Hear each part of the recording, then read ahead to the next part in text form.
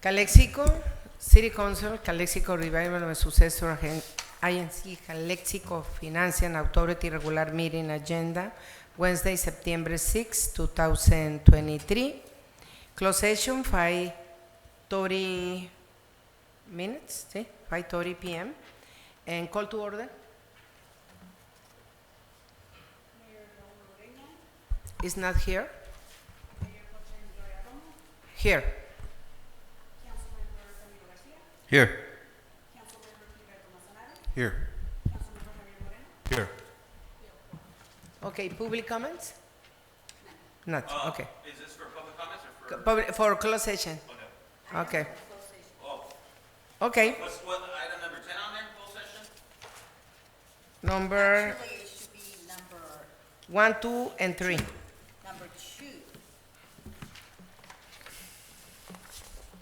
Yeah, this would be the time for closed session. In closed session, we have 3 items.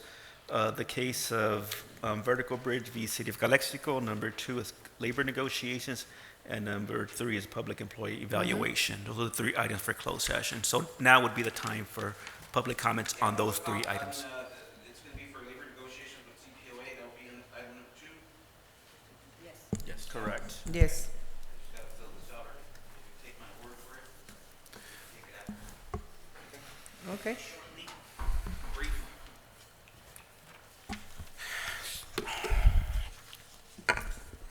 Good afternoon, Council. I guess not too many members of the public, but here we go.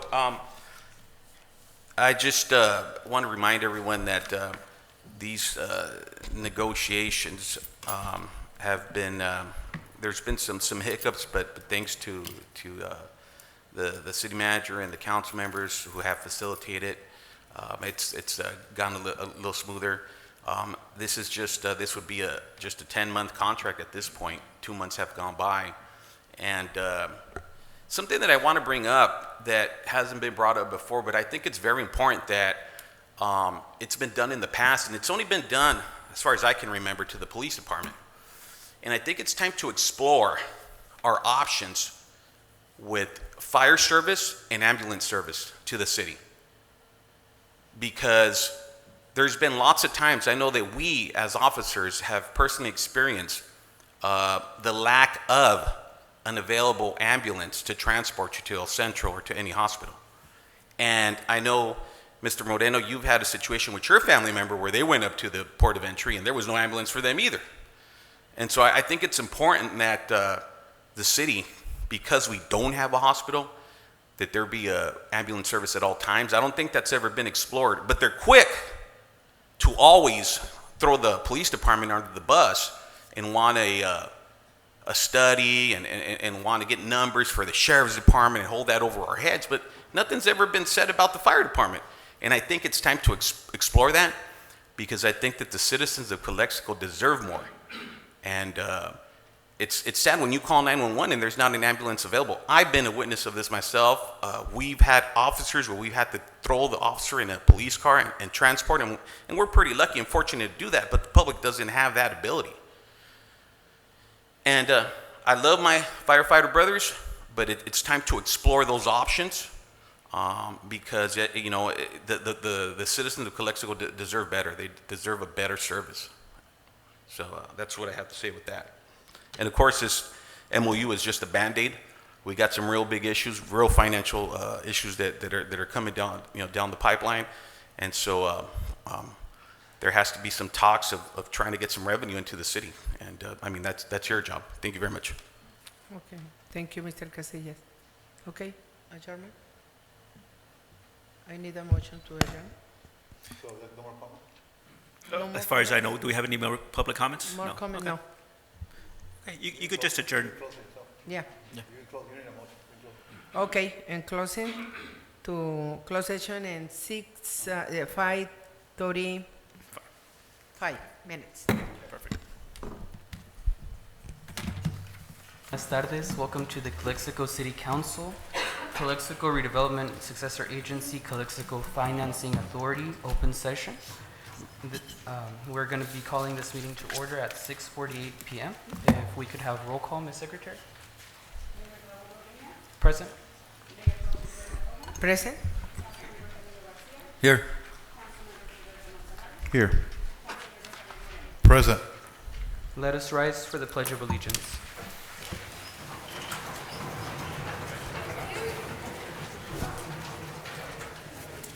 If I could have a volunteer to lead us in the Pledge of Allegiance. One of the little ones right here. ¿Quién? ¿Quién se lo sabe muy bien? ¿Sí? Alrighty. Adelante.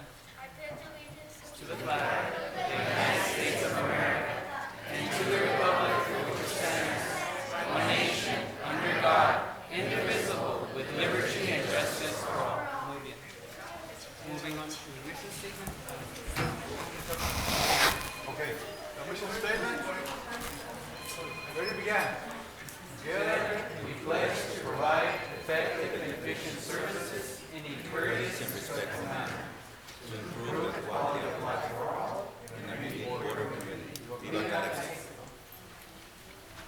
May we rise? ¿Está el pastor Hilario presente? ¿Está el padre? Adelante, padre. Si gusta, si gusta dar la invocación desde acá, se ¿Allá? puede pasar para acá. Sí. Aquí en el escritorio, por favor. Nos acompaña el padre Hilario de la Iglesia Católica Olga, local de Calexico. A ustedes que gusten estar con nosotros en la oración, están más que bienvenidos. Buenas tardes, good afternoon. We're gonna pray and I'm gonna give you a blessing, all of you. In the name of the Father, the Son, and the Holy Spirit, amen. Blessed are you, Lord, God of all creation, whose goodness fills our hearts with joy. Blessed are you who have brought us together this day to work in harmony and peace. Strengthen us with your grace and wisdom, for you are God forever and ever. In you, Lord our God, all things have their beginning, continuation, and end. Grace us with your saving presence, aid us with your constant help, and let us glorify you now and forever. Lord, may everything we do begin with your inspiration and continue with your help, so that all your prayers and works may begin in you and by you be happily ended. May the God of every grace and blessing grant you joy and peace. May you rejoice in God's protection now and forever. May God strengthen you and bring your work to completion. May hope accompany your joy through the days to come. May God's presence be with you all the days of your life. May the Lord bless you and keep you. May his face shine upon you and be gracious to you. May he look upon you with kindness and give you his peace.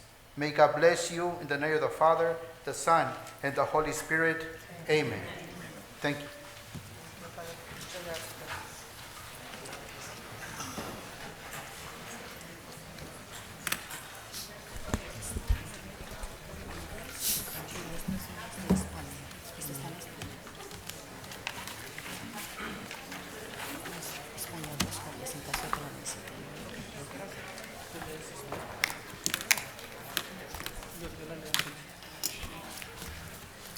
Muy buenas tardes a todos. Good afternoon, everybody. We're going to be moving on to closed session announcements. Thank you, Mayor. City Council met on 3 items in closed session. Direction was given, but no reportable actions were taken. Thank you. Thank you, Mr. Campos. Before we move on to the approval of the agenda, we'll be reading the rules of decorum. Vamos a estar leyendo las reglas de decoro, el cumplimiento, en inglés y en español. En inglés, the rules of the council del decoro. While council is in session, all persons shall preserve the order and decorum of the session, and a member shall neither by conversation or otherwise delay or interrupt the proceedings or the peace of the council, nor disturb any member while speaking or refuse to obey the orders of the council or its presiding officer, except as otherwise herein provided. Any person making personal, impertinent, or slanderous remarks, or who becomes boisterous while addressing the council, which conduct delays or interrupts the due course of the meeting, shall forthwith barred from further audience before the session of the council by the presiding officer, unless permission to continue is granted by majority vote of the council. While council is in session, any person or council member who acts in a disorderly, contemptuous, or insolent manner towards the council or any council member thereof, or who becomes boisterous while addressing the council or any council member thereof, which conduct delays or interrupt the due course of the meeting, or any member of the public in attendance who fails on demand of the presiding officer to comply with the order of the presiding officer, made in accord with the authority of this chapter, is subject to the criminal penalties of this code. No person, except city officials and their representatives, shall be permitted within the area beyond the rostrum, el rostro, which is reserved for staff and council without the express consent of the council. Si alguien quiere pasar de este lado, debe pedir permiso al cabildo. The city manager may designate such appropriate person or persons to act as sergeant of arms to carry out all orders and instructions given by the presiding officer for the purpose of maintaining order and decorum at the council meeting. Upon instructions of the presiding officer, it shall be the duty of the sergeant of arms or any of them present to place any person who violates the order and decorum of the meeting under arrest and cause such person to be persecuted under the provisions of this code, the complaint to be signed by the presiding officer or other appropriate person present. En español, hablando de las reglas de decoro, mientras el consejo esté en sesión, todas las personas deberán preservar el orden y el decoro de la sesión, y un miembro no podrá, mediante conversación ni de otro modo, retrasar o interrumpir los procedimientos o la paz del consejo, ni molestar a ningún miembro mientras habla, ni negarse a obedecer las órdenes del consejo o de su presidente, excepto que se disponga lo contrario en el presente. Cualquier persona que haga comentarios personales, impertinentes o difamatorios, o que se vuelva bullosa al dirigirse al consejo, que retrase o interrumpa el debido curso de la reunión, será inmediatamente prohibida de recibir audiencia, es decir, de estar aquí, de manera tiempo adicional antes de que esa sesión se cierre. Mientras el consejo esté en sesión, cualquier persona o miembro del consejo que actúe de manera desordenada, despectiva o insolente hacia el consejo, o cualquier miembro del consejo que se vuelva bulloso al dirigirse al consejo, o cualquier miembro del consejo mismo que retrasa o interrumpe el curso debido de la reunión, o cualquier miembro del público presente que no cumple a petición del presidente con cualquier orden del presidente hecha de acuerdo con la autoridad de este capítulo, será sujeta a las sanciones penales de este código. Hay secciones penales por interrumpir esta junta. A ninguna persona, excepto a los funcionarios de la ciudad y sus representantes, se les permitirá reingresar al área de la tribuna que es reservada para el personal del consejo sin el consentimiento expreso del consejo.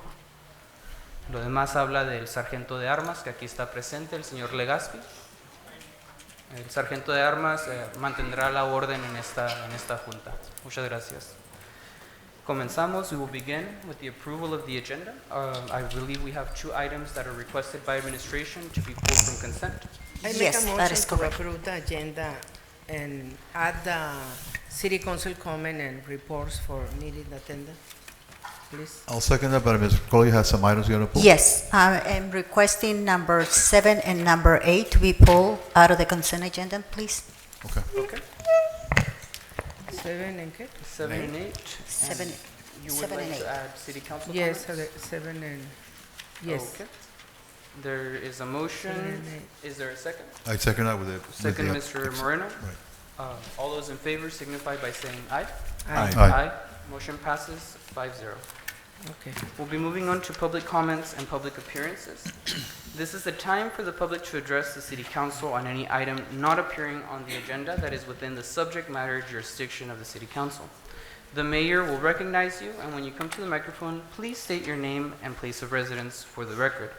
While members of the public are encouraged to participate, it is unlawful to disturb or delay the council meeting with personal or slanderous remarks.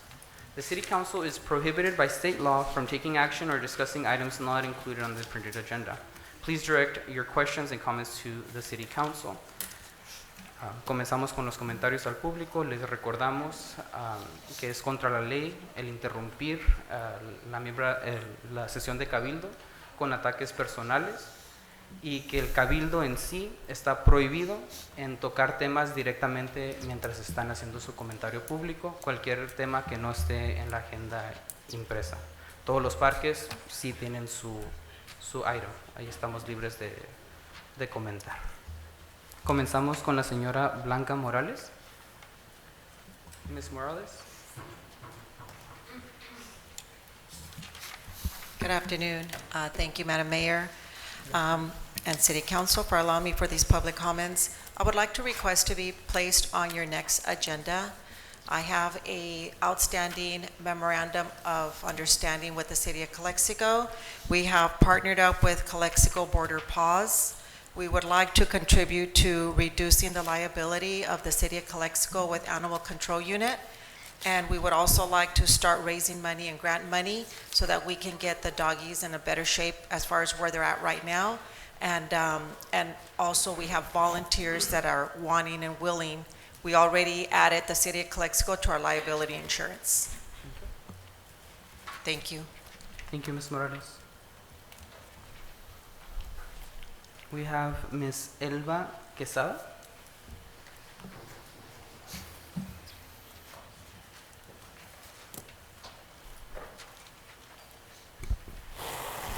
Good afternoon. Adelante. Good afternoon.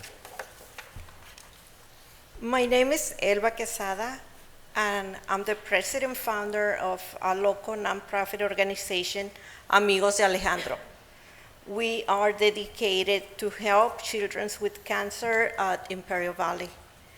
We have been working, helping children's families who have kids diagnosed with cancer for the last 17 years. I'm here today to create awareness, as September is Childhood Cancer Awareness Month. Our mission is to provide financial support, giving us cards to follow up with their appointments at Rady's Children's Hospital in San Diego and Los Angeles. Food, gift cards to make sure food is not missing at the table of a family dealing with cancer. Emergency financial support is also available to pay electricity or gas bills. We coordinate gatherings during the year with kids and their families in order to keep communication with each other and be able to share our experiences, making our own experience a little bit easier to handle. Before the pandemic, we used to coordinate field trips to attend San Diego prom, including trips to the beach. Hopefully this will happen again. And last but not least is emotional support to parents of kids diagnosed with cancer.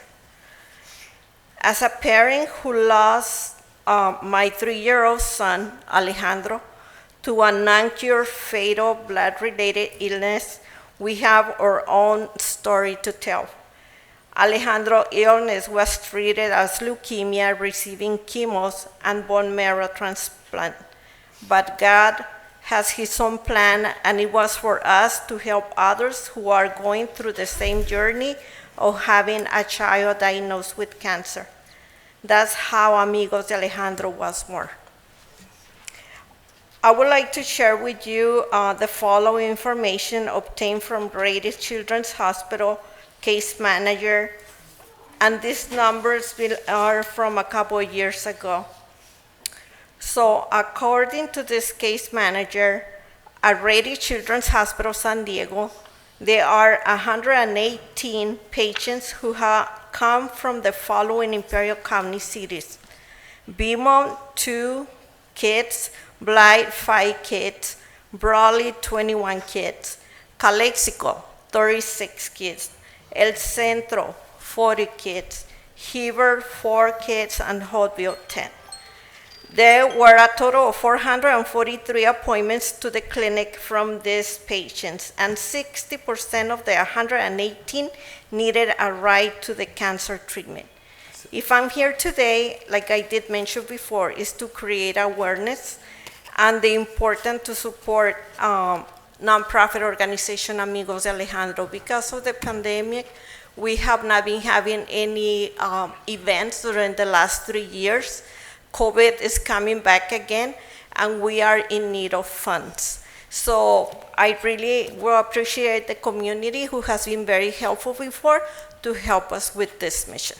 Thank you so much. Thank you, Ms. Alba. Thank you. Un recordatorio pequeño, a small reminder, if anyone has not filled out a public comment slip, ahorita son los comentarios generales, se ocupa llenar este formulario, asegurémonos de que haya suficientes allá atrás. Para hablar, se ocupa llenar este formulario. Señor Casillas, adelante.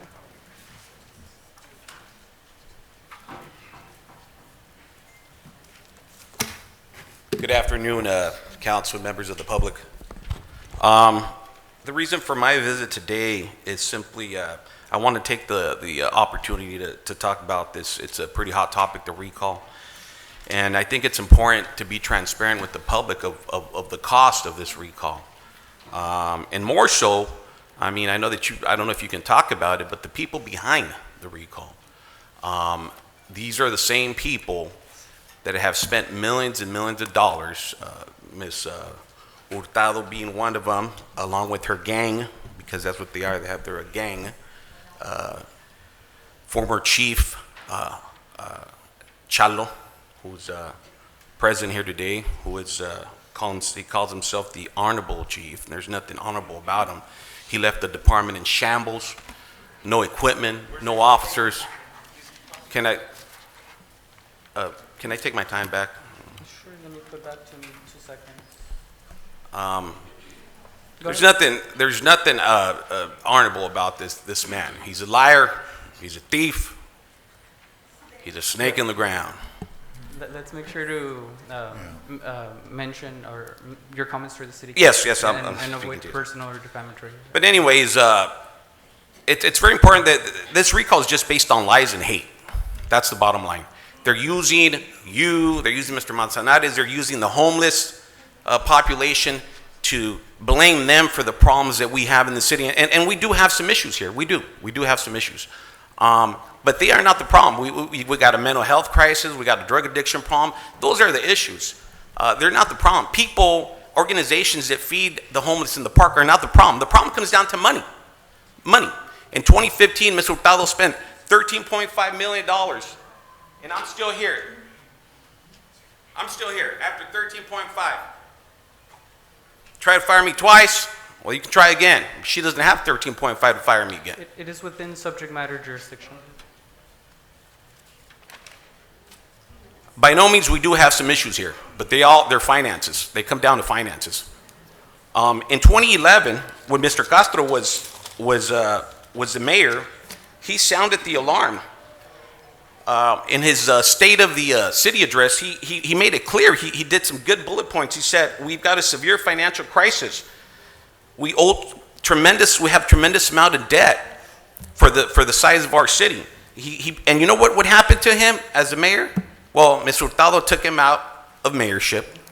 And months later, she sued him for sexual harassment.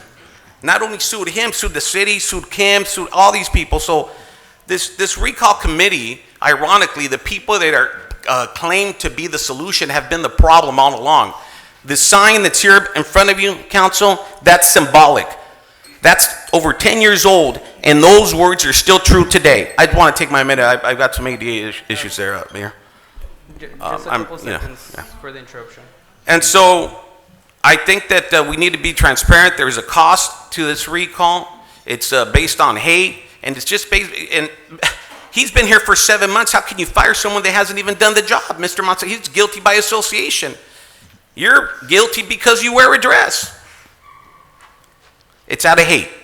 And so stay the course. You guys will get through this and push on through. Thank you.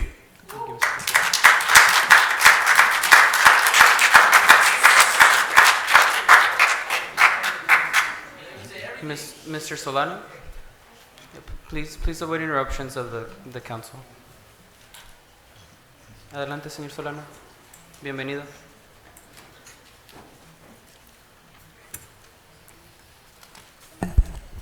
.426 Rosemont, Jesus Solano. I just want to remind you, on July 31st, you had me escorted out, okay, because I brought up a point of order, okay? It was a straight point of order. You neglected it, and I repeat it again and again, and you neglected it, okay? Then I addressed the attorney, no response, okay? My understanding is that the attorney works at the discretion of the city manager and at your discretion. But let's not forget, we are the employers, we are your boss, and we are your boss too, okay? The question that I was asking didn't pertain to my mortgage, to my car payment. It was a question pertaining to people's business. That was a point of order, okay? But you abused your authority, and you had me escorted out. So be it. Okay, let's move on. The other thing I want you guys to let know, and if the press is present, okay, they are very prejudiced and biased, okay? They are very selective of what you guys say. They emphasize every single dot, every single comma that you guys put. But when the community speaks, they ignored us. Okay, I'm not hard to find. Anybody that has a question from the council, from administration, look me up. Okay, the press has any questions, look me up. Okay, so they need to be neutral. Their profession, my understanding, is supposed to be neutral. There's two sides of the story. Okay, let the people decide on what's right or wrong, and the press should do a check fact, not take to the bank whatever you guys say, okay, and just leave it as is. Let's move on. The next thing that I want to say is you need to stop misleading the community, okay? You are polarizing the community, okay? You are dividing the community. A few days ago, you posted again that we are against translation, okay? On the language here in the council meetings. We hold our ground right now and forever, okay? We are not against translations. Hear me out. We are not against translations. We are against the loophole that you guys want to insert. Not the first time, the second time. And like I stated last time, 1986, Proposition 63, 74 in favor, 23 no, okay? That is constitutional law. Your duty as legislative officers is to protect it and enforce it. The advantage that we have as citizens is we are entitled to turn around and sue you, okay? We will end up suing the city. It doesn't make sense because we're gonna be suing ourselves, but we will do it to prove a point and to defend our constitutional law. That's for you to understand. And you need to get some legal advice from your attorney. If this attorney is not working properly, and I believe he's not working properly, get rid of him, get somebody else, okay? You've had him since 16, 17. You wanna know why we're losing money and we're blaming the previous administration? Let's just find out for next meeting. I want to know from 17 and 16 how much we have paid this agency, okay? That's public record. One second, Mr. Solano. We are past 3 minutes. Okay, let's move on. Before we get there, you verbalized the public records request? Yes. Make sure that it is tended to that verbalized public records request. And for last, let's open Rockwood. Okay? Let's stop this nonsense. Open it up.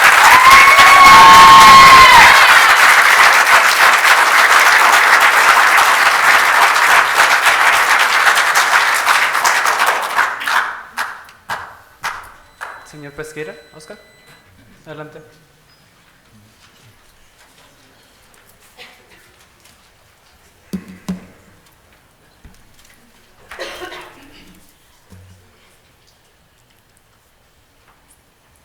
Good afternoon, everyone, mayor, council, public, and all in attendance. First off, my name is Oscar Pesquera. I'm here on behalf of the Fire Association. I would like to thank a couple of groups. We had a couple of fires. It was during peak hours of heat, and it was our traffic control.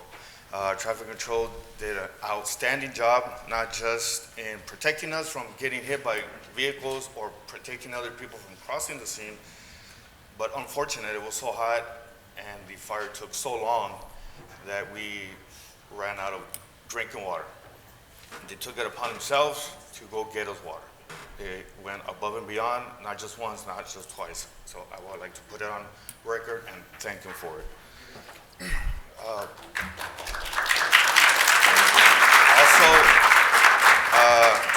I would like to thank you all for approving our protective gear. While overdue, we appreciate it. If we have it, they have it.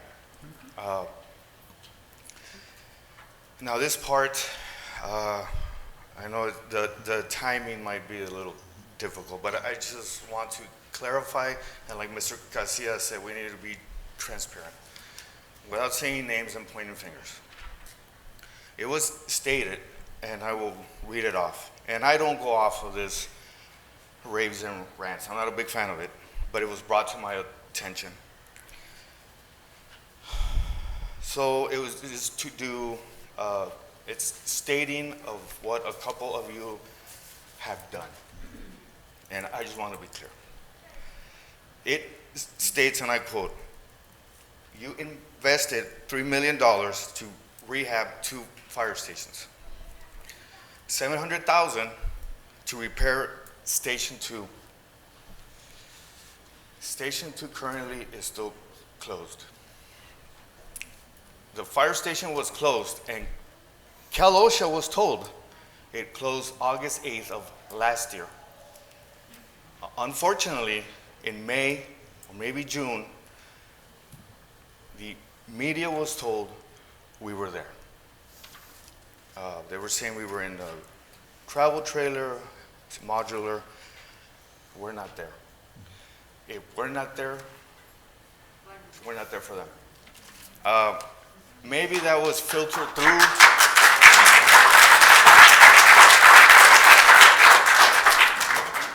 Maybe that was filtered through wrong. I don't know where that came from, how it came through. But the fact is, the west side of town don't have the proper coverage. We just had a rain of 2 storms. It poured inside that station again. It's growing grass into the station now. We need to find the proper, we need to be clear on things, much more than what they are. There was also a statement that said you cleared the 2.3 for the new station and to get us 2 new ambulances. We thank you for that. It is open, we are in, and those 2 ambulances are out there working hard for the public. It also stated you approved a historic 20% raise for the firefighters. Now, what it doesn't state is, why is it historic? 16 years prior to that, we only had a 4% raise in 16 years. To where the new hire got hired at minimum wage. There's a lot of talk out there and rumors, and I'll state it. That's all they are, rumors at this point. But if they're not, please help us to take care of them. They got a 20% raise. They have a new fire station. They're fine. That's not the case. We need to keep moving forward, pushing forward, even if it's 1 foot at a time. Not just for us, but like I said prior, If we don't have it, you don't have it. I just want to take this chance and opportunity to clarify certain things. People are coming to us, why are you taking so long? All we say is, we don't have a station on that side of town. We're the first ones to get contact, police officers, first ones. And even worse, the first ones to get it are dispatchers. But we're the ones out there when it comes to fire. Things are not that clear. We need to be clear so we don't get into any more troubled waters. One of the things is,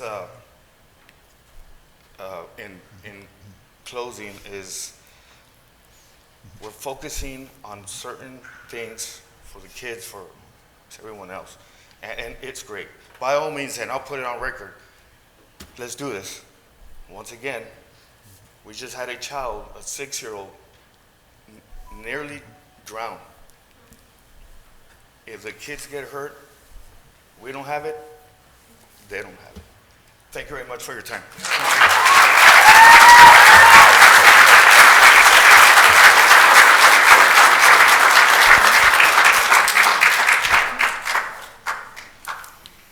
Thank you, Mr. Pesquera. Jesus Solano?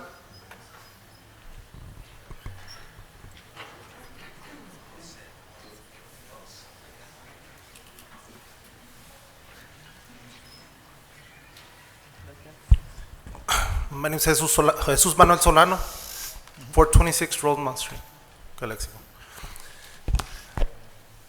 I didn't bring anything prepared. Just called off work just to express my opinion. I don't have anything prepared. I just want to let you guys know, council members, that those personal agendas that you guys have, it's very obvious, it's not working for the community. You're not serving the community, you're serving yourselves, being selfish. You're hurting them and everybody else. That's what you guys are doing. Now, this is not a threat. I'm just here to tell you, you will be recalled. You guys is over.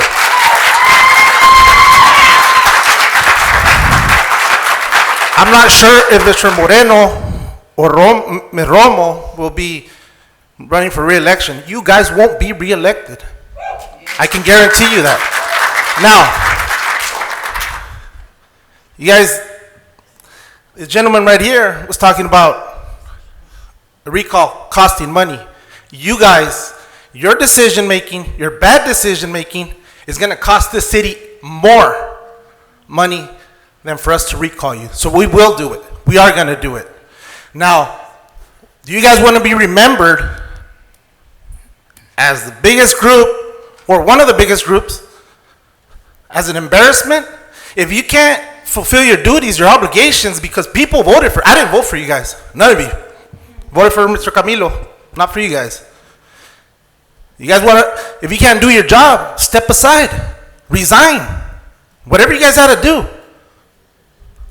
But whatever's remaining in your term, reevaluate what you guys are doing. Figure it out, serve the community, and move on. But you're hurting everybody at the same time. I just wanted to say that. That's all I'm here for.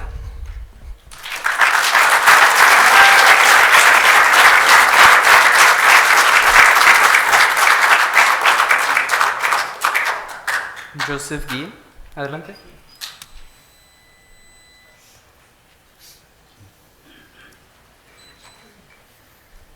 Good afternoon, everybody, council. Buenas tardes.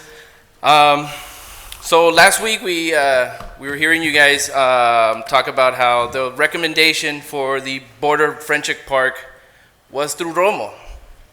And I don't see that as very good. Señora, estos son los empleados aquí, no usted. Usted no manda, estos mandas. Estos niños aquí que están jugando en los parques todos los días, ellos son las decisiones que ellos quieren. Porque es bien, bien obvio por qué quieren ese Friendship Park rehabilitated. Because of the asylum seeker teams that are out there, and then also the Brown Bag Coalition feeds the homeless there. Isn't that a little bit too fishy? I mean, come on, guys. It's obvious. And then you guys want to be mad because we're recalling you. That right there, la recomendación de la señora Romo, esa es la razón por qué estamos haciendo esto. Y por qué estos niños están aquí. Si no, estuvieran en sus casas jugando video games y todo, pero no. Tienen que estar aquí porque quieren que sus voces están oídos. ¿Ok? Ya, con todo. La mera verdad. Y luego la misinformación del señor Raúl también. Está diciendo de que el GSA, oh sí, yo no he oído de que Camilo was there, Jesus was there, Vargas has been there. They know. And then you talk about how misinforming people online. You are misinforming people, sir. So I would stop doing that. Because that looks really bad in the moment that we're in right now. Okay? Just let you guys know. Thank you, señor.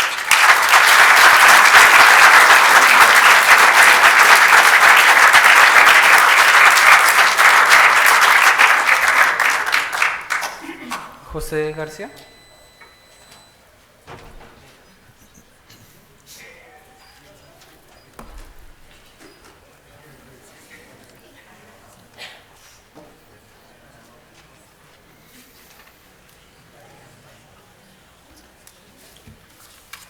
Good afternoon, everybody. Board. The only reason that I'm here, and just to make it clear, I was not asked by anybody to be here. I'm just doing it on my own. The only reason I'm here is because I'm very concerned about our youth program, baseball program, and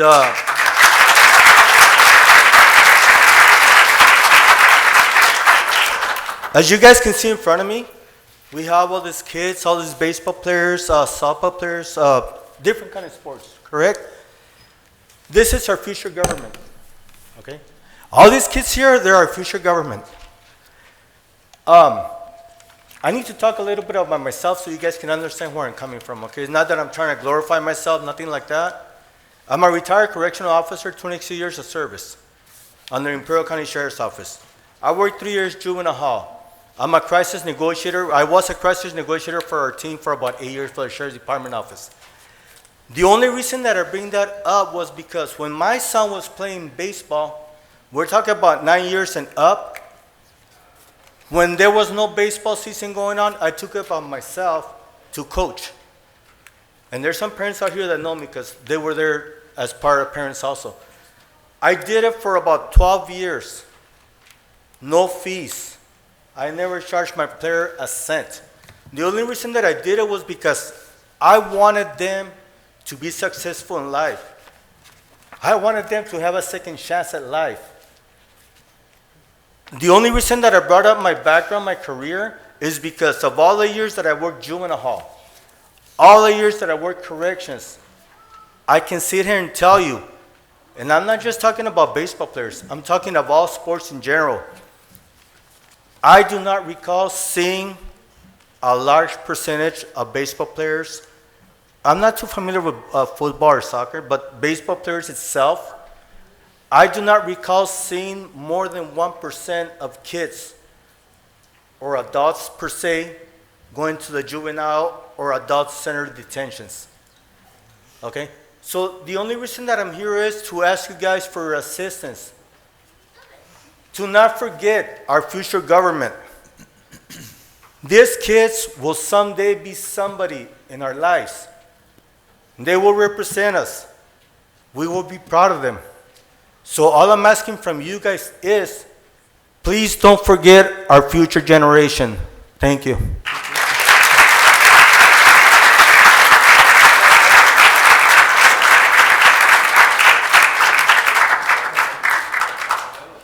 Señor Rosales. Jacob. Good afternoon, Mayor. No, señora Jacob Rosales. Disculpe, sonó como Javier, disculpe. Good afternoon, City Council, members of the community. My name is Jacob Rosales. I'm a resident of Calexico for the past 22 years, and I wasn't really prepared to speak today, so this is an impromptu. But I was looking at actually I've never stepped foot inside this chamber before. Welcome. I'm looking at the mission statement, and part of it that stands out to me, it says to improve the quality of life for all. And I sit here and I look at these youngsters wearing their jerseys, and I ask myself, has Calexico been improving the quality of life of the young athletes in the city?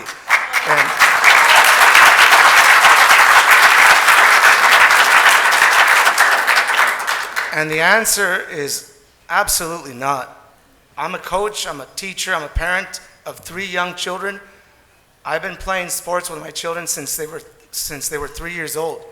And the way that the parents feel when they're taking their children to these parks where the terrain is all cracked, spiders are coming out of it, you ask yourself, what is going on here? I'm a taxpayer, where is the funding going to? It's not going at all to these children. And I read that you want to allocate funding for some park that none of these children use. It just seems to me it's just ridiculous. Where's the common sense? And as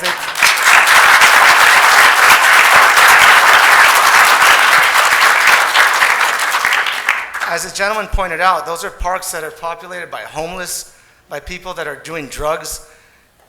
Where are you investing? You're not investing in these children. Hopefully these children remain in sports, they go on to go to college, and they stay in the city of Calexico so that they can replace this current city council and we could do things right. Because as looking at this, it makes no sense to me.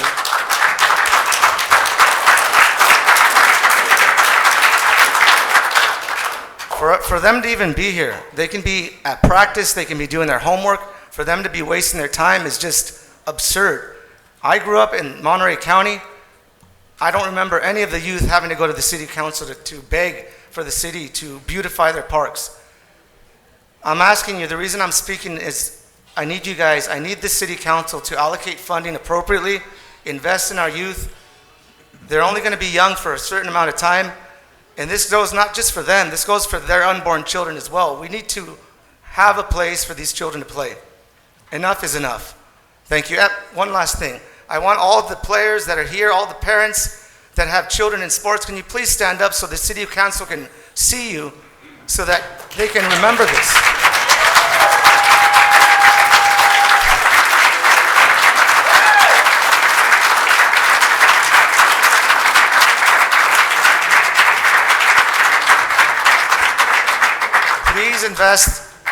Please invest in the youth. Please allocate the money correctly. These children, they need it.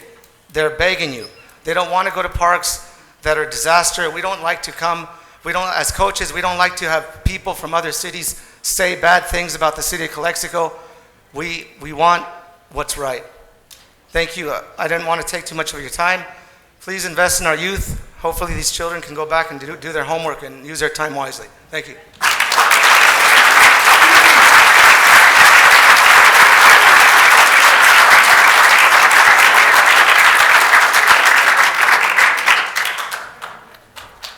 Jordana Selwick, adelante.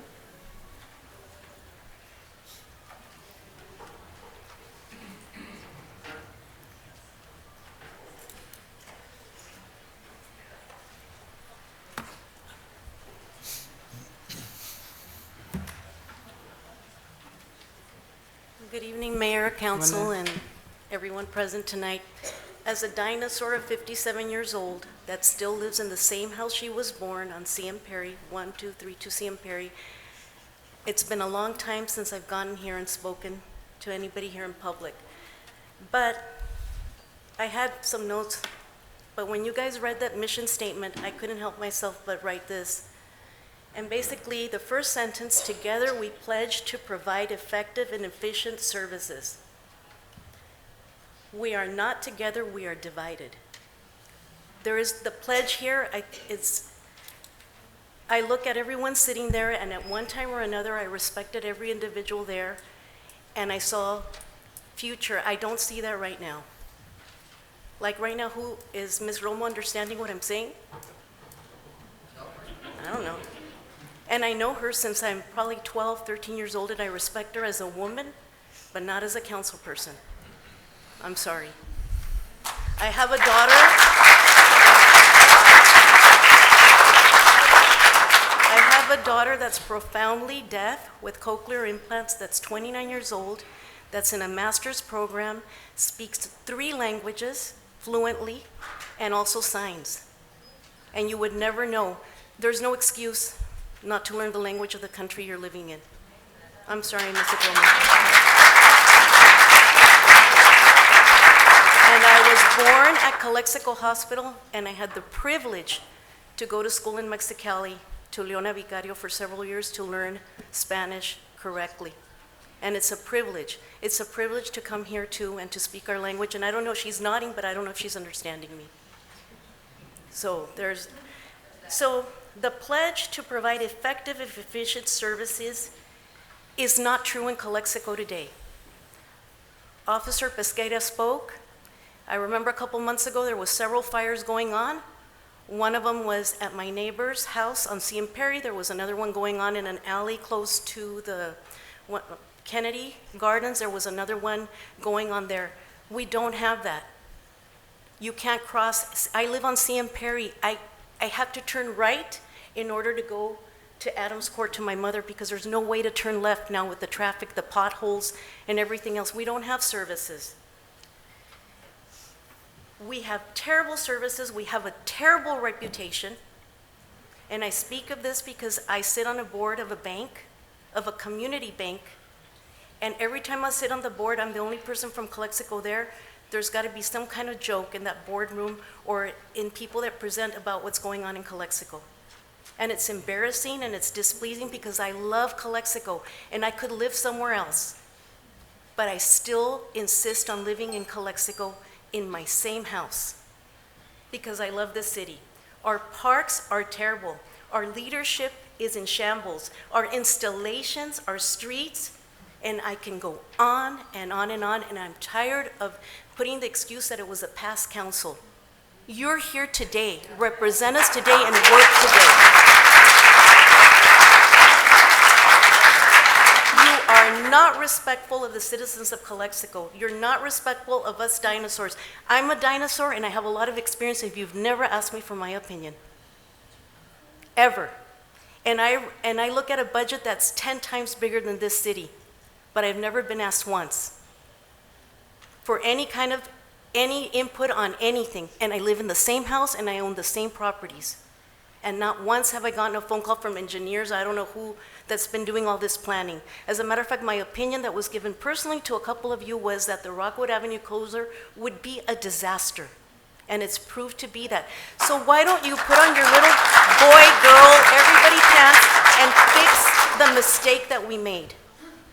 And I say, in general, it was a mistake, but sometimes we have to admit our mistakes and our failures. And that was a failure to the city, unbeknownst to everyone, because we all had hopes that it would work. Okay? And there is no quality of life. I have 3 children, all of them left, and one of them recently came back because we have illness in my family, serious illness, so I needed my son to come back so I could continue going to San Diego on a weekly basis. And that's why he came back. So no, there is no future here for our children, and I don't blame those that go away, go to college, and don't come back. Very few of you want, and I don't know how much time I have left, but... The time has expired 30 Okay. seconds ago. I'm very sorry. Thank you. Thank you.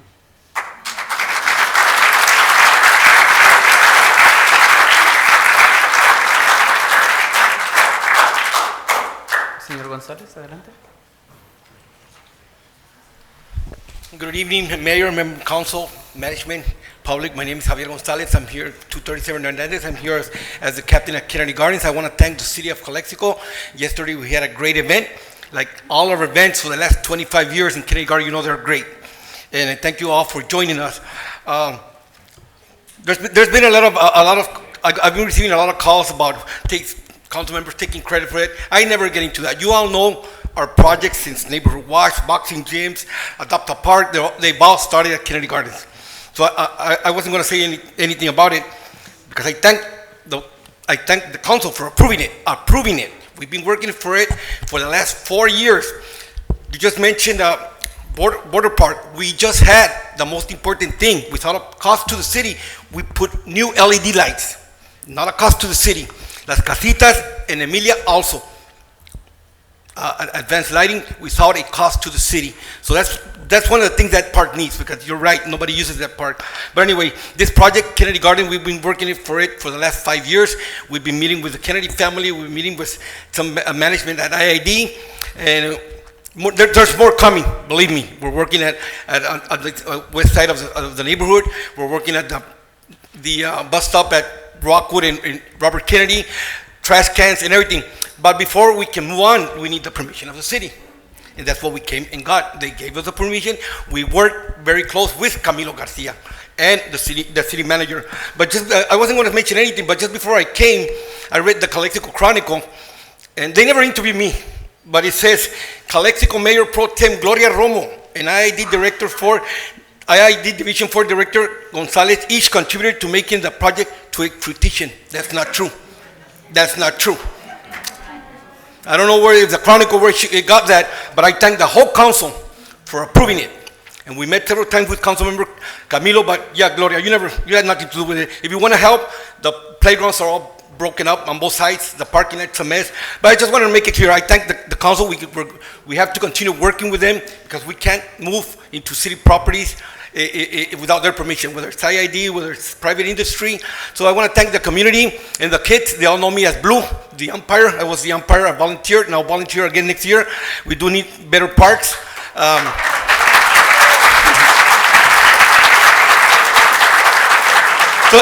So anyway, thank you. Next year we're going to fix the other side of the neighborhood, and I hear there's more coming, and we want to keep on working with the council, with our city manager. We need to work together, but let's don't take credit where credit's not due. It was a lot of work, a lot of travel to meet with these people, and they finally came through.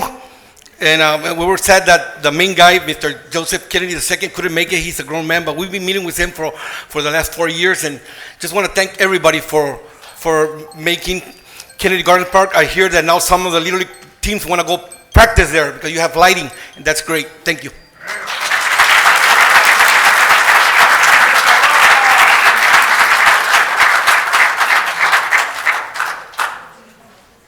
Ms. Christine Wong.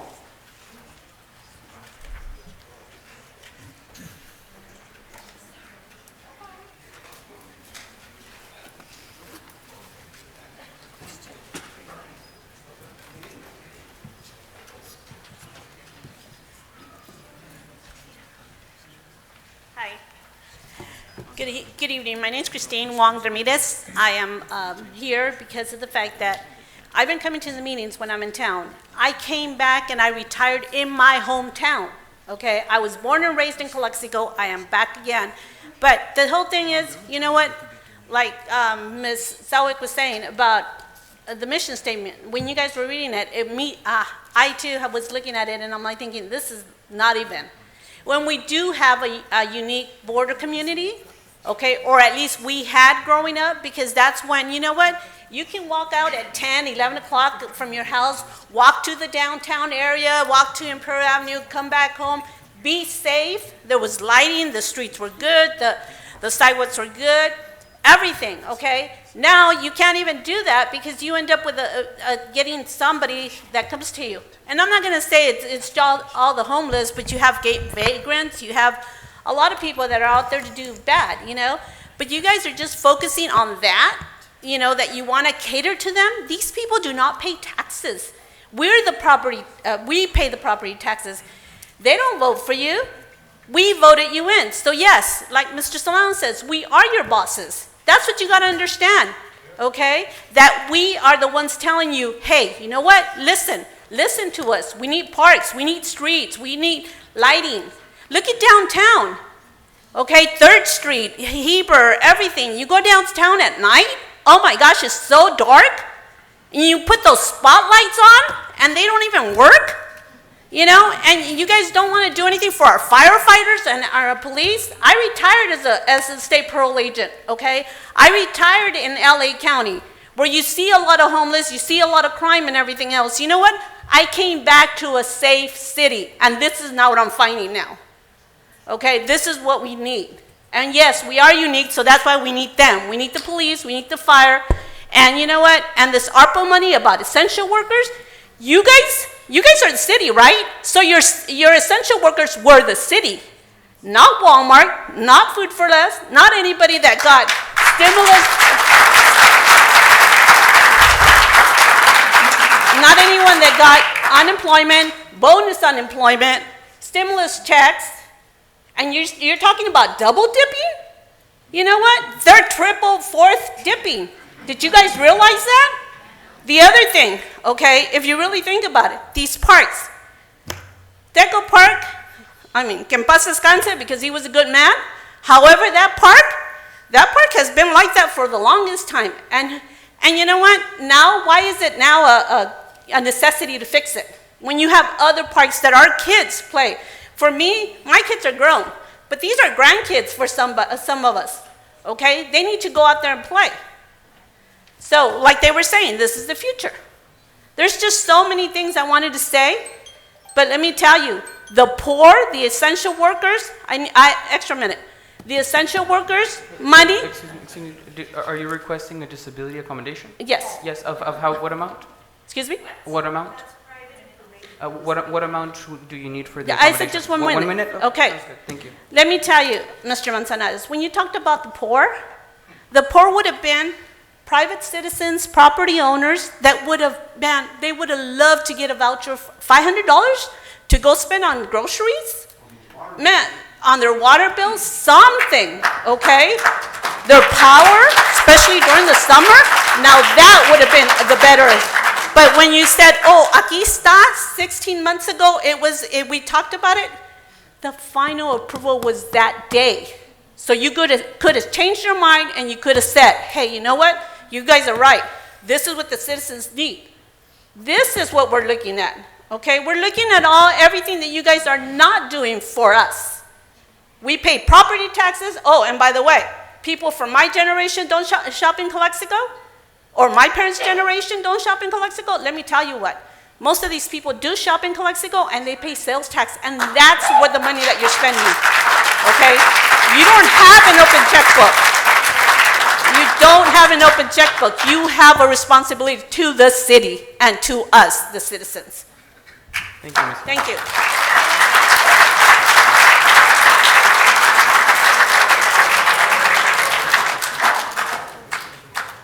Luis Castro. Luis Castro.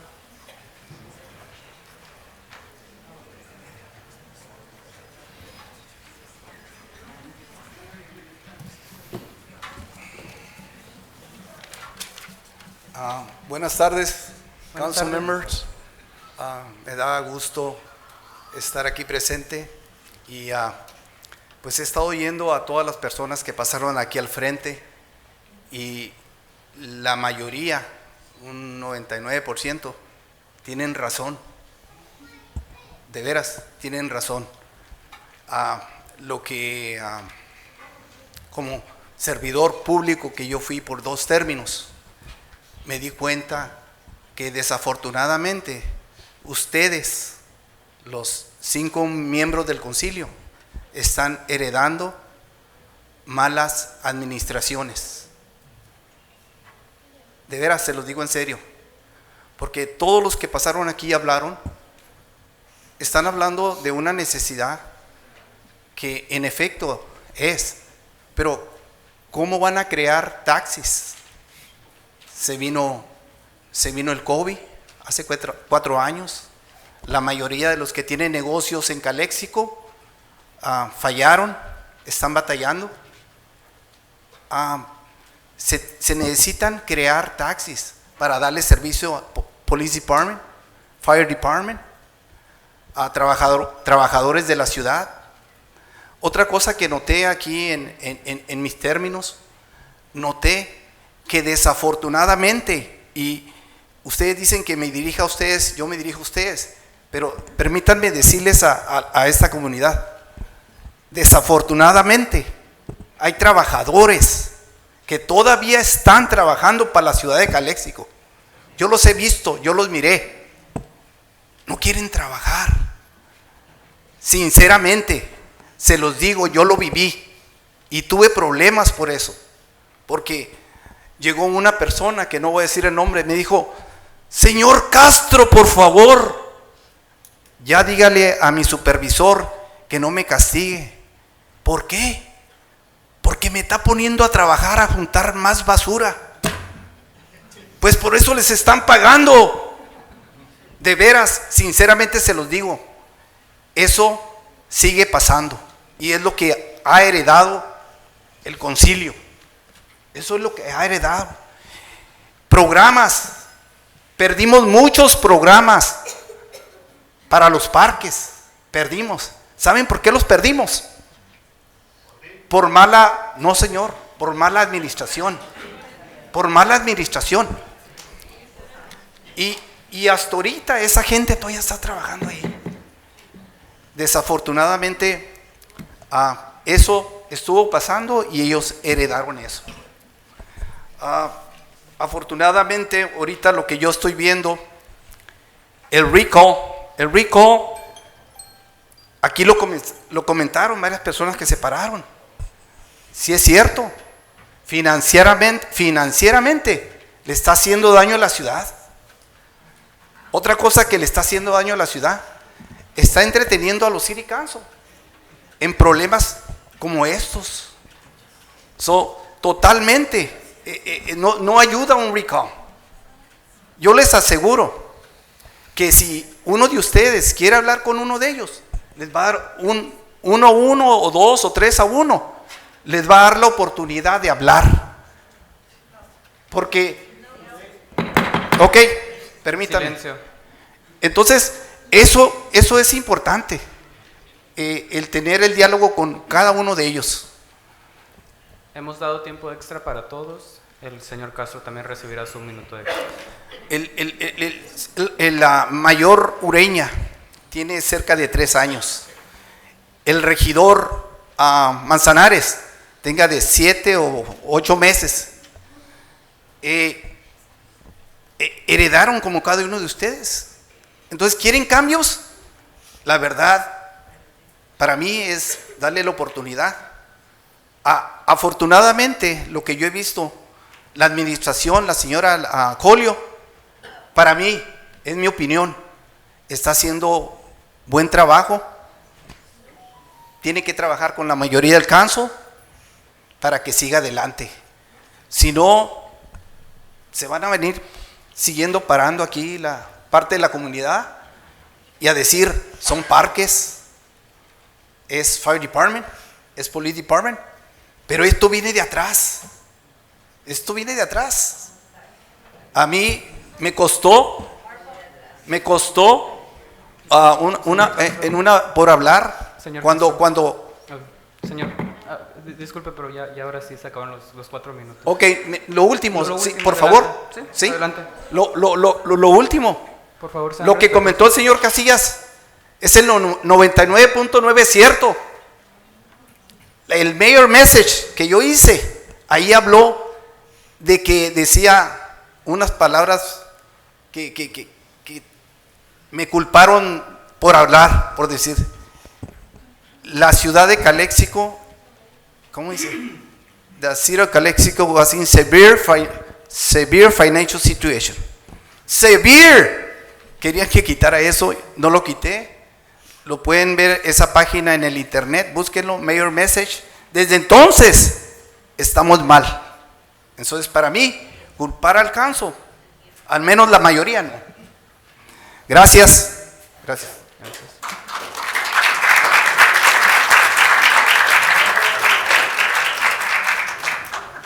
Señora Diana Noricumbo, adelante. Diana, adelante. Noricumbo.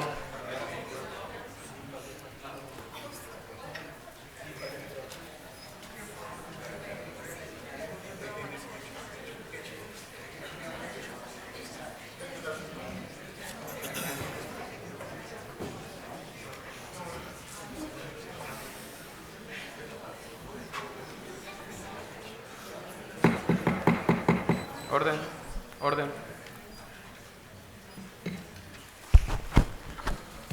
Diana Noricumbo, 1068 Via Barranca. First of all, I want to present to you, the council, your real bosses. Your bosses are not your nonprofits that you guys helped form. These are your bosses. We are your bosses, not the nonprofits that come and ask you for money. It's not those nonprofits that come to ask for money, not the ones that come to ask for city contracts. We're your bosses. So I just want to make sure that that's clear. I do want to talk about a park. The park is not on this discussion, so it's about Heber Park. So I'm bringing it up. Ms. Noricumbo, I'm going to pause your clock real quick. I received a communication from Ms. Colio. I just want to clarify. Ms. Hurtado, you said skipped. Excuse me. You put in an item for item number 10? Correct. We are still in general public comments. So we'll get to your item and your item as well. I do believe I have your general comment one as well. Thank you so much for clarifying. Okay. Sorry about that. Adelante. So after the introduction of your real bosses, I'm going to speak about Heber Park. And I'm going to read this straight from the City of Calexico City Hall in February 25, 2020, 3 years ago, 3.5 years ago to be exact. For immediate release, the City of Calexico is proud to announce that it has been selected as a recipient of the California Department of Parks and Recreation 2020 Proposition 68 Statewide Park Grant Program. The City of Calexico obtained the maximum amount of $8.5 million to expand Heber Park. This award will construct a new multi-purpose gym, an outdoor basketball court with lights, a soccer field with lights, walking trail, athletic track, picnic areas and seating, and a parking lot with lighting and landscaping throughout the park. In 2020, you, Ms. Romo, was here, you, Ureña, were here, and I don't know who else was here. But I don't know why 3.5 years ago, this hasn't been done. So I would like to get some clarification at some point. I think we would all like to get clarification, especially if you're going to speak about allocating more money to other parks when you haven't done anything to this park 3.5 years ago. Okay.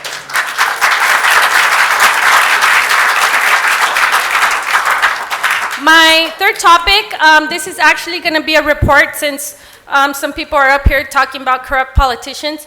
So approximately, it was, I believe, Sunday, August the 6th, I received a phone call from Council Member Gloria Romo at approximately 3 p.m. It was a Sunday. And she can say if I'm wrong, but I got the receipts. She was on speaker. I had my family in the car, and I can show the cell phone bill if I need to. The call was for approximately 40 minutes. Ms. Romo told me in that call, I don't know her from before. She got my number from, I don't know, friends. And she introduced herself as a friend of my family. And her intent, from what I understood in the beginning of the call, was to pretty much back off on my comments about her because she knew my family. So that's how Mexican politicians behave. So you want to talk about corrupt politicians? Well, there she is. And in that call, I want to say, and I'm telling it to your face, and you know I'm not lying, but what was very disturbing in that call was that Ms. Romo, when I asked her about why we weren't filling all these positions, we didn't have a chief of police, we didn't have a finance director, we don't have a planning director, we don't have all these department heads that are missing. Specifically, when I asked her about the finance director, Mrs. Romo told me, and correct me if I'm wrong, that she was an expert in budgets and finances, and so was Mayor Ureña, and that between Mayor Ureña and Councilmember Romo, we're doing our city's finances. So I find that to be a conflict of interest. Order. It's a conflict of interest. Excuse me. And Pause. Again? Pause. There's disruptions in the audience. I'm going to wait until the audience is calm and collected before we proceed. We are at about 20 seconds over. Well, okay, you Yes. did pause me twice. So, and I do have a disability as well. Excuse me. I have to allow you to speak again. I'm not done speaking. 1 second. We are 20 seconds. We are 20 seconds over. I'm going to give you the same 4 minutes I've been giving every speaker that has come up here. Okay, so anyway, I want to request that the city manager and also our attorney, if he could please do his job and find out if the mayor and this council member should be doing our budgets and our finances and also approving them, because I find that to be a great conflict of interest. Thank you.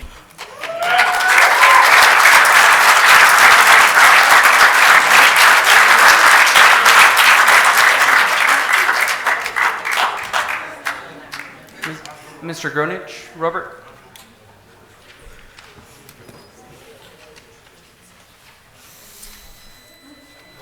Good evening, Mr. Mayor and members of the council and members of the community. My name is Robert Gronich. I live at 1948 Clinton Avenue here in Calexico. I am a commissioner on the Business Improvement District. I was recently appointed by Mr. Ureña. I serve with Blanca Morales as a fellow commissioner, and we don't know who else is on that commission. And so we seek that clarity so that we can start meeting and getting together and trying to figure out what we can do for our downtown Calexico. Some of you know me. I have lived here in Calexico my entire life. My family has operated a business for the last 63 years in downtown Calexico.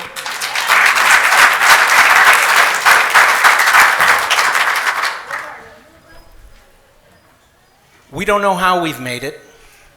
Sure grit, perseverance, determination. We will never quit. We will never give up on our downtown Calexico. And I assure you that bringing more homeless and bringing more crime to downtown Calexico will not help. It has been very difficult for us.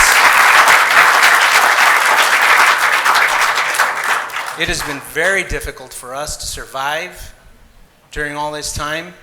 And again, as a bid commissioner, I will personally stand against bringing any kind of shelter for homeless to downtown Calexico.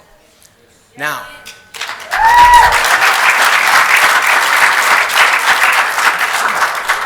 to those in the audience who would be quick to say that a member of the business community is insensitive to somebody who is homeless or to somebody who has drug addiction or mental issues, I would like you to know that I have members of my family who are out there. I am very sensitive to the problems we have in downtown Calexico. So again, to those in the audience who would be quick to say that the business community in downtown Calexico is insensitive, you're wrong.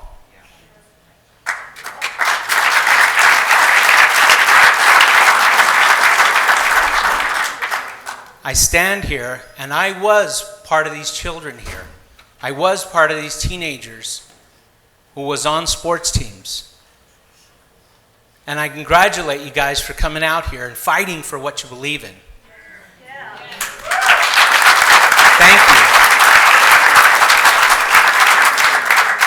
Thank you for coming out and participating. This is what we need.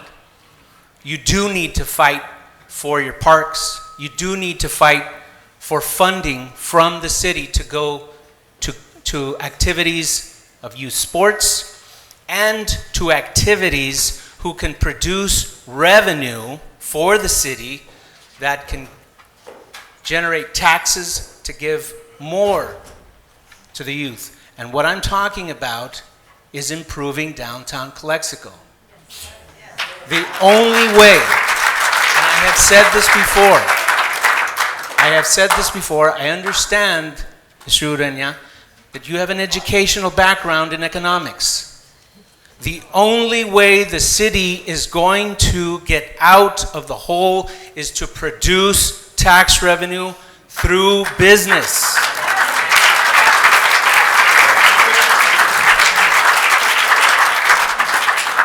We pay our taxes. We've been in business for 63 years, and we pay our taxes. All of them. And I can assure you that some of the businesses, some of the people you encourage to come into downtown don't pay their taxes. They steal from these kids right here. Mr. Grunich, They steal. That's 4 minutes. One more minute. I started the clock a minute late, so that's already 4 minutes. It's been 4 minutes. So that will be enough. Okay. So again, thank you for appointing me to this commission, Mr. Ureña. I assure you that I will fight for downtown Calexico. I will fight for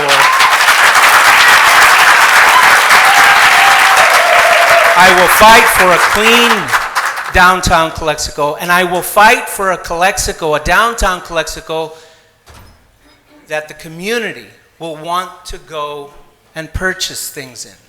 You said it a while back. You and your generation don't go there. You said it. You came to my store and you bought something, and I appreciate it. I really do. But those events are few and far between. I don't blame the community of Calexico for not going to downtown Calexico. I don't blame you. I really don't. We need to attract good businesses into downtown Calexico, and the only way to do it is to have a clean downtown Calexico, solving the homeless problem, not increasing it. Thank you.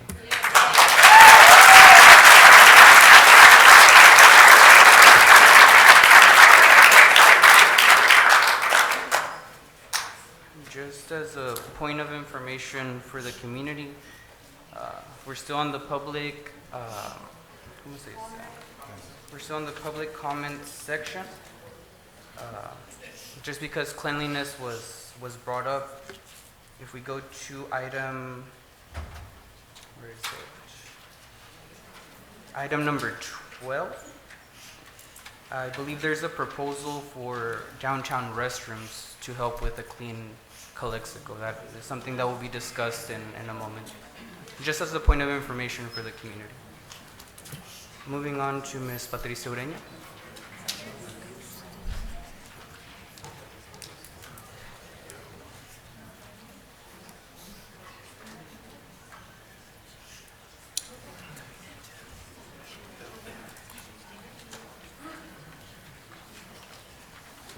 Good evening, Honorable Mayor and members of the council. Patricia Ureña, 1277 Topaz Court.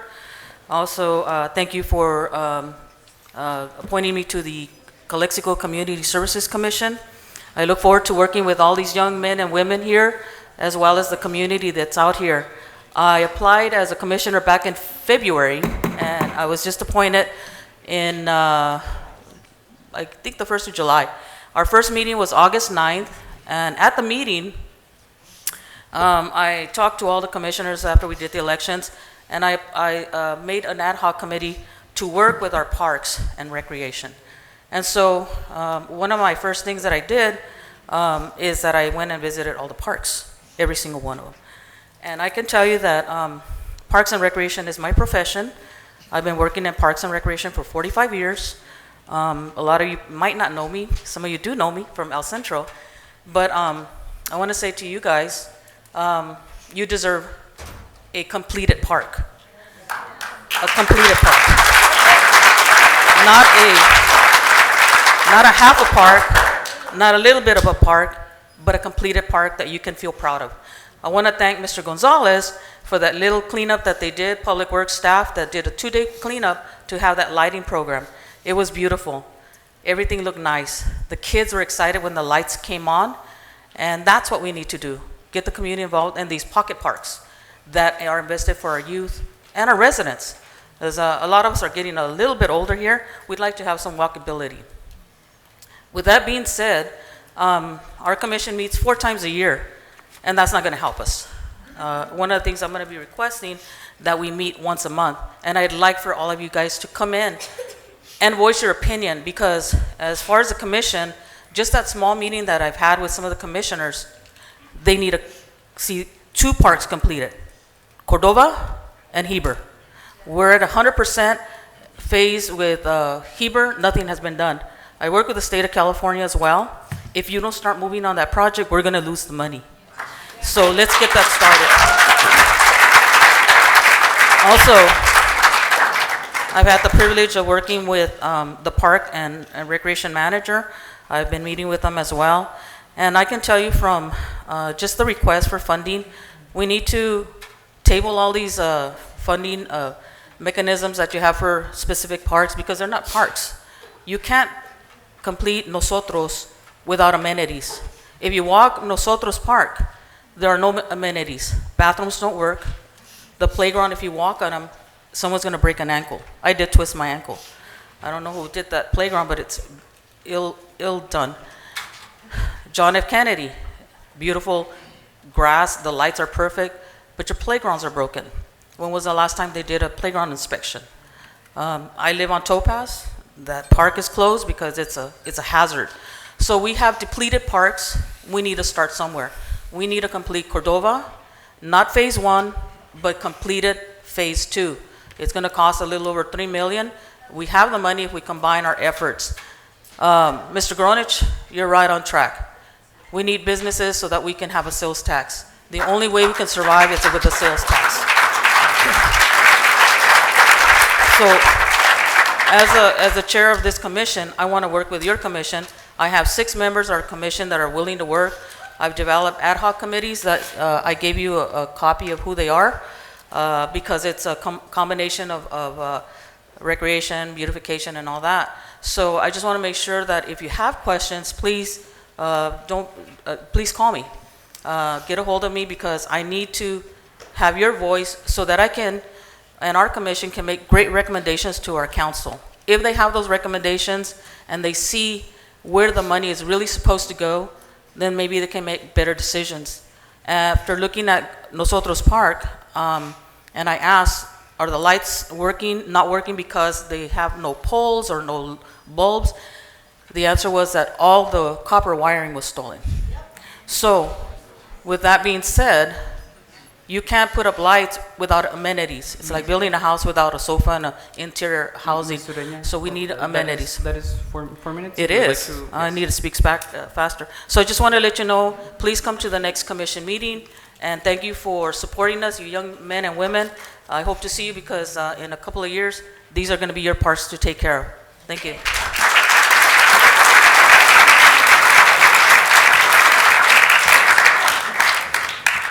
Ms. Isabel Ureña.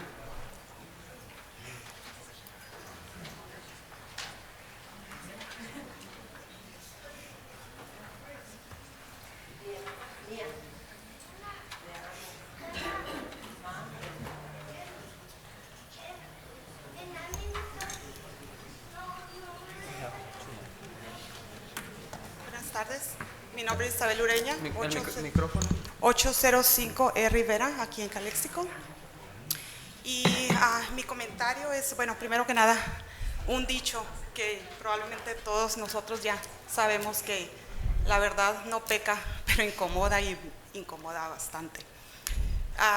Uno de los puntos que quiero hacer claro Señora Ureña, acerca de... disculpa, ¿sí? este micrófono no está funcionando bien y parece que muchos están hablando. ¿Se ¿Quieres escucha? venirte de este lado? No se escucha, Sí. no se escucha bien. Yo no los puedo escuchar a lo menos.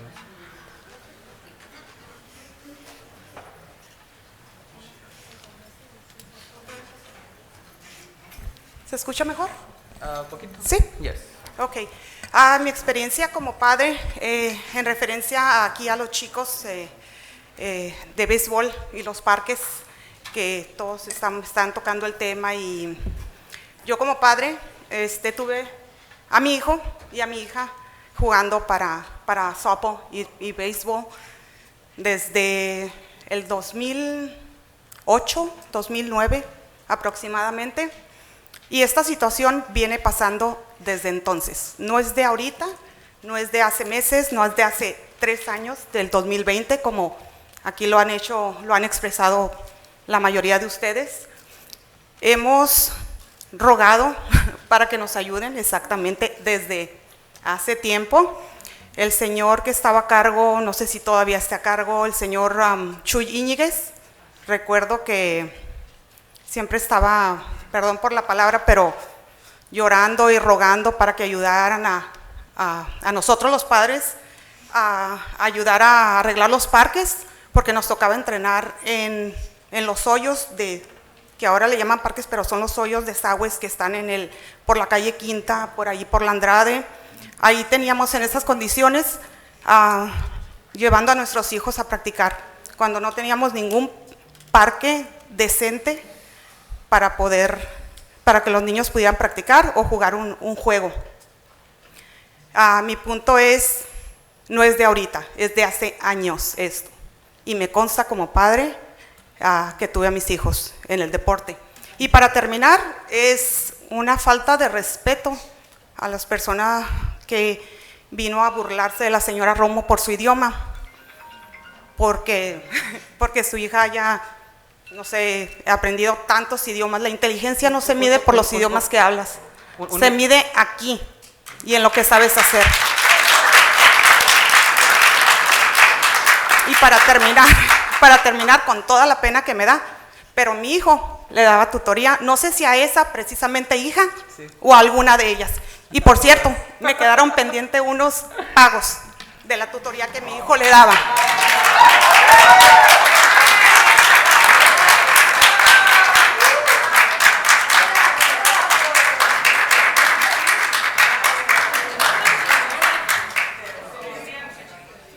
Señora Selwick, ¿gustaría dar su minuto extra?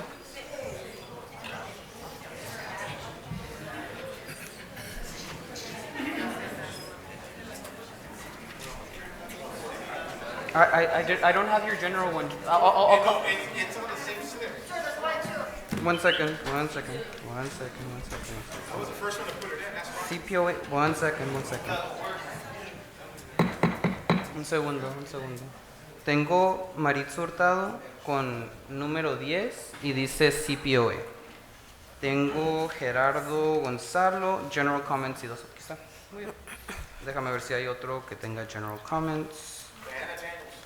Diana just have her General Comments slip. Ms. Hurtado, did you have a General Comment? Yes. Yes? Okay. All right, I didn't receive a different slip, but I'll go ahead and make a note of it here. General Comment as well. Okay, one second. Okay.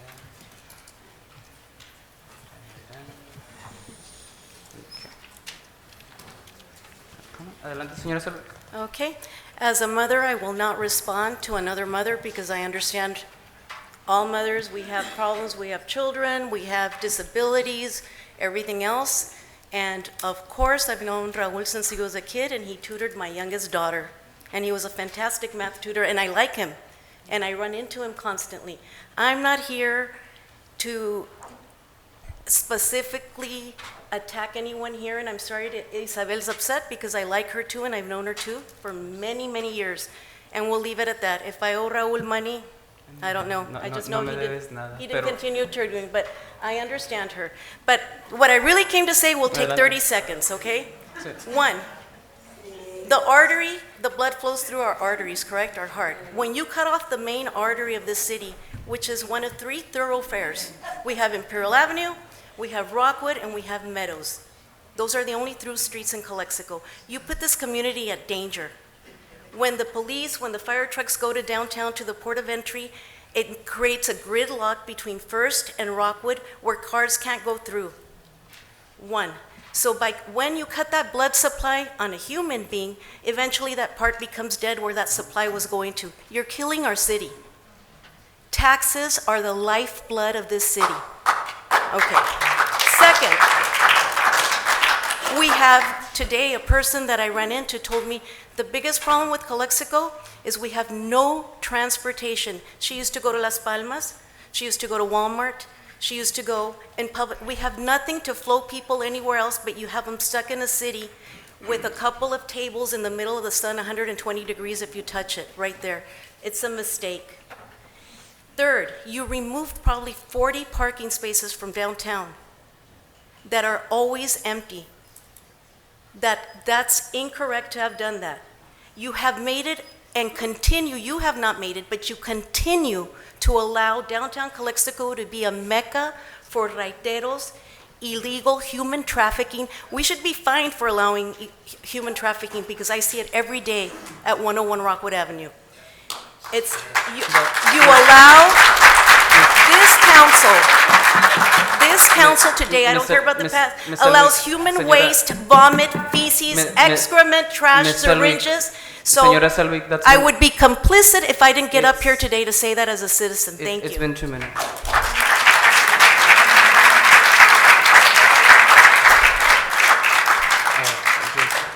Just for clarification and hard feelings, the Selvig family is a great friend.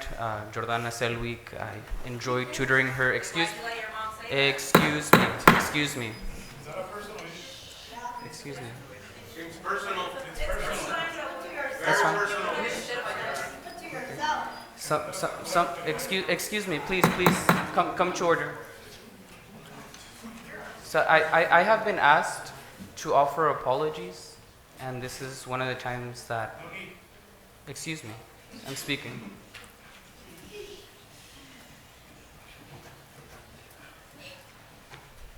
Please control your outburst. You have been warned. We have to keep the order of this meeting. It should work both ways. Excuse me? It should work both ways.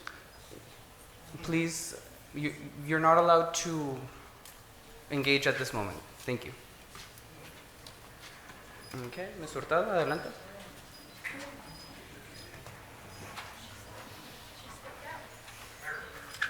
Ms. Hurtado? Sí.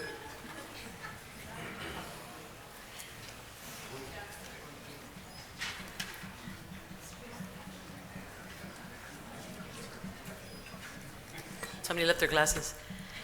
For the sake of transparency, I wanted to speak under your item with regard to the CPOA negotiations today. Ladies and gentlemen, each union in the city has to do negotiations. And today, Ms. Hurtado, that item has not come well, up yet. we're going to do general comments. You said I'm going to go into general comments. Please stay to the matter of your general. It's general comments? Uh-huh. It's general comments. It means general. General. So I'd like to talk to you today that... Excuse me, Ms. Hurtado. Yes. If I may, it says on the... I was placed under general comments, was I? Yes, you were, but if I may finish, let me go ahead and find where it says. I believe it's under not consent, discussion potential. You skipped me, so you're putting me under general. No, uh-huh. I delivered my slip since Yes, like 5:45 maybe. Your slip is here, and it says, I put general comments because it was not there upon your request. And that's where I want it, sir. Is that okay? Excuse me. May I? No. I cannot have it under general comments? Attorney, can I have it under general comments, please? If you have comments on a specific agenda item, we I hear do, them on and I that was specific skipped. agenda item. That's right. Excuse me. Can you repeat that? If we have comments on specific agenda items and we hear those comments on that specific agenda item when that's called up, and if it's number 10, that's later in the meeting. It's later in the meeting. Okay, so that's what I'm asking. Unless we haven't got to number 10. 10 is the ratification. Is the CPOA. That's where I'd like to make the comment. So All I'm right. sorry. I guess we're confused. So when we get to item number 10, we will call you up. You may make your... Because I had two, right? I had number 10, and then what's the other one? the general comment. So you're allowed to use your general comment time now, but not to speak on item number 10 until we get to that on the agenda. Is that correct, attorney? per Actually, the on general attorney. comments, can't I just speak on anything I like? I'm not limited in general comments, sir. Items that are not on the agenda. It says General that- public comments. it says- Okay, so what do you want to do with me then? You want to wait till number 10? Yes. Okay.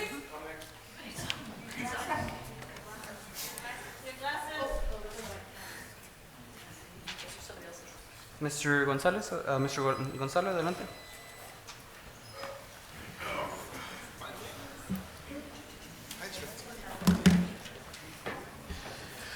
Good evening by now, Mr. Mayor, Mayor Pro Tem, City Council, and Esperanza, and the City Attorney.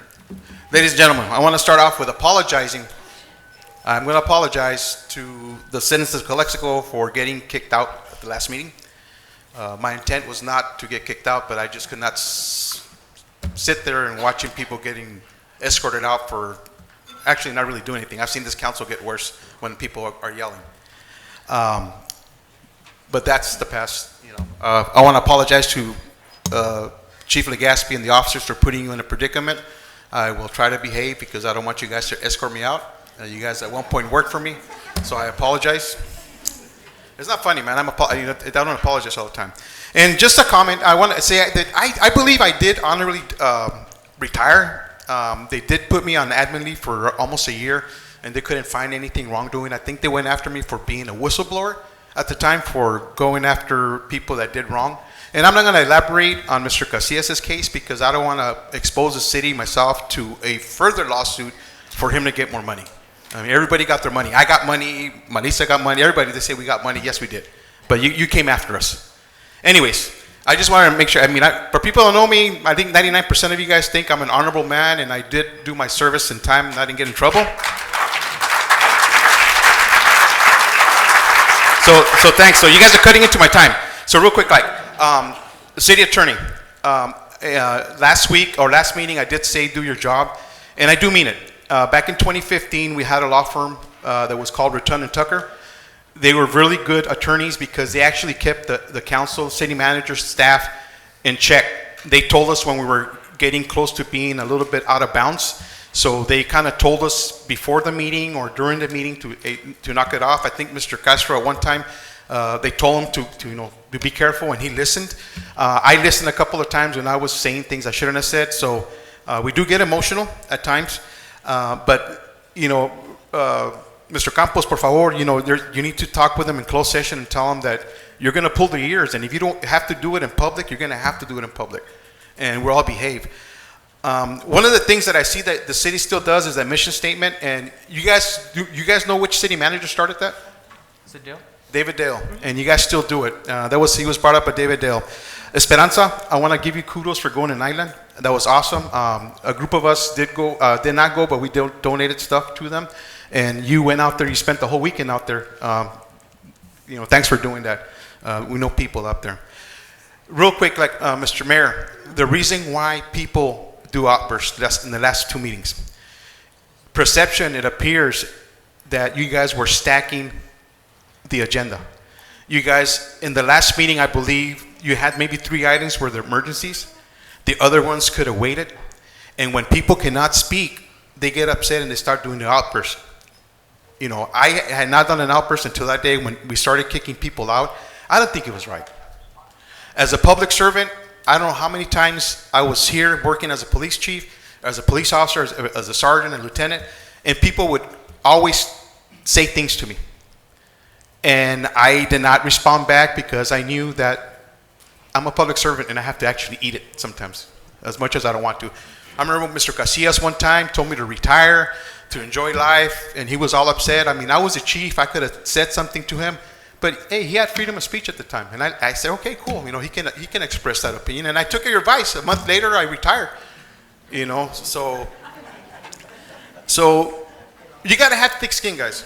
Real quick, Esperanza, I don't know if you know this, but the contractors, 3 minutes. The contractors, Hensel and Phelps, are the people for GSA contractors. I was privy to a conversation, and I was there when they said that they would help fix Friendship Park if they used it. I think now that they actually went in, they're using it. So city save money. If you're going to put money into it, maybe you'll just use half of the money you want to use, not the whole amount of money, because they did encroach into our park now. And I think they have a lot of money. It's $1 billion company. If you get a hold of Hensel and Phelps, they'll be able to help you guys and maybe write something down. They didn't put anything in writing, and I went back, made phone calls. And I remember because they said that they hadn't encroached into our property. If you look at Mr. Solano's pictures and the guy from, was it Do It Yourself the pictures that are there, you can see that they already encroached into the property. So I think maybe a phone call and say, hey, you guys said this, and if you want me to be as a witness, I can go and say, hey, I heard that conversation. You guys need to step it up and make it right. One more thing, let me see. Those are 4 minutes. But I'm passing information that's going to help you guys. Animal control. Animal control. I wish, please take advantage of this, because when I was in the PD, if Blanca Morales would have reached out to me and say, hey, I can help you donate, I would have jumped in that so fast because I had Miss Daniels would always help me. But I mean, now you have somebody with a little bit more networking, more money, and then they will take away liability, number one. But number two, the budget for animal control, it's always real slim. So if we can have somebody from the outside come in and help, man, I said, you guys could make that pound look really, really good. And that's all I got to say. I mean, thank you so much.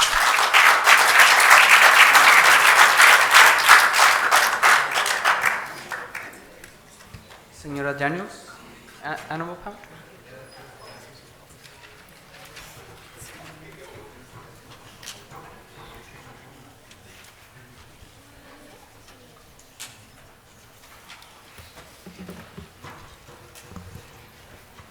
Can I start?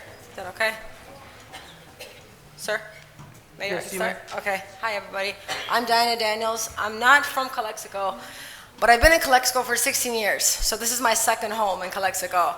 I know a lot of the PD guys. I work with them. They're great people. I think of Calexico as my second home. As much as I hate to admit it, and all these people who come in here and complain about the city, I understand what they're going through because I've seen it firsthand. You guys have a very tough job. I get it, city council. People complain, people always say things, and you guys can never get it right because you make one person happy and the other person upset. I get it. It's not a perfect job, but I guess I commend you for actually being on the board and for listening to all these people's complaints, right? So I have one more complaint. So let's add that to your guys' list, okay? So I have been volunteering for Calexico at the City Pound for the last 13 years. For you who don't know me, I am the creator of Calexico Border Paws. We have approximately about 6,000 members, more or less, 7,000 members, okay? The only thing that I want to do, the only thing that I have wanted to do for 13 years, for 13, 14 years since I've been there, is to make the place better. That's it. I'm not asking for a castle. I'm not asking for this humongous place. I'm not asking for any of that. The only thing that I want, the only thing that I've ever wanted in Calexico, and you'll get rid of me if once this is done, okay, is to make the place more manageable, okay? Just basic necessities such as our roof, maybe an area that has an enclosure, because guess what? Coming next month and a half, it's gonna start getting cold. And all these dogs and cats and whatever you see are laying on the concrete floors, on the ground at the pound, okay? We have people that make donations. I spoke to Blanca Morales. She said, Diana, we're going to make this a 501c3 and we'll get donation that will make things happen. It's going to take money out of the city. It's going to give you guys more money. So all I need is for this to be in the agenda next time around. We need the MOU to be signed and for it to actually progress. I've waited 13 years for this. I mean, I've always come here and people have always said, man, I commend you for being so young and being so outspoken and this and that. But you know what, 13 years later, I'm still in the same boat. This is why people of Calexico quit, because nobody gives a crap. It's annoying. I'm not from Calexico, but damn it, I care about Calexico. You know what, and this pound is part of the city. So therefore, you guys should also care. It's that simple.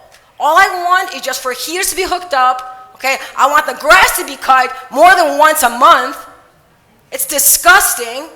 Okay, I would like for animal control to actually be there maybe another day or hire somebody part-time who can help out. You know, I drive these animals from point A to point B with my own gas money and my own vehicle. I have no help at all. I just need help from the city, just a little bit. Just heaters and just something that will contain the heat. That's all I want. I don't want nothing else. That's all I want. I was here in February, and Ms. Colio, we spoke, and you said to me, Diana, give me 30 days, you'll see changes. I haven't seen one change, ma'am. Not even one change. We have broken kennels. We have a lot of nasty things there. We just need cleanup. We need people to care. I'm not a Calexico resident, okay? I wasn't born here, but you know what? I care for the city. And I've gone there for 13 years, every single Saturday, alone to do things. I mean, come on. If you guys don't care, like, why should I care? But I do. And I just want you guys to care just as much as I care. And that's it. I just want it to just be better, warmer for the animals until I find them a plan B or plan C. And that's it. Once that happens, I'm out of your hair forever. I promise. I won't come here anymore.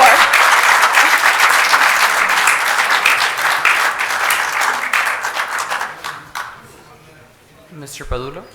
Andy? Maestro?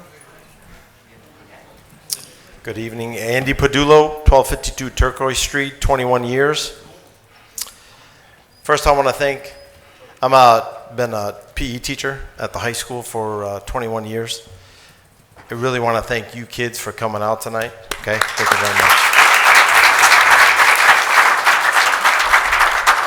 There's other teachers out here, coaches, that what I'm about to say are familiar with and have been dumping their energy, years and years of experience into our youth and establishing the roots here in Calexico.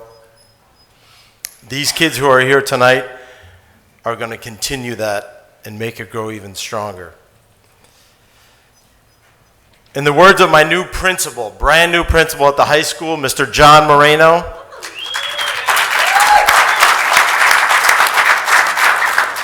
there ain't no pity in Bulldog City.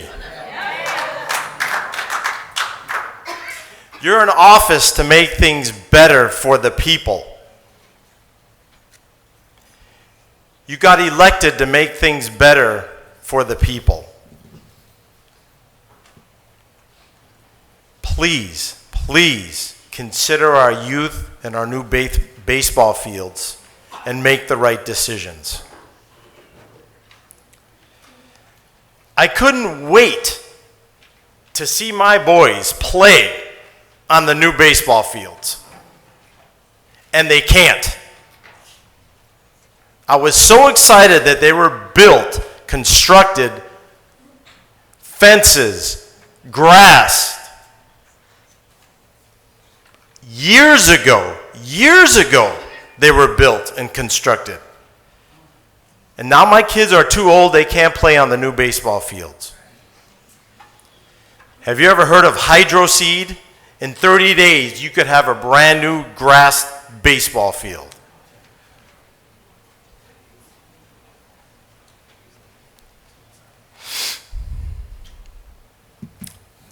The reservoirs, drainage fields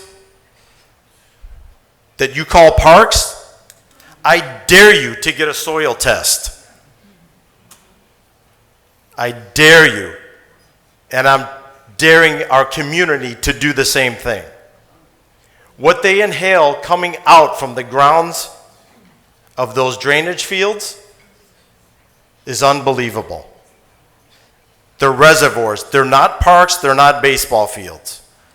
If you want them baseball fields, then please take care of them.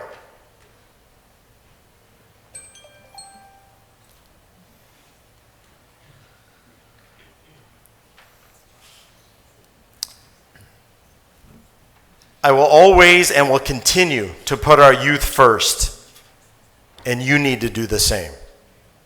Thank you.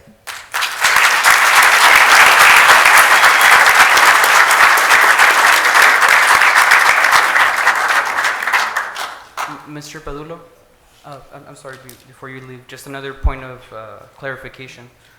The item that you're referring to, the Cordova field, the completion, is going to be on the agenda for 12C. There is an approval pending, so if you stay just a little longer, you'll get to see that approval for those baseball fields that you're talking about. 3 years later, I appreciate it.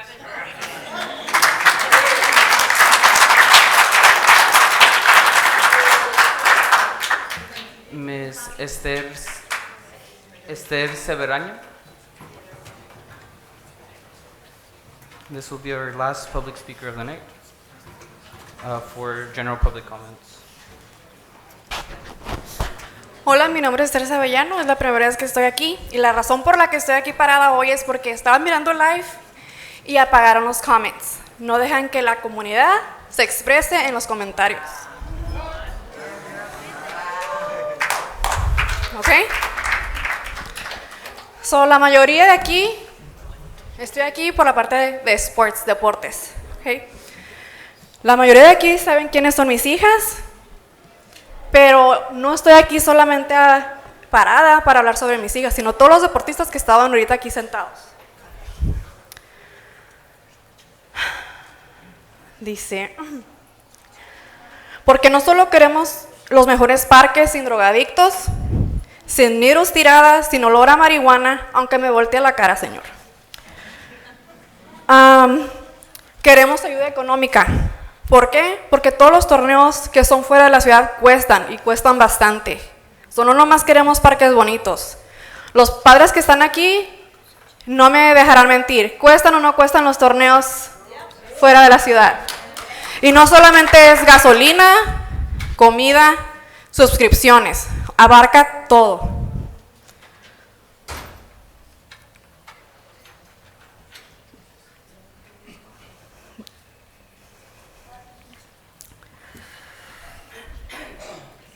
De los 4 representantes que están sentados aquí, digo 4 porque uno sí ha tenido interés. No voy a decir nombres porque los 4 bien saben quiénes son. No se han tomado el tiempo de conocer, ir a los parques, a los entrenamientos, a las prácticas, de conocer a los deportistas. Tenemos mucho talento aquí, desde campeones estatales, nacionales, y mis hijas son unas de ellas, y no he tenido apoyo. Yo pedí apoyo al señor Ureña por sus redes sociales. Me ignoró totalmente, cuando a otros sí les pudo contestar en comentarios.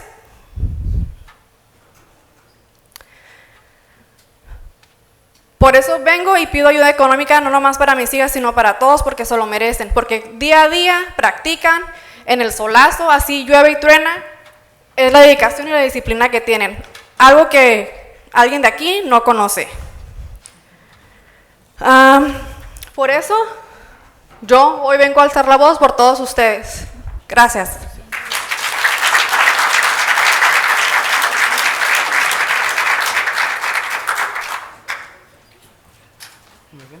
All right, moving on to city council comments. I want to start with the left or the right. We added it in approval of the agenda.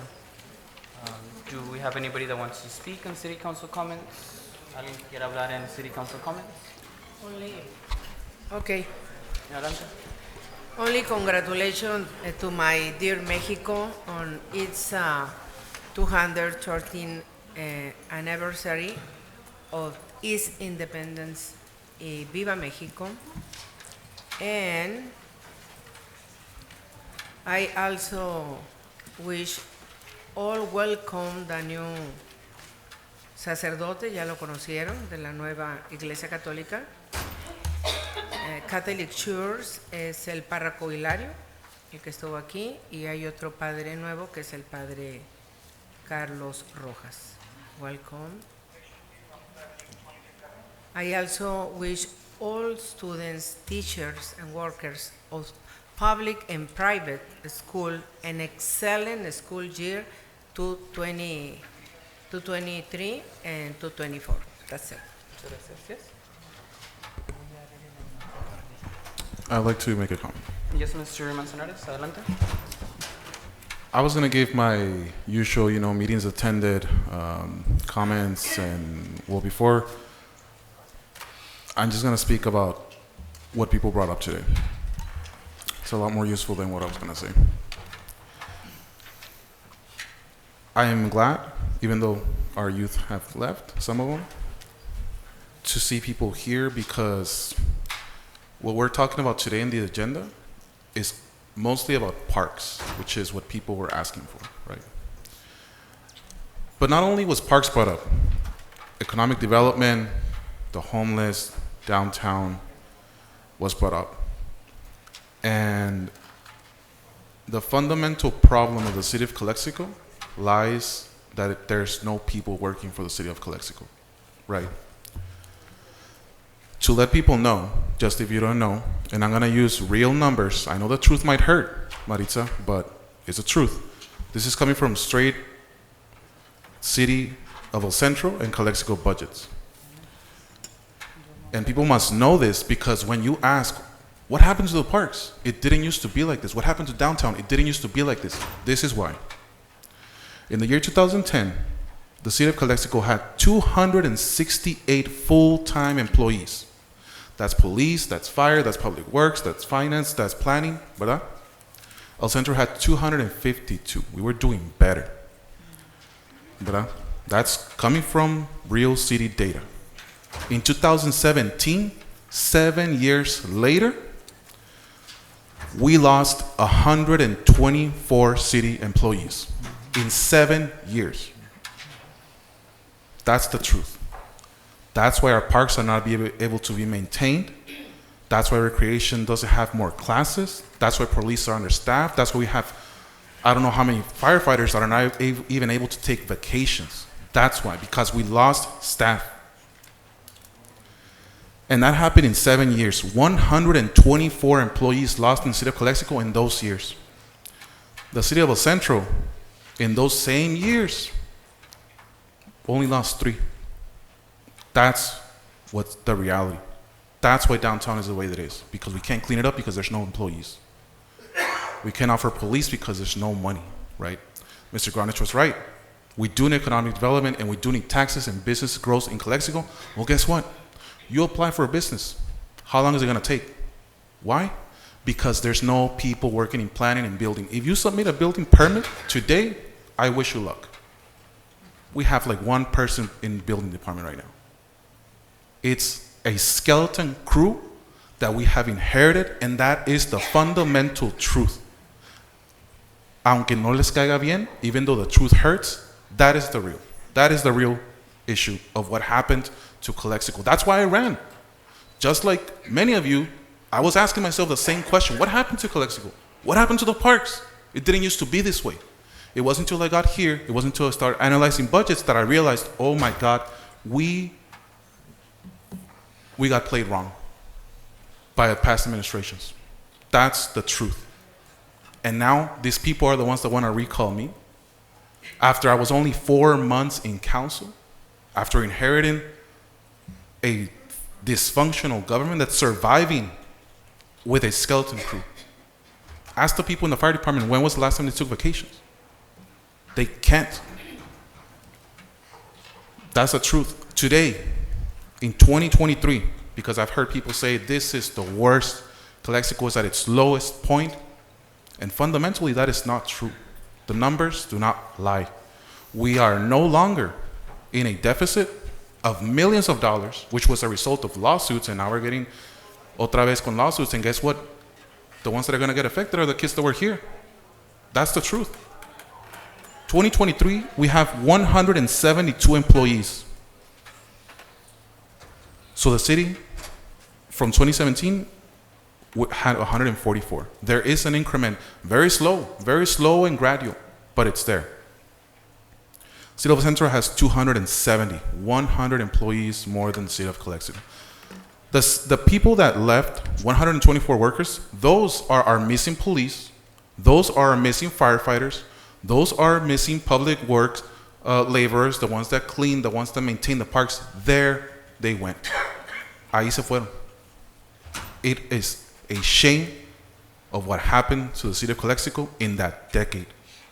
I would never show my face in this chamber if I was in those councils. Now, it also want to make a point to the people of Calexico here. The fact that we're here discussing about parks and all these allocations y todo esto, I'm glad that they're happening. Why? Because we're the only city in the Imperial Valley that is actually having these conversations. El Centro got its ARPA, boom, where'd it go? Right? It never went outside of the city hall. It went straight into the city of El Centro administration.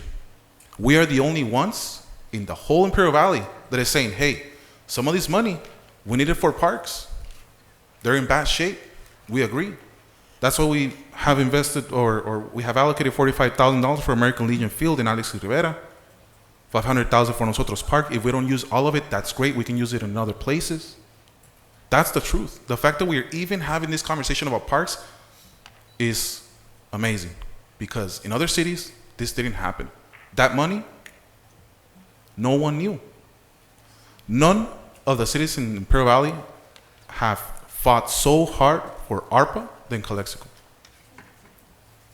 And that is the truth. If you wanted to know what happened to the city of Calexico, I implore you to ask your previous representatives, the ones that lost 124 employees. And now we have to spend $126-something thousand in a special election for the recall when we should be having that special election to pass a vacant lot tax, blight tax, to tax those property owners, como el peso market, that just leave their property there to become a public hazard so the homeless can use it, and like, what are we waiting for, to burn it down?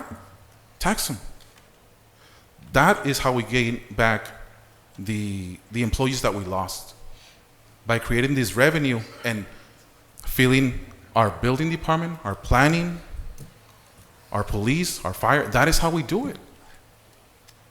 That is the truth. And the truth sometimes hurts, but the numbers are there. If you don't believe me, you can come ask me. I'll show you the numbers themselves.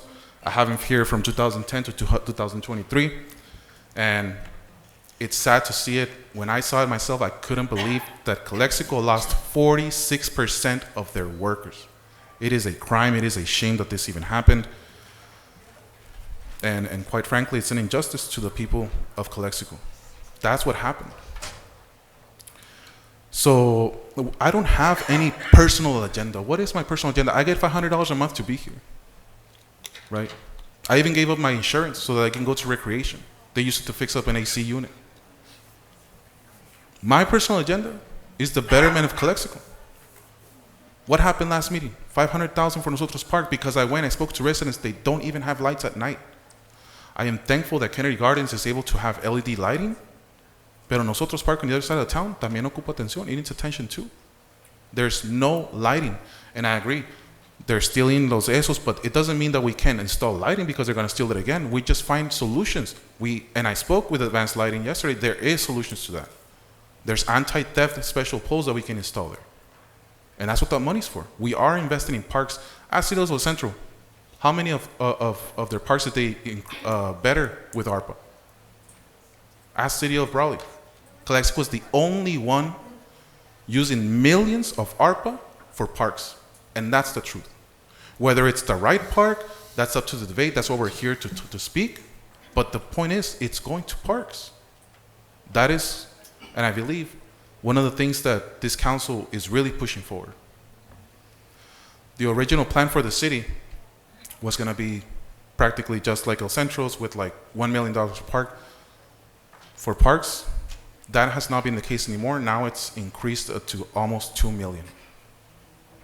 And there is, like Mayor Ureña said, an item that talks about Córdoba. We are going to talk about Córdoba. We're going to talk about finishing phase 1. For Heber Park, it's not like we just sat down and crossed our arms. Ms. Falomir submitted a grant that we're waiting for a response of $5 million to complete and finally start construction on that park. That's the truth. So I implore people to please remember the years of inequality, of injustice that were committed by past administrations before blaming everything on this, quite frankly, brand new council that was elected all in 2020 and myself 2022. It was an injustice, and it's very sad to see. However, at least we have a steady increment of staff, and I hope that when the measures come for vacant lot tax for blight properties, the city of Calexico understands this is for the investment that we're missing. This is to increase police, this is to increase firefighters, this is to increase our public works staff so that our city is better in downtown, so that we can at least clean it, so that we can at least maintain our parks. Because let's say we finish Heber Park tomorrow. Who's gonna be there? We don't have employees. Who's gonna take care of it? ¿Verdad? That's what we need, employees. The fundamental problem of the city is staff. And I believe, Ms. Colio, you are able to attest to that. Like I said, Mr. Gronich is right. We need people that are able to process those building and business permits quick, like El Centro. That's why they're having such great development and fast, because they have people. Ms. Colio, how many people do we have in building and planning at the moment? We don't have a director. We have a consulting firm. We actually had 2 consulting firms. But one of the consultants left because he was just tired of listening people asking for waivers. They didn't want to pay fees. So we only kept one. He's the one that is coordinating the projects, the backlog that we have. We have about 40 projects pending for review or processes that were not followed. And so we're catching up with all those processes that were not completed. So it's only one planner that we have. Currently, one. How do you expect city to grow? ¿Verdad? That is also a vital department that people don't think about. When you complain, hey, I submitted, in fact, I'll use a real example from a real business owner here in Calexico. He's opening up a chai shop here in the city. He rented a space. Todo. He needs to build he submitted a permit for a kitchen that he needs for their business. The city didn't get back to that person 5 months later. During those 5 months, guess what? That person still had to pay the rent of that business with no income. And that is happening to many people that are trying to open business in Calexico. That's a problem. That's a problem. So I just want people to realize, why are we like this? Because of no people. When did we lose those people? 2010, 268 employees full-time. 2017, 144. I want people to think about that when they realize why the city is the way it is. Thank you. Gracias. Any other council member? Yes. Okay, so I'm going to defer to item 12 and 13. I'll speak on that, and I have an idea how I'm going to vote on that. The other thing is, and I'll reserve my comments for that, those 2 items. The other thing is, this will be the second time, probably the third time, my memory recollection. I've asked to open downtown Rockwood Avenue. This is the second time. So I'm going to respectfully request again to put on the agenda. And like Mr. Gronick alluded to, is businesses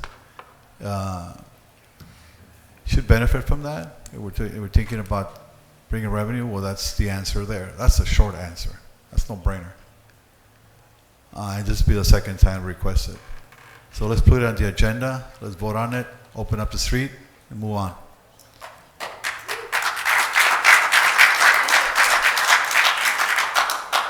And item 12 and 13 has to do with the parks. And I'm going to reserve myself for those 2 items. Thank you. Thank you. I know that we're running late, and I usually defer my comments, but this is really important to make emphasis. First, I want to start by thanking the employees, the staff.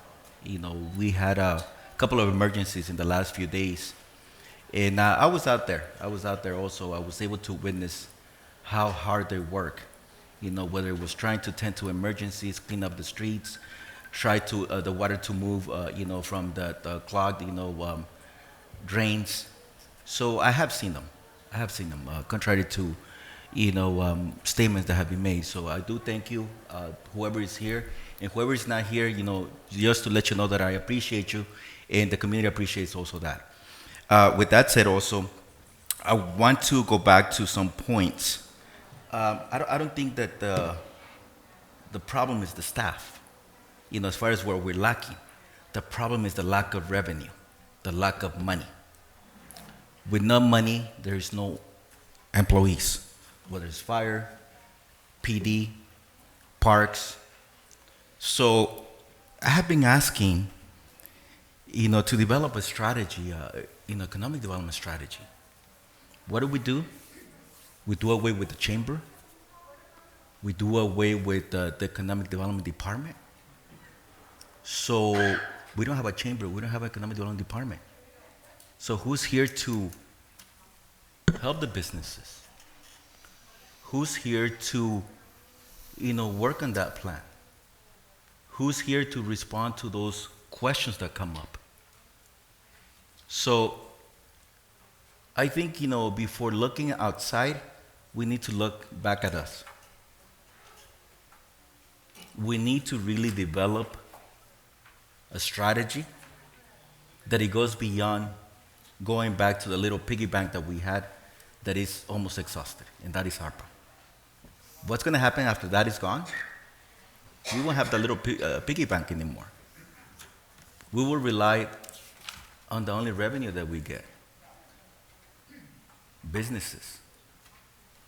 We need to make sure that, we foster an environment that is welcoming to businesses, that is friendly to businesses. And yes, if we don't respond on time, not because we don't have enough employees, but why we don't have enough employees? Because we don't have the money to pay. Plain and simple, right? And this is not, doing a rebuttal, none of that. If we compare numbers, to years in history, yes, that is going to come up. If we compare ourselves to other cities, of course we're going to be, worse than them. But you can see that Cedarville Central has been very proactive in their businesses. Their government is more congruent. They have their issues. I mean, nobody's perfect. But at the end of the day, they concentrate in what's important to the citizens. The well-being of everybody. There's no secret that we have lost businesses to the city of El Centro. Why? And we have, talent is not a lack of talent. It's very interesting to see, amongst the staffing, that forms the core group at the city of El Centro. A lot of those have Calexico roots. No offense, Ms. Colio. But, we have the talent. We have the talent that could be here also. I have asked, how come you don't go to Calexico? I don't want to put my career in jeopardy. Because that might be my last place where I'm going to be able to get a job. And it's sad and it's concerning. So I think let's undo some of these policies that have been made, some of these decisions that have been made. There's still time. We have to look at ourselves, take responsibility and ownership, and tell to ourselves, I'm the one at fault. I have owned my decisions, but this is not about that. This is about making the time now moving forward. Let's put the past in the past. Now it's my responsibility. Because 5, 10 years later, way after I'm gone from here, they're going to be talking about me also. So if I don't want them to be talking about me, I need to act. I need to face you. I need to respond to you.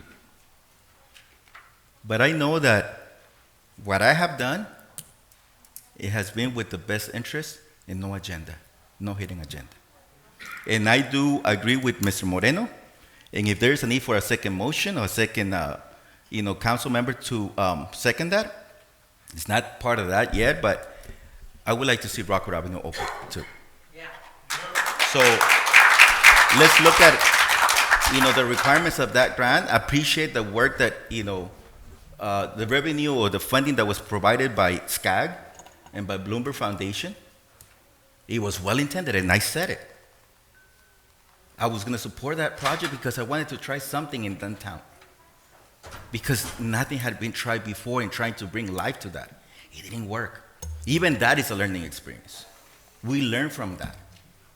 It didn't work, so apologies. We tried something out. Sorry to putting you through that, but now we're going to make things right. Thank you.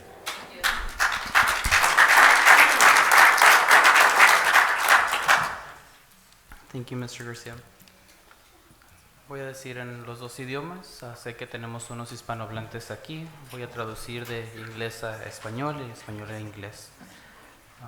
The fact of the matter is, the past, as much as we wanted to,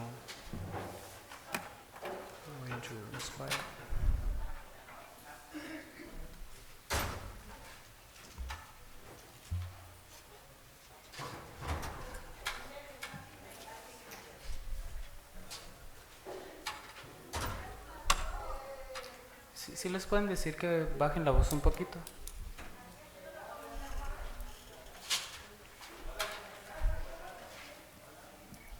Que haga poquito silencio para platicar.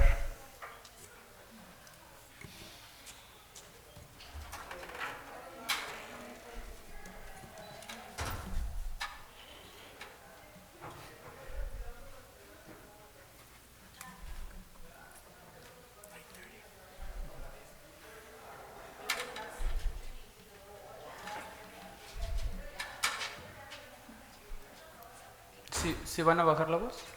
¿Sí? Ok. Muchas gracias. Muy buenas tardes, queridos calesianos. Son las 9 de la noche. Estamos fresquecitos, listos para hacer decisiones. Voy a traducir del inglés a español, español a inglés. Empezando en inglés. The past, as much as we wanted to stay in the past, does not stay in the past. We are living today the decisions that were made 2, 3, 4, 5 years ago. Those past problems are now our present problems. As much as I've heard people come up here and say, leave the past in the past doesn't listen. The past is right here. The past is those broken parks. Por más que decimos o dicen ciertas personas, tanto de la comunidad y como del cabildo, que el pasado se quede en el pasado. El pasado vive con nosotros en el presente. El pasado no nos va a hacer caso. ¿Cuándo en nuestras vidas le podemos decir a nuestro pasado que no avance? Por el amor de Dios, si gasté $500 ayer, me va a afectar hoy. Así no se piensa, y menos con una ciudad. Por supuesto que nos afectan el día de hoy esos problemas. Y no se niega, no es de revivir el pasado está vivo con nosotros aquí, hoy. Y tenemos un futuro. Y tenemos que hacer decisiones hoy, a la fresca hora, de las 9 de la noche, hasta la hora que se acabe esta junta, que se tenga que acabar. Me da mucha tristeza que muchos padres de familia, que los estudiantes hayan tenido que retirarse de la junta. Yo cuando tenía esa edad, hace unos 10 años, tenía 12, 13, 14 años, yo me quedaba toda la junta, ¿sí o no, Romo? Contigo, ella era la presidenta del Calexico Unified School District. Cuando yo tenía 12, 13, 14, 15 años, estuve en el City Council, ¿sí o no, Castro? ¿Sí o no? Maritza se fue. Y me quedaba toda la junta, porque yo quería saber la verdad. Y me da mucha tristeza de que apenas es temprano y que los padres de familia se llevaron a sus hijos y no van a poder ver la verdad. Solamente van a poder ver ciertas distorsiones que se han dicho.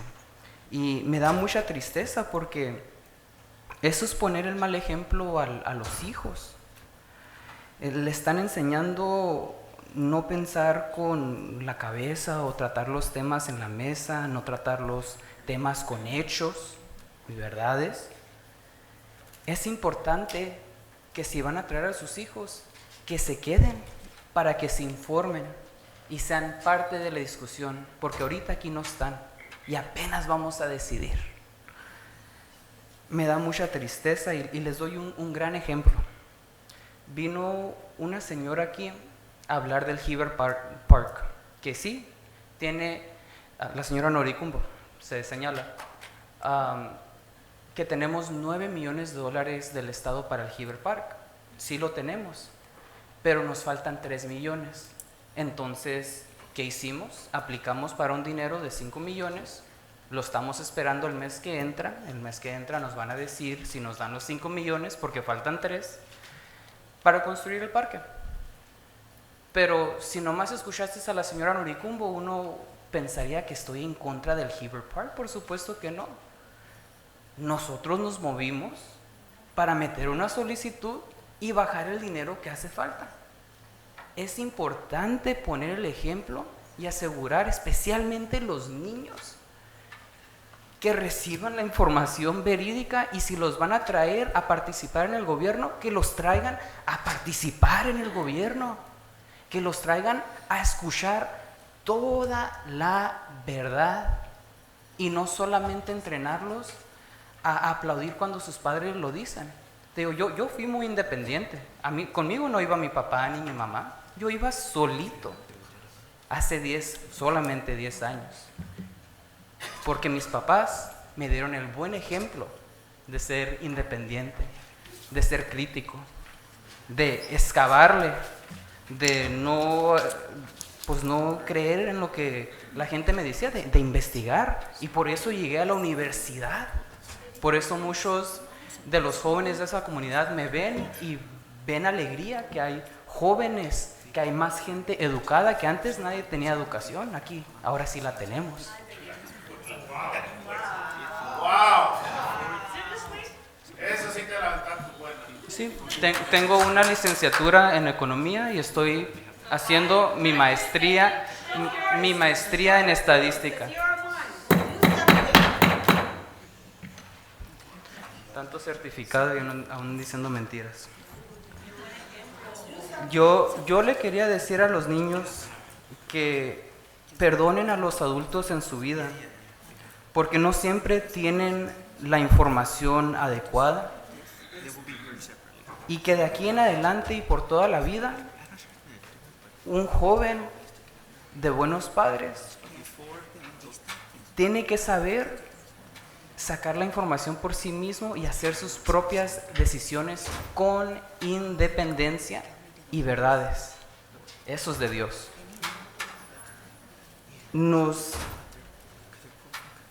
Tan mal informados estaban que pensaban, el señor Padulo, que era mi maestro, se vino aquí exigiéndome que terminara un parque, y está en la agenda. Precisamente eso lo vamos a hacer hoy. Pero alguien de seguro le dijo, lamentablemente, que no era lo que estamos haciendo, cuando si leemos la agenda, pues dice en blanco y negro y en inglés, dice que eso es lo que vamos a hacer. Está en la agenda. Le quería decir también a los jóvenes que yo también fui a sus escuelas. Yo también jugué béisbol en esa misma liga, en el 2008, en el 2009. Mi hermanita jugó hasta el 2017. Yo estaba allí, y me quedaba todas las juntas, Yo estaba allí cuando la Maritza estaba en el cabildo, el señor Castro estaba en el cabildo. Allí estaba. A mí no me tienen que decir, oh, no, que los parques en mi tiempo estaban bonitos, 60, 70. A mí no me tocó eso.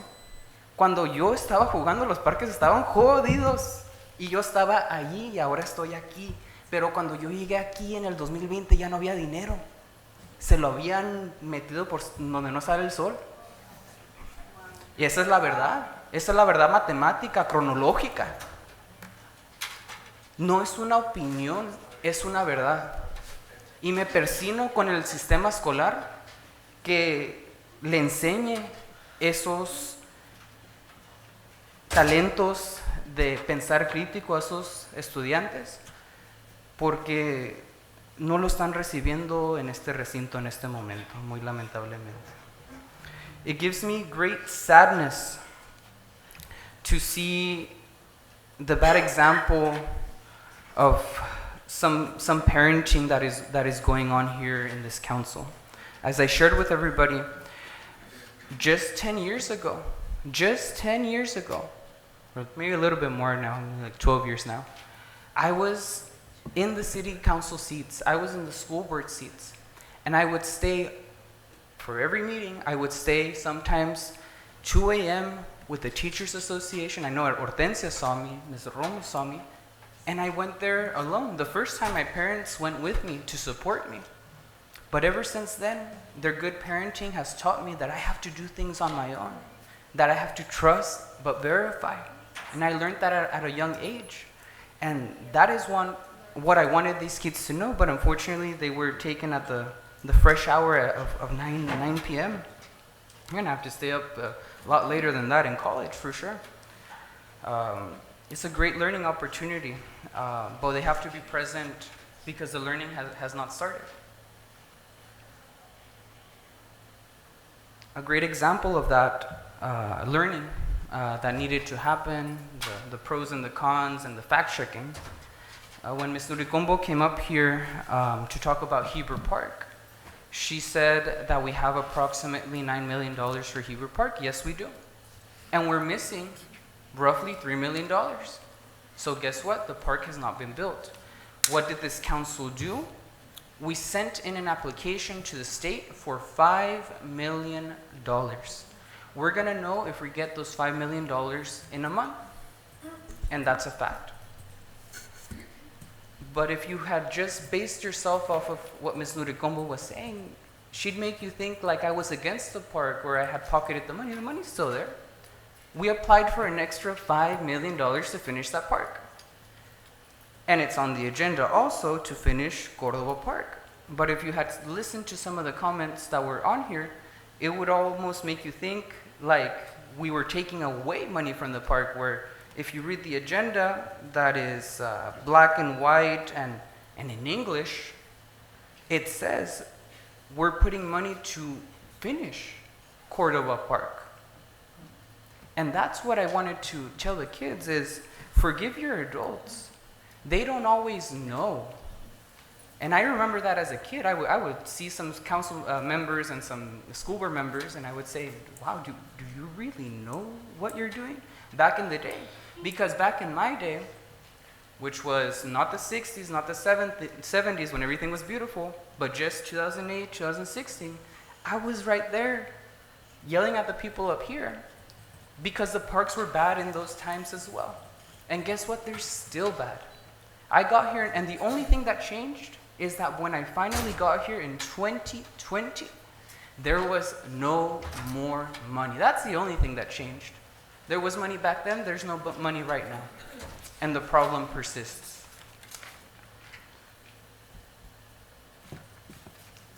It's important to hold facts higher than opinion. It's important to, como dicen, informarse antes de hablar. Es importante eso. Es importante ver que no solamente hayan quejas, pero propuestas. ¿Quién está haciendo la propuesta? Yo me quejo todos los días de esta ciudad. Pero también digo, oye, a lo mejor podemos hacer esto. I complain a lot too. I complain about the streets. I complain about certain traffic lights.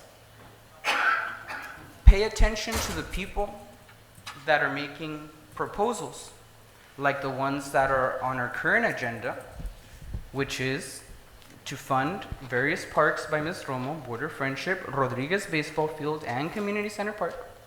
There's a proposal to finish Cordova Park because we had already allocated for the engineering, we had already allocated for a soccer field.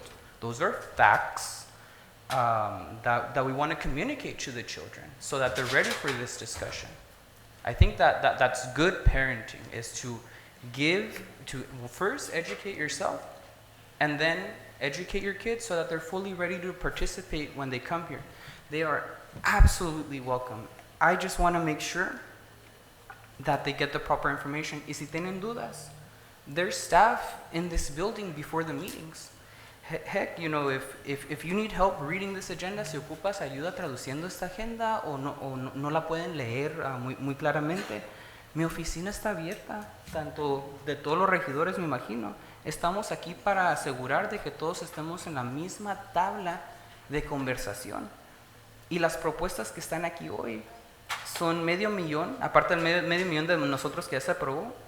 Hoy vamos a hablar de $500,000, uno para el Border Friendship, para unos baños. Sabemos que personas defecan en el downtown. El baseball field de Rodríguez, el Community Center. Terminar el Córdoba, aquí está en la agenda. Pero parece que algunos como que o no leyeron o no les llegó el mensaje de lo que estábamos haciendo aquí hoy. Es muy triste y es más triste sabiendo que algunos lo hacen adrede.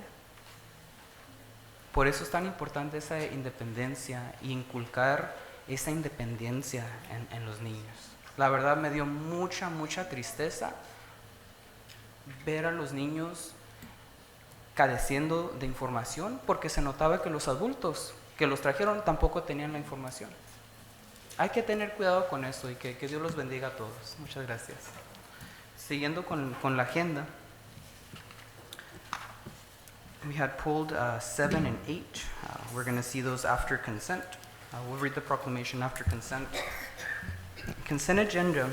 All matters listed under the consent calendar are to be considered routine by the City Council, Calexico Community Redevelopment Agency, or Calexico Financing Authority, and will be enacted by one motion in the form listed.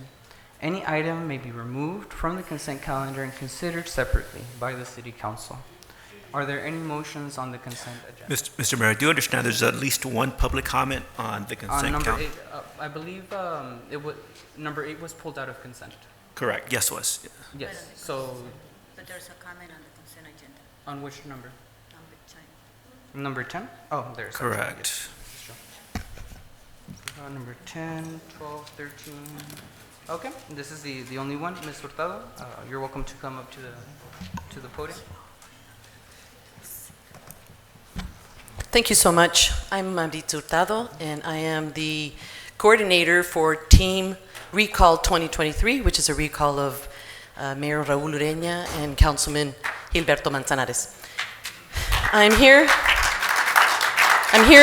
to talk about item number 10 on consent agenda, which is the adoption of the resolution for a MOU between the City of Calexico and the Calexico Police Officers Association. That many of you may not know, but the president of the association is this gentleman right here that has a lot to say about me, and he's a policeman.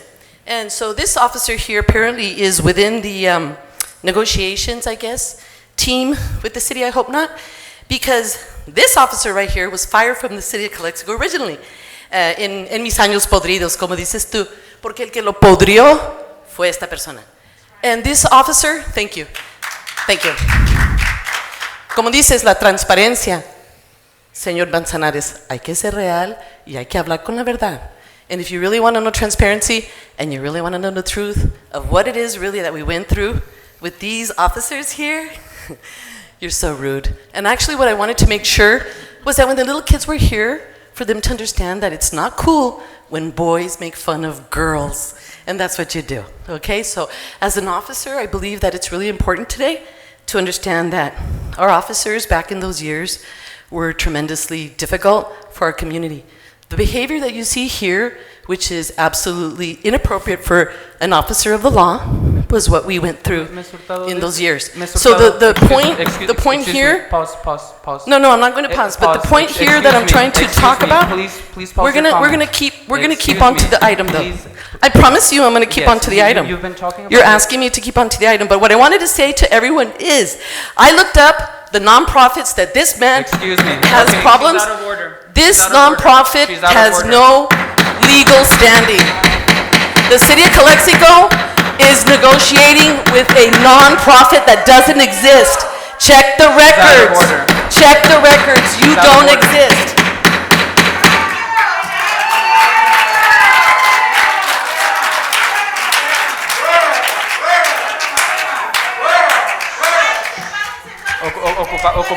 Ocupamos silencio. Ocupamos silencio para todos.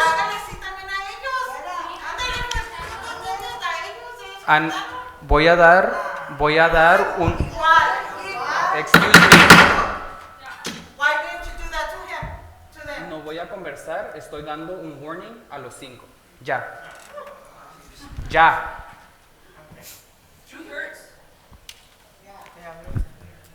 See?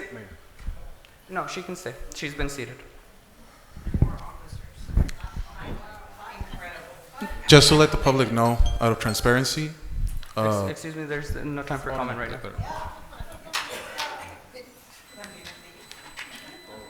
A todos.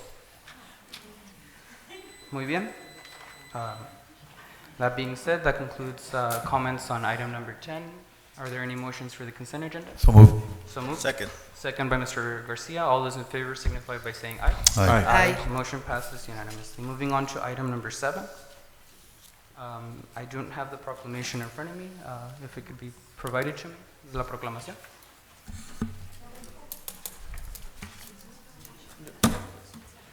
Got it. Go ahead.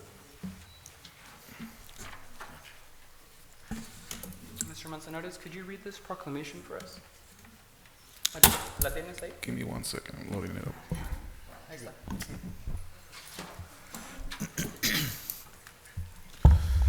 Calexico City Council Proclamation. 1 second. Library Card Sign-Up Month. Whereas libraries play a crucial role in the education and development of children, from story times to preschoolers to college and career planning for high schoolers, fostering literacy is a love of reading.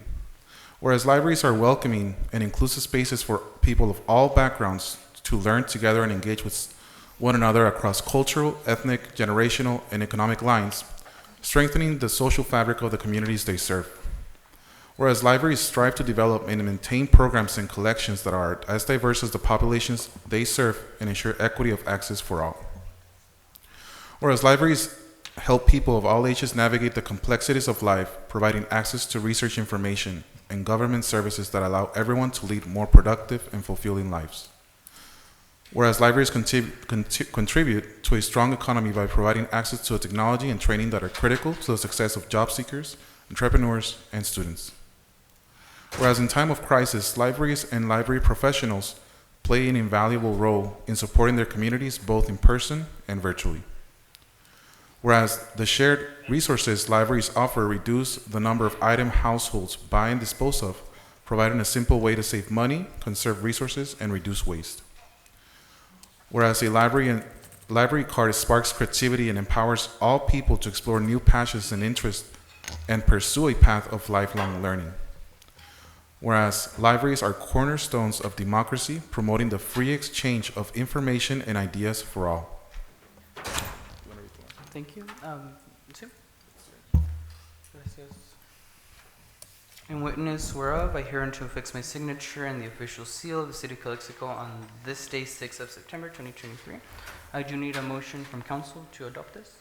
So moved. So moved by Mr. Garcia. Second. Second. Mr. Manzanares, all those in favor signify by saying aye. Aye. Aye. Motion passes unanimously. Señora Legaspi, ¿gustaría tomar el certificado? Felicidades.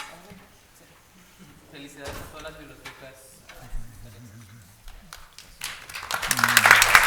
If I may, just real quick, just a quick comment on that. Please do go to the library. You know, your card is like this, right? We haven't gone digital yet, right? And, Lisette, thank you for everything that you do and the staff. So go get this little powerful piece of plastic, right? Not credit card, but plastic. So anyway, hopefully to see you there. Don't charge me overdue fees because, I think I still have a book, so yeah, show up to your library. Thank you. Mr. Mayor, we are approaching the 9:30. 9:30, I do. So if we can continue the meeting, we need a motion to continue past 9:30. I respectfully request a motion to So continue. moved. So moved Second. by Mr. Garcia. All those in favor signify by saying aye. Aye. Aye. Okay, we'll proceed with the meeting. Item number 8, Ms. Gerardo, if you could make your presentation straightforward in the interest of time. Kudos to the library. Good evening, Mayor, City Council, and public. I'm happy to be here again. Cycle 2 for the utility box project is up in front of you. The commission met reviewed the forms and guidelines and have provided you guys with a recommendation. And the recommendation, the only difference from your direction from last time we talked about this project to what is in front of you, they're recommending the project be open only to Calexico residents, and that's different from your direction last time. Last time we spoke about having it open to Imperial Valley residents. That's the only difference between option 1 and option 2, and it will just depend on what you guys would like to give direction on. Council? Just a question. Yeah. How many people, because I know originally when cycle 1 happened, it was only Calexico residents, right? So how many people submitted art in that? 4, and 2 of them were disqualified because of the residency. I would suggest to the council that we already tried limiting to Calexico residents. It doesn't make sense to do cycle 2 to get another 4 and then come back because we don't have enough artwork. I would suggest to the council to approve this without the guideline of, or sorry, with the amendment of opening up to the Imperial Valley residents. That would be, I believe, option 2. Okay. I have a quick question, just clarification. So it is open only to Imperial Valley residents, right? Not to Mexicali, because if you're going to manage a stipend, we cannot give a stipend to residents that are not from Imperial Valley. Calexico, yes, Okay, only good. Imperial Valley residents. Okay, good, thanks. Okay. Would you like to formalize a motion or further? Just one thing before. So the Community Services Commission Huh? met on August 9th? Oh, Zoom on number 8? I'm sorry. Adelante. Am I okay? Yes, sorry about that. She was just telling me about the Zoom. Okay, continue. So the commission met, I know we have chairman here from Pareña, you, and also, yeah, Roseanne Pacheco, and then obviously Gerardo. Was there any input from the community? Did you recall? Anybody recall? Anybody showing up? No, Mr. Moreno, that was our first meeting, and one of the things that we talked about. Ms. Turena, if you could please come to the microphone for the record. Yes, and I do have your public comments. Yeah. Right. We did meet on August 9th. We approved the guidelines. The only thing that we asked is that we can actually move forward with some more social interaction so we can get more residents from Calexico. Want to showcase our utility box that showcases residents from Calexico so that we have artists here. Everyone here in this room is an artist. So I would ask all of you to put something in as well. A lot of people say, well, I'm not a professional artist. You are an artist. Okay. You can draw yourself, and there you go. There's a piece of art. So I'd like to open it up for Calexico residents only. I have Ms. Pacheco here, who's the ad hoc member. Before we, would you both like to just make your public comments now? I would like to. Go ahead. Okay, the first cycle that I was in, I participated because we had, the suggestion was hope, theme, and faith, or what was the first one? The first cycle, it was a theme. There was a theme to it, and we had like a very low turnout, and it was for Calexico residents. The second one, we had Viva Calexico, and you guys said, let's just do it open, so we can get more submissions. But in this case, in my opinion, we have, because experience with working with art walks, are artists that were and I do concur with you, but we do have a lot of artists here, photographers and all that they told me, Roxana, I want to submit it, but I moved. I'm in El Centro. I live in Imperial because the status right now with their house living, they live in another city, but their hearts are in Calexico. Right. They said they would want to submit, but that they live in another city. So in my opinion, I would like to expand it to Valley-wide. And we're gonna get Calexico artists. We'll get, artists that moved away, but have amazing photographs, there's paintings. And my also suggestion was that we collect all the good ones that were even not going to be in the utility box. Maybe we can recycle that to put that to another project, like murals or something that we're gonna, future projects that we're gonna work on. We can do something with that so that nobody would feel like, oh, my art wasn't selected. No, we'll have something for that as well. You know, we have other stuff that we would like to do with that. But in my opinion, I just think we should extend it valley-wide. Thank you, Mrs. Pacheco. I will concur with that as well. You know, like I said, we're all artists, and I just wanted to showcase the artwork from Calexico residents. But, you know, it's the recommendation of the council, whatever they want to do. I just want to make sure that the residents from, you know, as you mentioned, Ms. Colio, they can't be from another country, that they have to be actually here because of the W-9 form. Whatever it is, we hope that our recommendations for the artwork is something that you approve for the utility boxes that have been assigned. Okay? Thank you, Ms. Ureña. Thank you. Just another recommendation, like in the application, if it goes either way, can we put, that how long they have lived in Calexico, or, you know? We can discuss that right now. Yeah. But if you could please take your seat. Yeah, no, thank you. Pero thank you. We'll make sure to discuss that right now. Yes, so thank you, I appreciate that, and this is why, what we said, right, we need the input from commissioners, also the people that they go to the meetings. I think, Mr. Manzanares, we were talking about it, it's been almost a year, we still don't have that.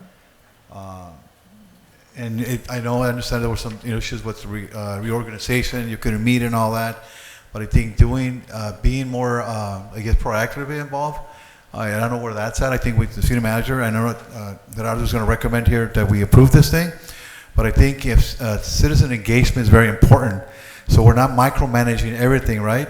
And we get to be up here, now we have all the facts, we have people speak on it, and now we vote on it and move on for the next item. Thank you for that. Thank you. I also kind of want to say one of the guidelines points states that it's only for Calexico residents over the age of 18. I absolutely love what El Centro did with this project, and they didn't limit it to people over 18 years of age. Although I believe the W-9 is it's a weird, W-9, because I don't believe they gave stipends for that. Can minors fill out a W-9? Can they be paid? But they can participate, just not be paid, the minors, right? Based on legal, we took this information to legal, and the recommendation was not to open it to minors, since they cannot give consent to give the rights away to the art provided. So there's a few cases already in the books of CDs being sued. So we would, because El Centro did it, so I'm sure we could do it without having the rights, or would there be a problem with that? Minors wouldn't be, because they're minors, They can't consent. They can't consent. So you could do it, but if somehow they wanted to sue, or that's their art, you couldn't touch it, then you could, the parents. The thing is, because you could do it, you just have to be recognized at that risk, because you're minors. The law says because they're minors, they don't have the ability to consent. Where somebody over 18 can actually consent and sign a waiver on it. So that's a reason for it. If a guardian signs, it's the same. It's because it's a minor, so you just would have to do it under that risk. Under to that extent risk. Okay. they don't want to remove it or give you the rights, and you couldn't do anything about it, because as a minor they can't give consent to. That's where that recommendation came from. That makes sense. Okay. Yeah, I mean, I share that concern too. This city is not ready for any kind of risk. Unfortunately, El Centro can probably take the hit. We can't. We don't have insurance. Precisely, we do not have insurance. But it's sad because most of the 18-year-olds have left, right? There's very few 18 to 24-year-olds in Calexico, right? So that participation is critical for the K-12. So, if we can just move on and accept the recommendation that the commissioners are providing, with those stipulations that provide residents, and to avoid any issues, 18 years of age. There will be other activities for the underage, children. I know for a fact that they do a lot, so Yes. let's move on with that recommendation. Would someone like to formalize a motion? That's my motion, to approve the recommendation as stipulated with option 2, right? Which is Imperial Valley? Correct. Okay, I'll is there a second second?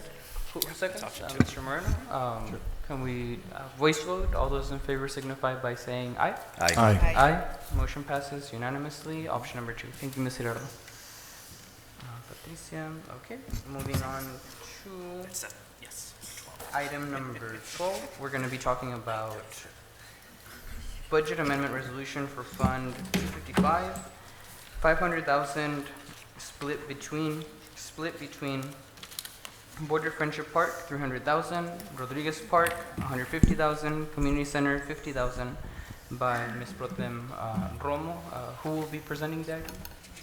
Ms. Palomir, adelante. Directora.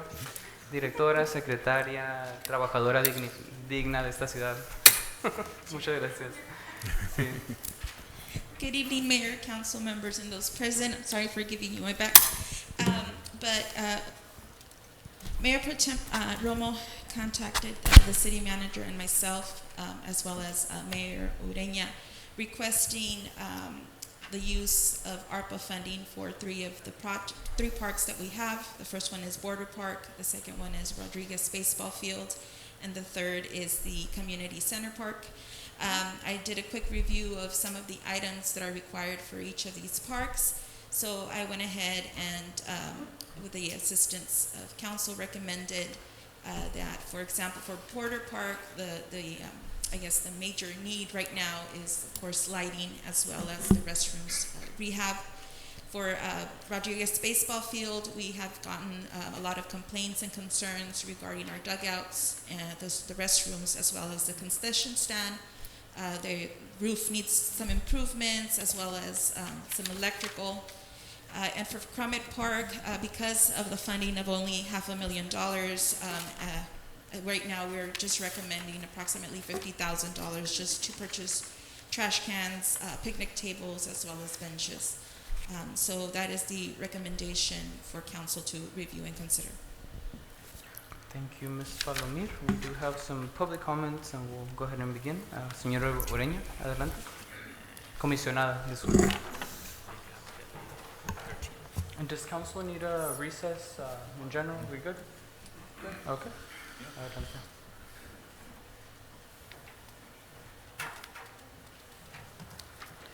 Patricia Ureña, Community Services Chair. As I mentioned earlier, Commissioner, Vice Commissioner Garcia and myself went and did an assessment of all the parks here in Calexico. And as I mentioned earlier, one of the questions that we want to let the council know is that we'd like to be able to come back with some recommendations on how you can utilize the funds that we have available right now. I mentioned that we need to finish one park, and we're really looking at Cordova as one of those premier parks to get done. With that being said, the allocations that you're requesting, one of the questions is, what does Border Park do for us now as residents? Really nothing. Not to forget that Border Park is more of a signature place for people to maybe just gather, watch the traffic go by, and get maybe a signature that says welcome to Calexico. But after reviewing that, it's still under construction in terms of, they have a facility there as a holding cell for, I guess, a part of the property. So we really can't do anything there. It's not to eliminate Border Park as part of the pocket parks that we're talking about, but there is a way to recommend to you, council, how the money should be divvied up. If you give the commission the opportunity to give you that information, for my work, I can tell you that we need to complete one park. You heard the residents today talk about completing a park, and also Heber Park. With Heber Park, Mayor Ureña, you mentioned that you did apply for $5 million to complete that park. My question is, what happens if we don't get the $5 million?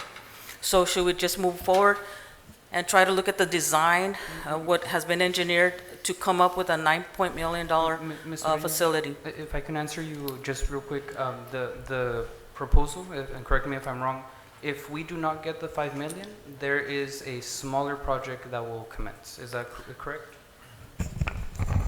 If we because the designs were already completed, we will have to readdress the designs and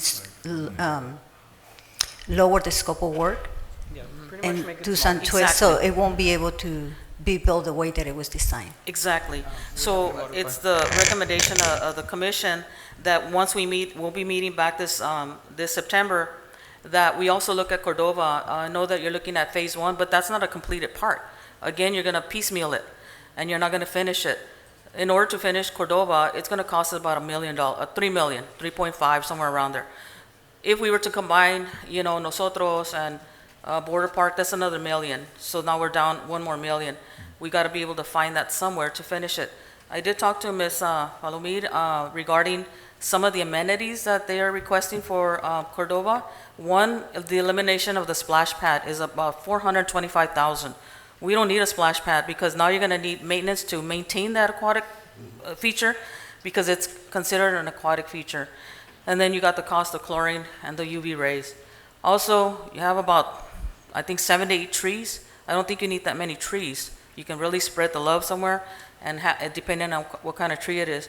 And that's about $78,000. So maybe go back on that project and bring down the cost to maybe about $3 million, lower than $3 million. But there's a couple of amenities that are not, that I don't think are necessary for that specific part. It is required, you know, it is a multi-use part, and that's why we're really looking at this completion. You have 3 baseball fields, you'll have a full soccer field, a basketball court, parking, benches, picnic areas, and things of that nature. However, we need to go back to Kimberly and Horn and eliminate some of those amenities that we don't need the extra cost to. So that would be something that I would like for this council to wait for us to meet. We'll give you our recommendations. As I mentioned, this is part of what I do in my job. And when I was looking at the plan, I said, if we do a $1 million program, you're never going to finish it. You're never going to finish any program. You've got to finish one, move on to the next one. Nosotros can be fixed with little help from the community members, from Conservation Corps, the laborers, from maybe the farm workers, other people that can come and help with that facility. The playground needs a lot of work. If you happen to walk on that rubber thing, it's falling apart. Someone is going to break their ankle and we're going to get a lawsuit. The whole entire east side of that park needs to be pretty much condemned. The bathroom needs to be torn down. It's not usable. It's been torn down completely. You're looking at a restroom facility there. Over $200, almost $300,000 just to facilitate a restroom at Nosotros. So with that being said, I hope that the commission or the council allows the commission to come back with a more valid cost estimate for each one of these items, specifically Cordova, Heber, Rodriguez, and Nosotros Park. And I think community center is 5 on our list as we went down the list. We've been pretty busy. I took a week off just to kind of put this together, but I hope that the council will allow us to bring that back to the table. Okay? Thank you. We have a comment by Mr. Gerardo, if he is still present. Señor Gerardo, Chief is gone. Ms. Armendariz, adelante.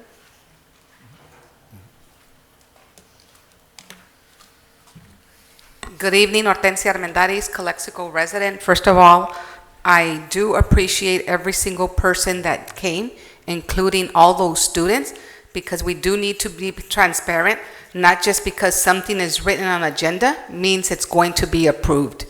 And this item, number 12, it's under discussion and potential action items. And that's why it's very, very important that all these people's voices were heard. I am totally against the city of Calexico investing $300,000 on a piece of land that we called Friendship Park. I've said it before, it is not a park. Please listen to your commissioners. They take their time. I heard about Mrs. Ureña, but in El Centro. But for you to take a week off to do what's good for Calexico, I really appreciate you. So please complete all the unfinished parks. We don't know how much it's going to cost. We can't afford to spend $300,000 on a piece of lot that is not used by the majority of our community. If you don't want to save that money to use it, just in case you don't get those millions of dollars to finish Heber Park, then use it to invest the retention basins, okay? That money is, I mean, because many use those retention basins as a park. Exactly what Mr. Padulo said. It's a health hazard. And why don't you fact check what he said and what I'm telling you here? It is infested by mosquitoes. So do something about those retention basins that a lot of our community use them as parks. Another option is if you really do want those restrooms, rent restrooms. Just like there's surveys out there, just to see what the community wants, rent some restrooms to see the usage of it, see if they're really being taken care of, making sure there's no illegal activity and they're not vandalized. My heart broke when Mr. Pesqueira spoke about not having a fire department on the west side. I urge that you give the west side of Calexico and all its residents the quality of life for all. We need equity, equality, and justice for the west side of town.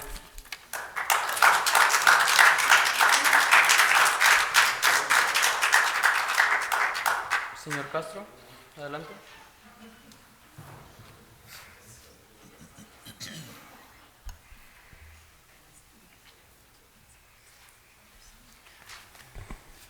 La verdad, estoy sorprendido.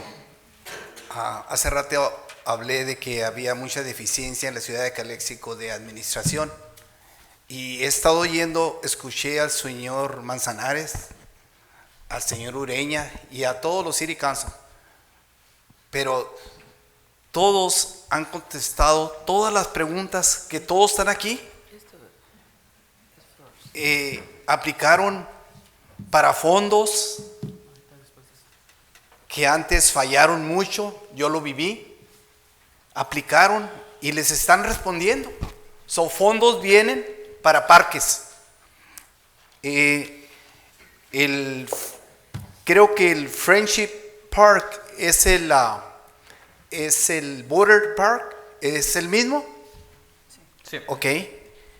En todas las ciudades, todas en el Valle Imperial, hay baños públicos. ¿Por qué en Calexico no va a haber? Hace, por decir así, 7 años yo estaba aquí y peleaba por un restrooms, peleé por restroom en downtown area. ¿Por qué? Porque somos una ciudad fronteriza. Pasan miles estudiantes, gente que viene a trabajar, gente que viene a comprar, son los que dejan impuestos.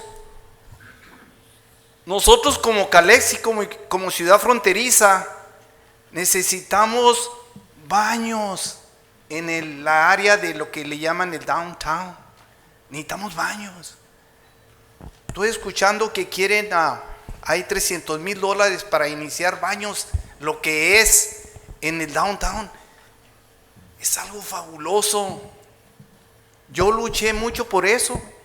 Finalmente pusieron una traila que yo no estaba de acuerdo. Necesitamos un edificio. Necesitamos responder como ciudad fronteriza a Mexicali.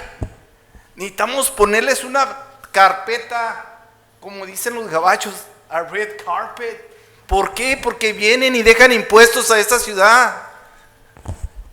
El señor de, no sé su apellido, Granish, se los comentó.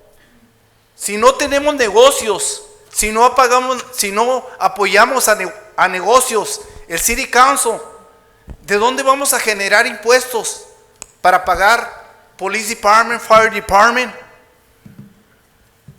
empleados de la ciudad? Estoy oyendo y escuchando, todas las áreas las están cubriendo. Hablé del pasado. Tenemos el pasado aquí presente.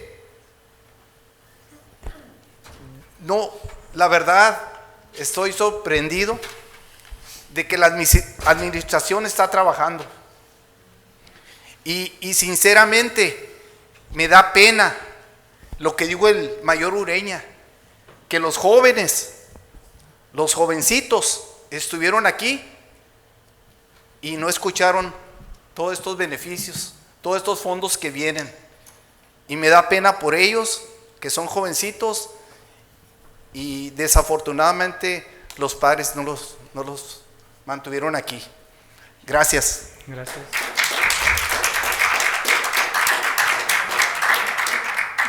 Señor Christopher Ayala. Mandy? Oh, okay.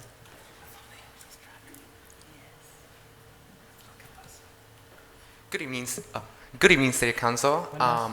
My name is Christopher Palafox. I live here in 500 Heffernan Avenue, and I use he, him pronouns. I would just like to speak in support of Agenda Item 12, the funding of the notion to use ARPA funds to fund Border Friendship Park. I'm a strong believer in parks and how they contribute to our communities, how they provide a way for us to release stress, build community, and just beautify our city. One thing that I do want the City Council to know, though, is that let's make sure that we invest in this park, but let's also make sure, like a lot of people did mention, let's make sure that people use it.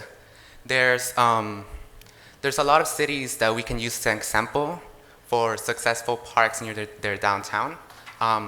In my hometown of Palm Springs, we have Francis Stephen Park. We use it for things like farmers markets, community hangouts, just things that build community. I'm fairly aware that the city right now is not in the best when it comes to its financial situation, thanks to years of neglect. However, I'm very much in favor of Mr. Manzanares' idea to tax empty properties, I believe. Tax empty properties, as that's a very successful way for us to, because all those empty properties, they're just there, they're just taking up space. They, to be honest, don't look very appealing. So let's instead use that revenue to invest in that park and to ensure that our community has somewhere to go. I mean, if we want to beautify downtown, we need to make sure that people have reasons to go to downtown. So that is just what I want to talk about. Let's invest in our parks, let's invest in our communities, and if we want young people to stay here in Calexico, let's give them a downtown to be proud of. Thank you. Thank you.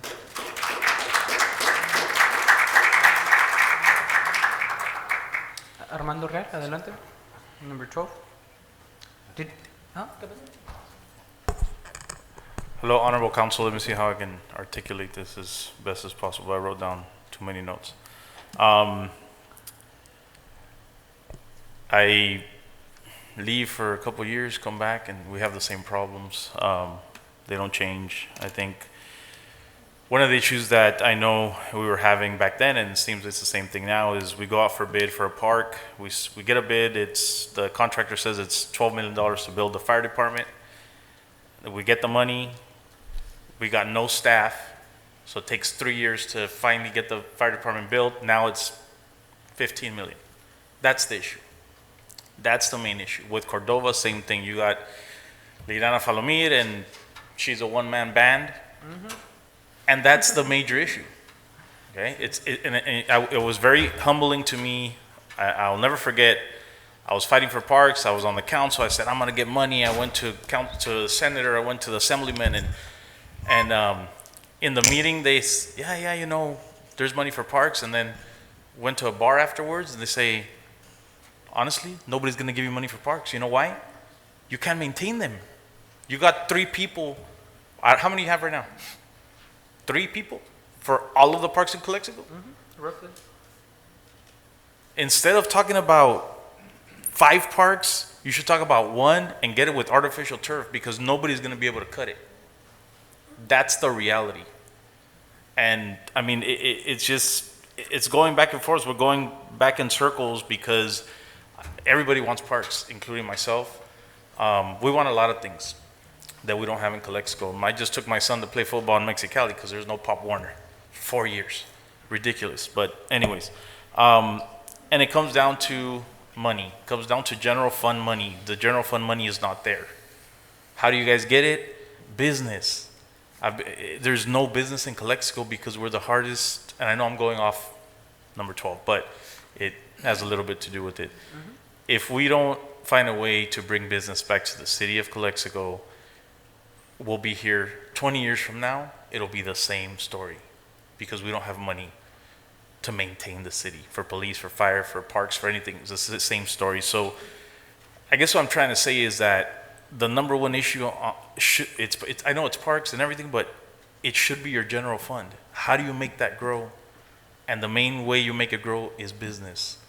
Bring business. We don't have a chamber of commerce. We don't have any association, anything that helps businesses. I mean, and I'm telling you, I've been a businessman my whole life. Everybody I talk to, from construction, you name it, Calexico, they don't want to touch it. Go to Calexico, do business. We don't want to do business in Calexico. Why? Because it's hard. Because they come here, they feel like they're being, it's bad. I'll tell you a quick scenario. Take a minute. My father closed his business in 2019 because he retired, and he rented his tire business for 3 years to another business.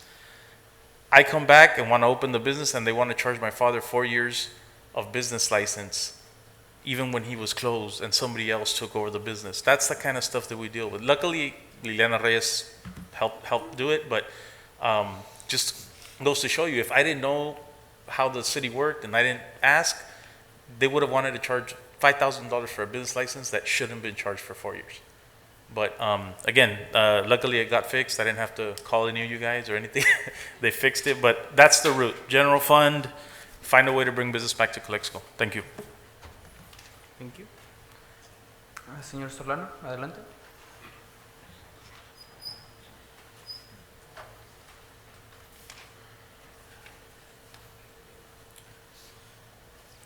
Jesus Solano, 426 Rosemont.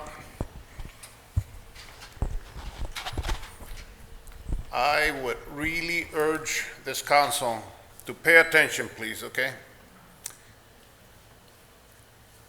In all my time here in Calexico, this is the first time I hear a person that works in El Centro and literally takes a week to kind of get involved with what's going on here in Calexico pertaining to the parks. She has told you she's a professional, okay? She's not a wannabe. She is a professional. You guys are looking for people that are interested to give to the community. You guys are looking for professionals. You got a professional here. What's the purpose of a commission?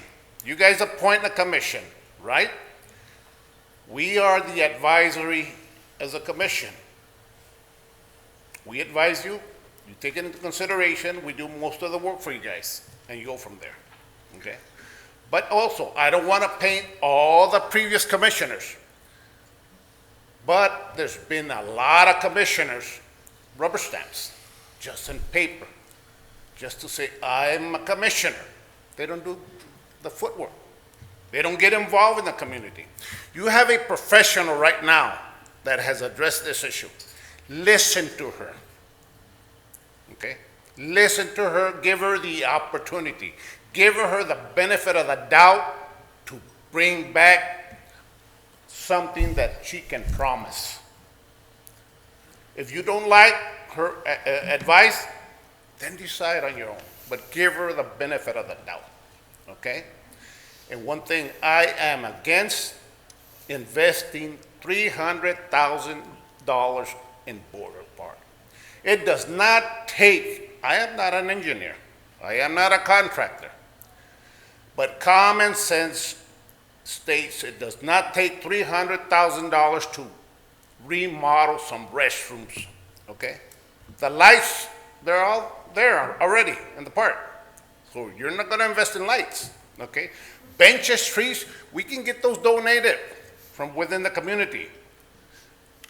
I'm one of the persons that goes out there and clean. I'm against investing $300,000, but however, I go out there and clean in the weekends, a few hours. Get involved within the community, okay? There's a lot of things that the community can do for that park if you want to bring it up. Let the community take ownership and bring it up. The other thing is, we know GSA has been using that as a parking lot for their material and for their equipment. Now, they literally moved everything to the street and on the outskirts of the park, okay? My understanding is, like Chief Chalo stated a while ago, he's a witness that there was a verbal communication on some remodeling onto that park. Let's address that issue. If you guys are too busy, give direction to your city manager. If your city manager is too busy, let her reach to the community. Get somebody involved to spearhead the situation and bring it back. You don't have to go that far. Listen to Pat. Give her direction. Contact GSA. How much are they willing to invest in that park? Okay? Now, if they want to go back and forth and stuff like that, I believe that we're entitled to some kind of compensation. Okay? If there was no agreement written, I understand that. Okay? But if we approach it the positive, constructive way, I think we can open some doors there. There's also a possibility, we don't know exactly how that board is going to end up completely. There's a master plan for that, but they always tweak those master plans. It's a possibility they might turn around and request the city to buy that section of the street, that section of the park. So let's wait on that. Give direction to a professional, not somebody that wants to act, okay? A professional, not a wannabe, okay? So respect her week of donation to this community, okay? I really admire her for that situation, okay? So take that to heart. Thank you.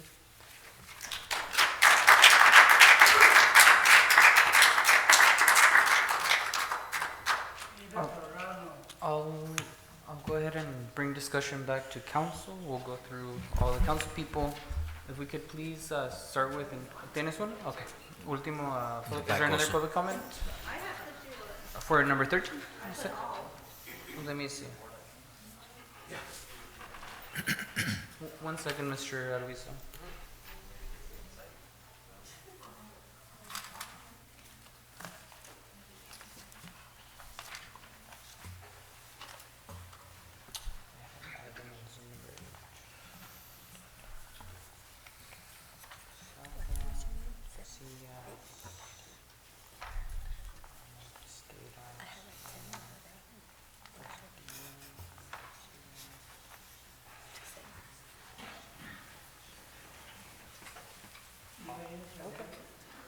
Would you like to speak at this, or after Alviso?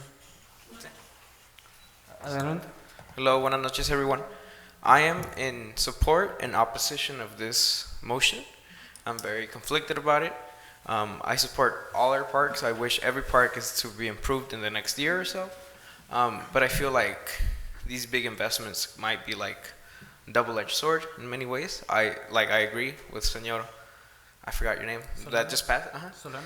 Yeah, like we can't trust Border Patrol. They might just want to buy everything and like try to push you to do that. So, and I remember the Border Patrol put like a porta potty near the park, and it was being used a lot. Like it was being kept safe. It was like kind of secret. Everyone was using it. No one was kind of talking about it.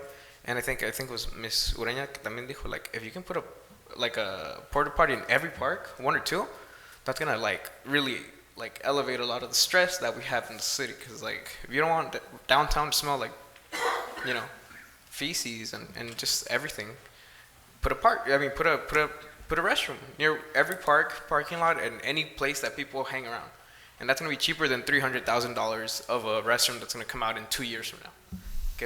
You know, like we need emergency level equipment because it is the ARPA money, because they're all emergency uses. So I think this is one of those emergencies where making infrastructure is not beneficial at all. Y pues para los Little League, the baseball, soccer, y todo lo que caiga, like every park needs to have at least one section where someone can, you know, relieve their body, you know, their stress. And I support in using Cordova, improving Cordova to just get it open with immediately, because that's been something that's been teased for 20 years at this point. So it's just making justice for every person in the city, because I know everyone has been to Cordova, and maybe not everyone, but many people do end up going to Nosotros Park, which will be one of the biggest parks soon enough, thanks to the investment that Mr. Manzanares did, and the whole city with the whole Rio Nuevo y todo.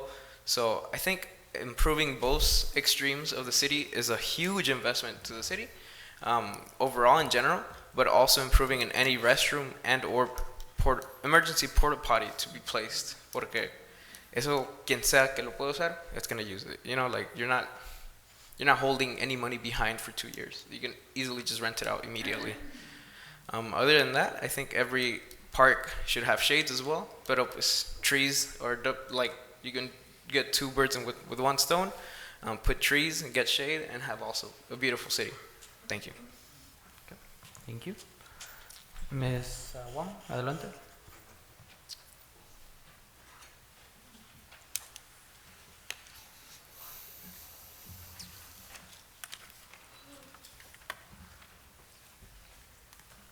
Before it was good afternoon, now it's good evening. I just wanted to let you guys know that, you know what, it's last meeting that we came to, I believe it was the 25th, the one prior to the special meeting. You guys said that, first of all, Mr. Urena said that there was no equipment there, but it was going to be investigated. We were going to see. Did anybody go out there and see?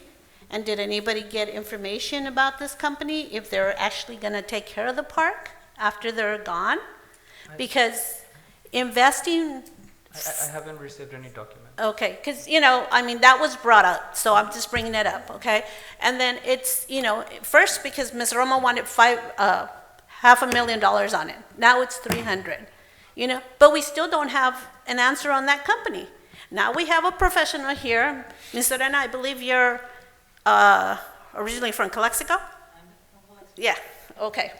So she's been invested here for years. She knows this is what she did, she does as a living. So I would table it, the one for Teco Park. I would table that money. I would repair Rodriguez and the community center. I live by there. I don't think it needs anything at this point in time. You know, I mean, it's just, but she's the advisor, okay? But I'm just saying, yes, we need the dugouts. Yes, we need the concession stand on Rodriguez Park that needs to be fixed. Yeah, fix that, you know, because that needs to be done, and that one is being used by the kids. You see that Vincent Memorial is out there practicing while the kids are playing, you know, which is ridiculous, but you see that. So you have all this that it can be done, but just because the money's there, it doesn't mean that it has to be spent like tonight, you know, earmark it for that. No, you can wait. You know, this is ARPA money, as you guys are talking about. And we got $9 million originally? So it's like, and you're still, I don't know when you got it, like 21? Yes, there's a deadline to spend it or to allocate it by when? 24? 24, yeah. Okay, so there's time. Not that much time, but... Not that much time, but there's time where you can, now you have a commissioner, now you can see what's going on, now, you know, you could get a professional opinion. You know, it doesn't have to be, like I said, it doesn't have to be approved like tonight, all of it, because that park right there, it's always been like that, okay? And to be honest with you, I've been here all my life, and you don't see it used. You know, and like they said, if you're gonna put toilets everywhere. But you know, it's just the fact that if Calexico doesn't get cleaned up, the city of Calexico, then you're not gonna get the businesses. With no Chamber of Commerce, that's what the Chamber of Commerce did: bring businesses, entice. Christmas parades, that brought money because you got people from different cities. The Mariachi Festival, you know, that Hildy worked on it for so long, that brought money into the city. So it's not only the business, but it's the events. So you have to make sure that you keep the city clean to get these events, to give us money, to bring in money, and that's all the general fund. Okay, so I just ask that please table that part of it, take care of the other necessities that are needed, and go on with that. You have at least, what, three more months. Oh, well, we're in September. So I don't know when in 2024 you need to complete that, but, you know, it's just think about it. Think about it, because this fund, it's gonna be for a longer use. It's not gonna be one time, let's do it, let's get rid of it because we have to use it. It's the same thing with the promenade, okay? I understand 18, 19, it was approved, it was supposed to be like this, it was supposed to be like that. However, the money came in when you guys were here, and at that point in time, is that when you have to decide, your decisions are your final decisions. That's where you have to decide, hey, it's not a good idea right now, we can't do that to the merchants that are barely starting up, that are, because of COVID. Stuff like that, you really have to think about it. And think about the cities, think about the residents, think about what you guys are really up there for. Improve our cities. And you say El Centro didn't use the ARPA money that you guys have been discussing. El Centro didn't have to use it for parks and recs. Look at what they have, okay? They have the aquatic center. They just did the expansion not too long ago. So, I mean, they didn't even have to think about no parks, but we do, because we don't have what they have. So making a comparison like that, it's apples and oranges, because it doesn't compare. They have it already done. The best thing to do is to have that communication with other cities. And if mayor can't do it, then have somebody else that's personable, that doesn't have any conflict with them, because at that point in time, you need to be able to talk to them and to be able to have communication with them to get more ideas. Okay, that's my thing on that. Just table it.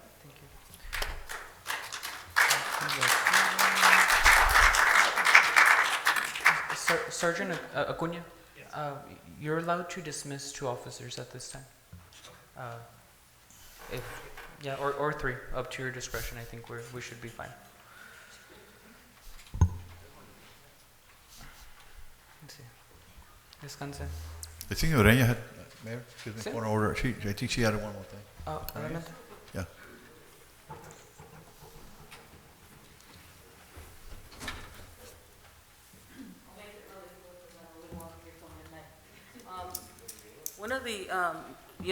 One of the things that I've listened to tonight is not only the kids that had to go home. I'm a parent. I wouldn't have had my son stay here all night, and I would probably discuss it at home with him. But each parent is different. But what I did want to tell you, great idea on the vacant lots. I think we can, grab some money from there. But I also read the strategic plan for the city of Calexico. Did you know that we are number 9 and 10 on the strategic plan when we should be actually number 2 or 3? We're at the bottom of the totem pole. Tonight, the conversation has been about Parks and Rec. I'm not going to do this alone. I have a very good working commission. I have Ms. Pacheco, Mr. Martinez, Mr. Garcia, Mr. Baeza, and Ms. Torres. They're not here, but they've been making phone calls because that's what the ad hoc committee does. I also asked Ms. Lily, where's our park plan? We have none. That's why we're picking at different parks. We need to have a park plan in order for us to succeed and maintain and make these parks happen. I'm not saying that Border Park should be off the chart, but I don't think it's necessary right now because nobody's going to go to it right now.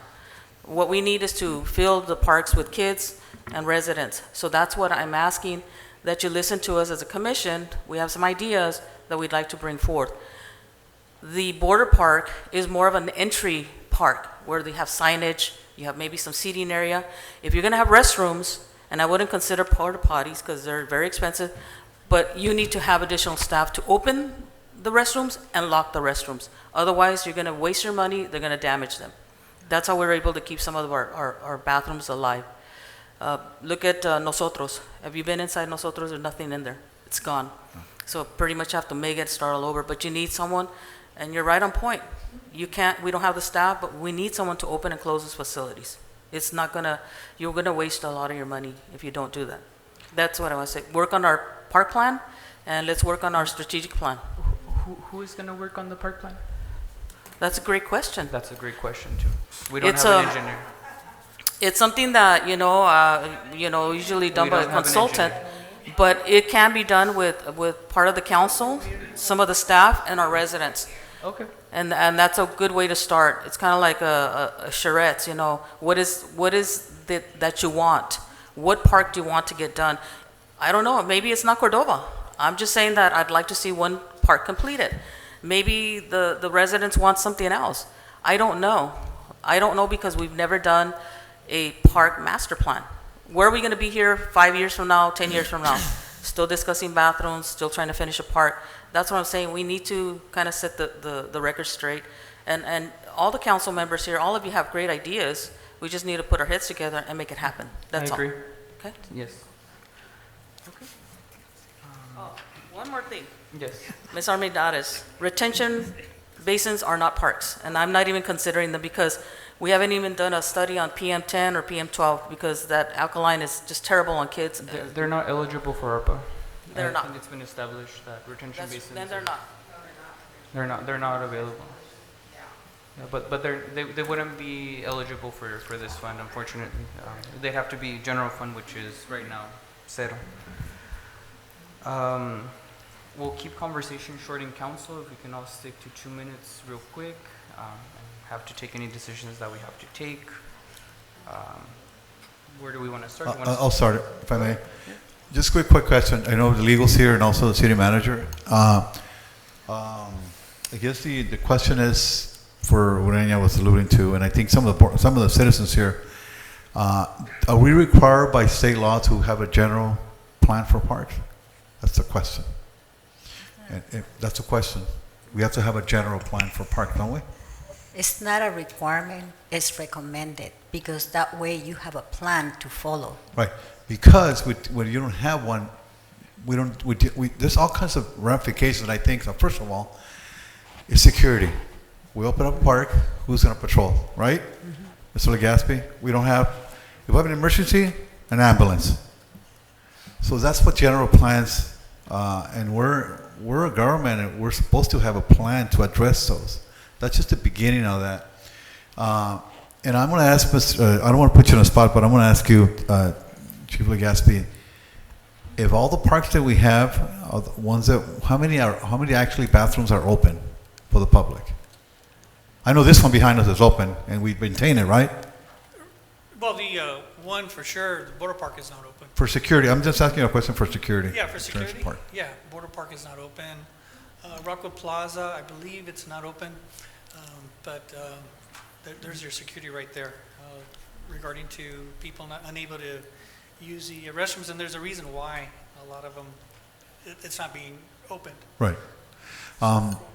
So the other thing also is what's happened here with the commissions that we assigned. The commissioner have always said we should be micromanaging. That's why it exists, and I'm taking her recommendation. Me personally, was Pacheco and the board members. I've spoken to Roxanne Pacheco. I've spoken to Urania Garcia. I spoke to the commissioners, and they all expressed the same thing. So we're up here, and they're doing a good job. The other thing is that we shouldn't be piecemealing all these parks, except I think the consensus for the citizens is one park in particular, which is the, by the way, I'm going to correct that, it's DECO, International Border Park. That's what it's called originally. And yesterday, myself, City Manager Colio, and City Councilwoman Romo met at the CBP, especially because it was raised, the question was raised about the equipment that was there at the park. Because I've always said that port of entry is not even built yet, the pedestrian. So we're going to go back. So anyways, having a conversation with CBP officials, they told us it's really the GSA who you'd be talking to. And I've always said, where are they? Well, there's a reason they're not here, because they have other plans. But their equipment's there. They're going to finish the phase there with the port of entry, the vehicle port of entry. But they told us 2 to 3 years by the time everything's said and done. And they're going to require all the space. And then the federal government, we can put a park there, but what's going to happen? They're the federal government. They can come in and say, you know what, eminent domain, thank you very much, bye-bye. That's it, done. And there's nothing we can do. Okay, it's a noble idea. I commend Ms. Cuomo for doing that. It is. But at this point, we have other priorities, specifically because I think what we should be doing is we should have an emergency meeting. Well, not us, but the commission should have an emergency meeting to address and do a comprehensive master plan for all the parks. and prioritize which parks are more important.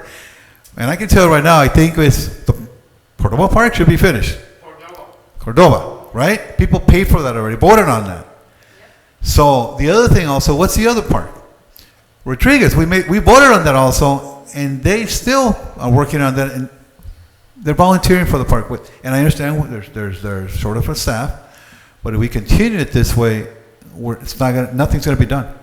And then also what attracts my attention is, and again, I don't want to put this stuff on the spot, but who put this together? Who put this together? Where is the Public Works master plan or plan for the parks in collaboration with the Parks and Recreation, and then bring it forward to us and present it, PowerPoint, however you want to present it to the citizens, and tell them the truth. This is what we got, and this is what we got in terms of money. Now, we have $1 million already allocated for that. But $1 million is not going to be enough. And this is why we said the Heber Park, because I used to live on that, I grew up in that area. The Heber Park is an old idea, and now we're short. But what's happened with Calexico, every time we build something, we don't maintain it. That's the problem. So we're going to build another park, we can't even maintain it. And we're going to build another park, we can't maintain it. Keep the ones that we have, maintain the ones, and go on with your life, because it ain't going to happen. So we're we're falling our own swords. Us, the city council, staff, not really the staff because we direct, but we're doing that. So I think a comprehensive plan would be, and I allude to my first question, my question was, are we not mandated? Ms. Collier said that, we're recommended. There's a reason why I recommend a master plan, because we have to address all those issues, and we're dealing with taxpayers' money. That's the bottom line. We're dealing with your taxpayer money, and we want to make sure we take care of your money. So, having said that, I will make a motion if I can to address that through a emergency meeting to a Parks and Recreation, do a comprehensive plan, and come back and report to us. I'll make a motion for that. I don't know if I want somebody to second that. That would classify as direction. So direction has been given to the commission, but it's not a formal motion on the agenda. So if Ms. Collier could note the direction that was given to the commission. If you can restate your motion. Well, or whatever you're proposing. Just yeah, to make it clear. Right, for the emergency meeting. Emergency meeting? Yes, big Parks and Recreation. Okay, for the master plan with Public Works. Tabling this item, including? Right. Yes. Of course. Mhm. Okay. That is a motion. Yes, well, because we have an expert here recommending, and I'm gonna vote in favor for her recommendation. That's just me. There's a motion to table. Is there a second? Second. To table. Yeah. Is there a table? Second? Is there a second? Yes, there's a second. Okay. Motion and second on the table. We'll be discussing that motion. I don't believe have to let everybody talk. So, Mr. Manzanares, I'm discussing this motion. I would like to at least get the approval for the Rodriguez allocation. And the community center park, Ms.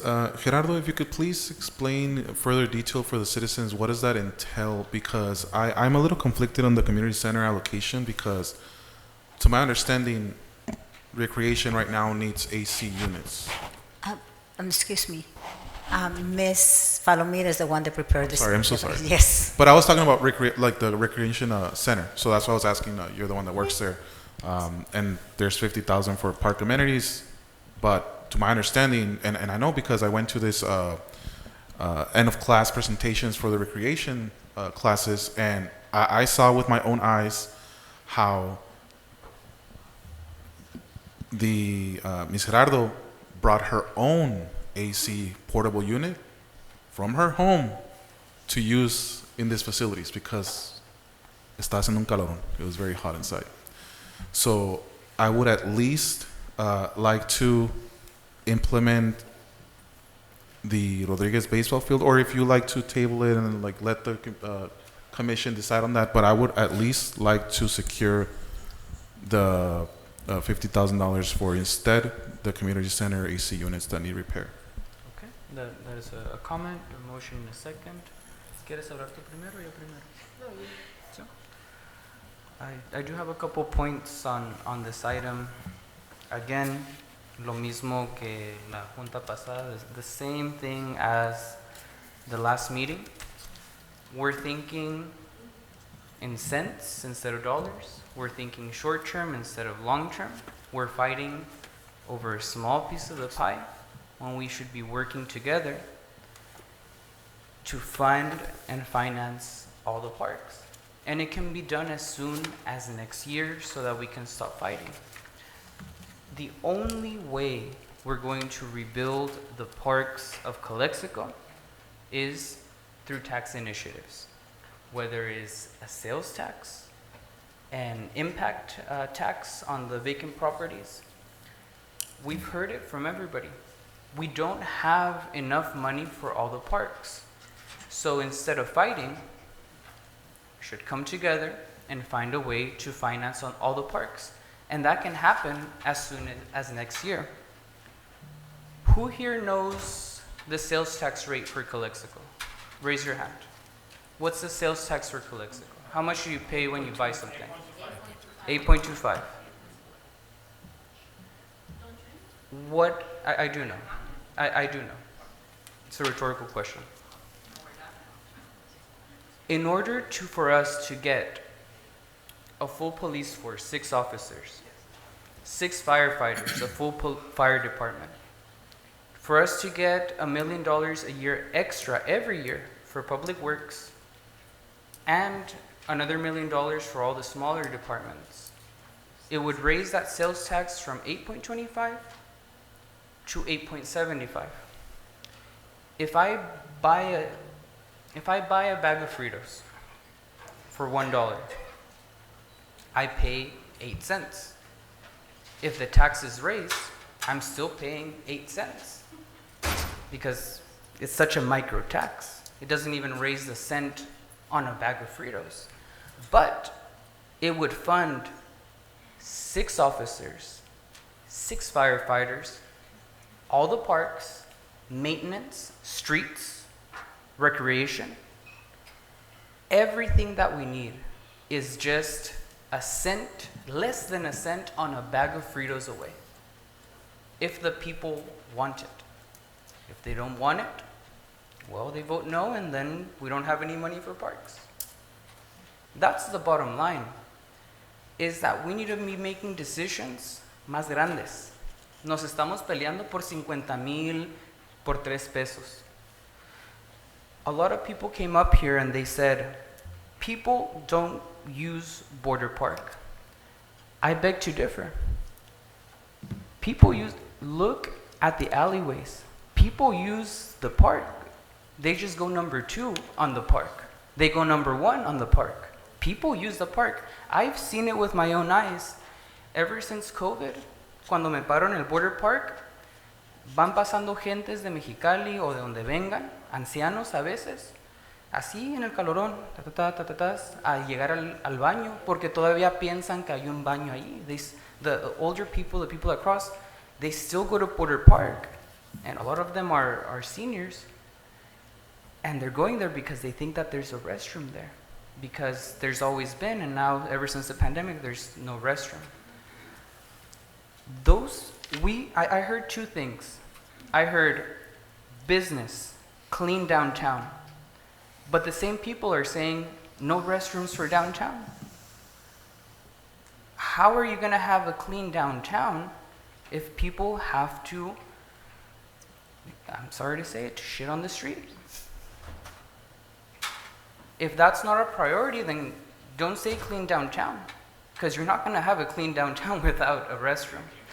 As a matter of fact, prices have gone up, Mr. Solano.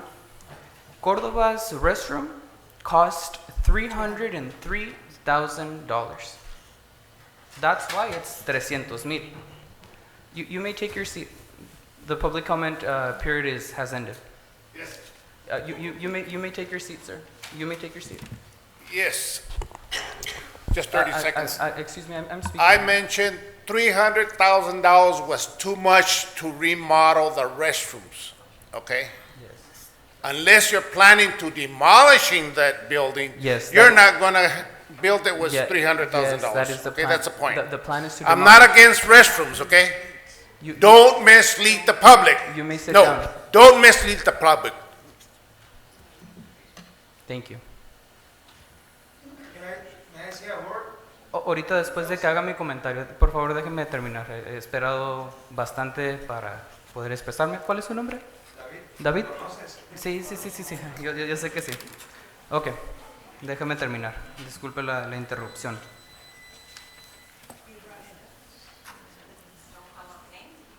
Entonces,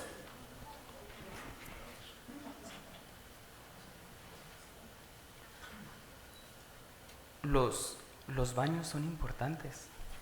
Los baños son importantes hoy también.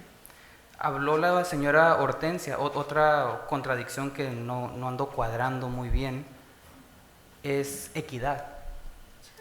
Equidad. Pero las personas que me están pidiendo equidad, the people that are asking for equity, quieren todo en la parte rica de la ciudad. Gente se paró aquí a decirte, Manzanares, quita nosotros y ponlo todo en el Córdoba. ¿Pero por qué? Si esos niños son privilegiados, pueden ir a San Diego, pueden ir a Mexicali, es el vecindario del dinero. Excuse me, I'm speaking. Si estamos hablando de equidad, if we're talking about equity, cuando tenemos poquito, que ahorita tenemos poquito, no se trata de concentrarlo en la área de la ciudad que ya tiene dinero o recursos, o que tiene más ingresos. Al contrario, tenemos que ponerlo en la parte donde los padres de familia no tienen el recurso, que es el West Side, que no tienen el recurso para llevar a su hijo a San Diego, para llevar a su hijo al centro, para llevar a su hijo a Mexicali. Esa zona no son las Victorias, esa zona es el West Side. Esa zona es el Old Town, el Downtown, la zona, la Garra. Esas son las zonas en desventaja.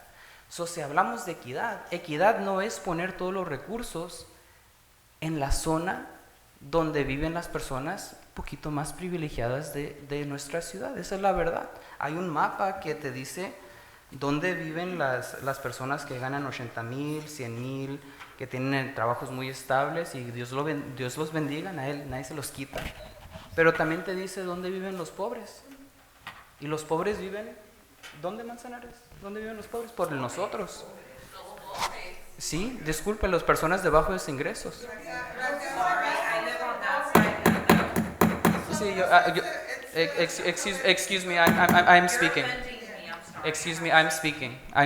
I haven't finished speaking. Please conserve your silence.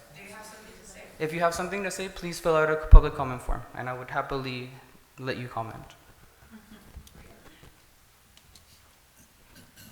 The last thing I wanted to comment on is I hear a lot of comments about community involvement and community fixing up parks. I don't think that's a solution for a couple of reasons. Number one, I think it's the city's responsibility. That's just my opinion. But number two, it's particularly dangerous because unlike El Centro, unlike Brawley, the city of Calexico lost its insurance. So if somebody gets hurt fixing up a park, it will cost Calexico. But if that same person got hurt fixing up a park in El Centro, they have insurance because they didn't lose it in 2015. That's not a viable solution. That is a solution that can cost us a lot more money. I said it last meeting and I'll say it again. And I'm going to add to it too. It is unhealthy. No es saludable estarse peleando por pocos recursos. Tenemos que enfocarnos, we have to focus, de dónde vamos a sacar los millones ya rápido para todos los parques, que es muy posible, les expliqué, no cuesta más que 1 centavo en sus fritos. Es la matemática, o sea, tuvimos una medida, genera 3.5 millones al año. La misma medida, pues otros 3.5 y ya tenemos todo lo que ocupamos. ¿Cuál es el problema? Entonces, si verdaderamente estamos hablando de hay que tomar decisiones con equidad, hay que tomar decisiones con equidad. Y parte de esa equidad incluye el West Side, pero también incluye el Downtown. Cuando cerraron la frontera, no sé si se acuerdan que cerraron la frontera por más de un año, ese año que lo cerraron, perdimos más de $800,000. Nomás en la pérdida de nomás que Mexicali no pudo venir, hubiera pagado 2 baños. Al contrario, hay que decir, hay que poner baños para que vengan más y recuperemos lo que perdimos cuando no pudieron venir. Yo estoy de acuerdo. La gente no quiere venir al downtown porque está sucio. Entonces, ¿por qué no ponemos baños? Decimos que no se usa, pero evidentemente sí se usa, pero como baño público al aire libre. Hay que cambiar eso. Y hay que enfocarnos en las soluciones grandes que nos van a solucionar los problemas en todos los parques. Señora Romo, tengo unos cuantos comentarios, si gusta hablar primero. Okay, es mi noche. I only have one comment. The need for the bathroom in the downtown has been a priority for several years, okay? ¿Quiénes son las personas de la comisión? Usted y la señora Ureña, ¿no? Okay. Mi comisionada, la señora Pacheco, la señorita Pacheco, ella es una experta en arte, no en parques, en arte. Quien era mi comisionada en parques está aquí, Carmen Durazo, Carmen Estrada. Oiga, Carmen, ojalá esté bien.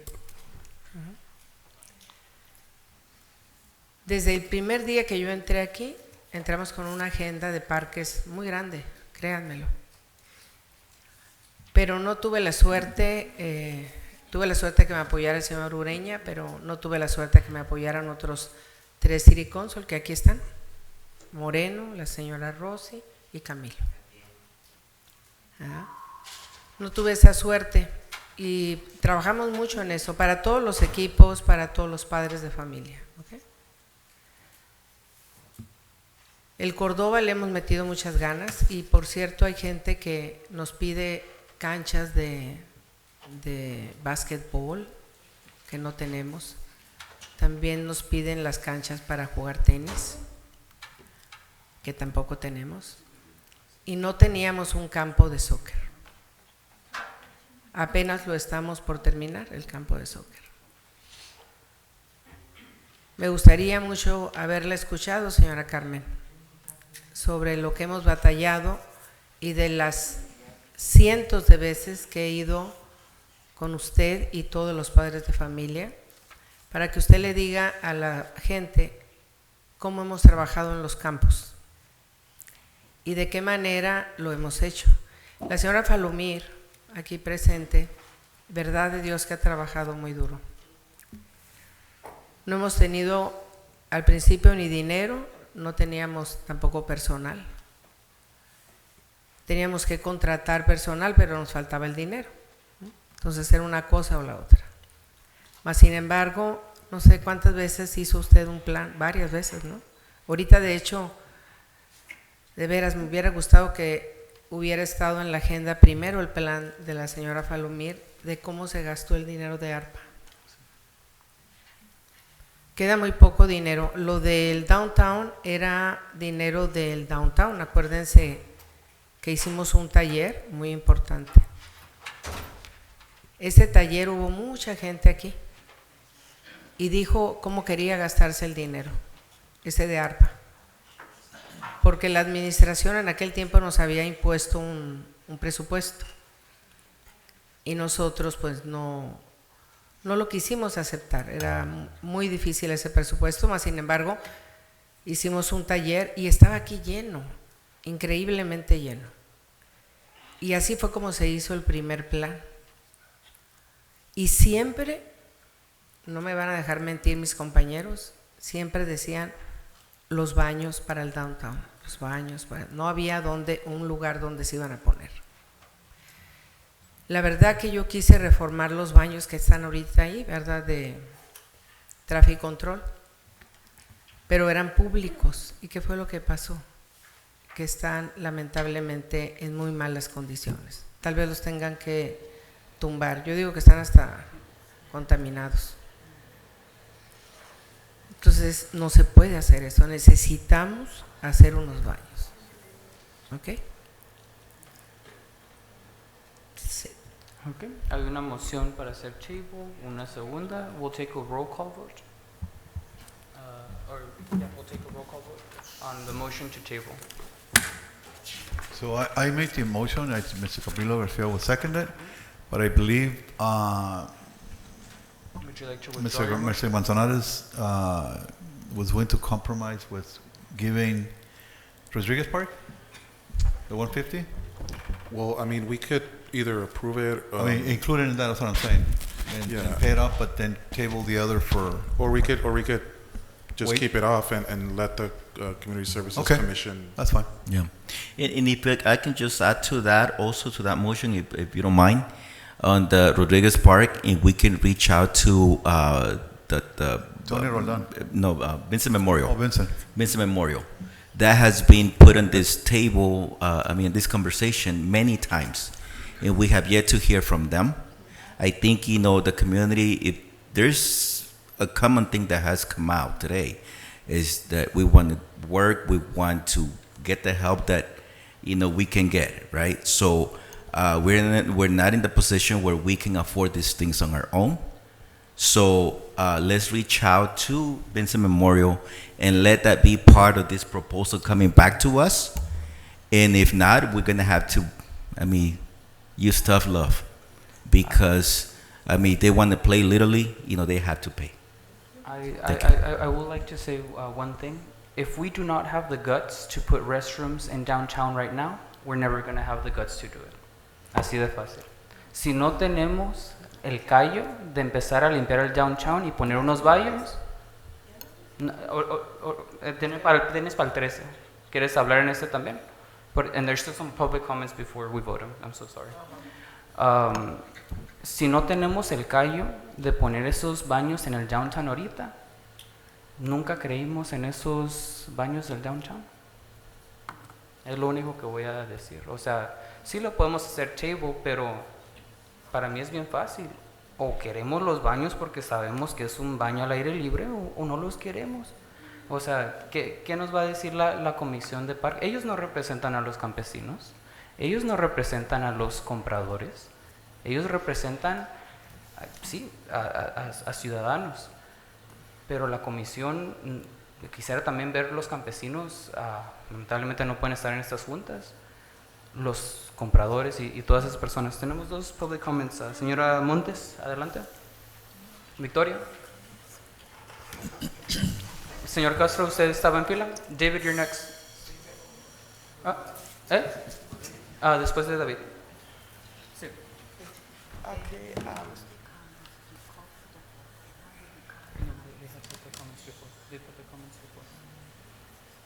Go ahead. Okay, my name is Victoria Montes. I reside at 1204 West Calle de Oro here in Calexico. I was born and lived all my life here. And I have lived up to 20 years at Tagarra. I don't see myself as poor.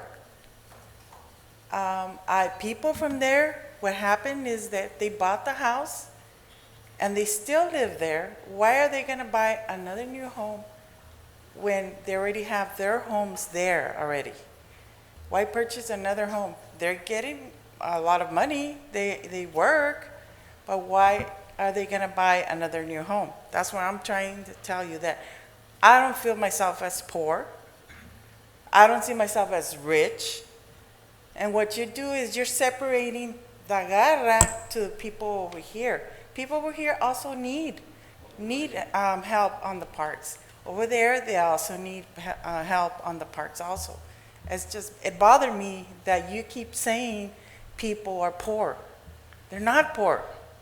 They just know how to use their money, and if there's something, if they can't buy something, well, they need to, learn how to do their finance and, but we are not poor. okay? I don't know where you live. Do you consider yourself poor? Yes. Okay, do you live in La Garra? Yo no tengo casa. No, but do your parents Yo live no, in La Garra? yo no tengo casa. Manzanares, Yo do no your tengo. parents live in La Garra? No? Okay, but you consider yourself poor. So please don't put people down like that. Don't put people down, because there's a lot of people over there that have business. They have kids that put the kids into college, and because they work. But please don't call them, because you're calling me poor, and I feel very different when you call me You poor. live in Avenida de Oro, no? I live there. That's a rich neighborhood. That's not a rich neighborhood. That's a rich neighborhood. Oh, I am sorry. That is not a rich neighborhood. I'm sorry. The value all around Calexico Those is, property values are higher than La Garra, that's for sure. it's, my property is, there's some in La Garra that has the same value as my house. The Villa de Oro, yes, at one time when I was in school back in 90, that was it. That was wow. That was the Villa de Oro, wow.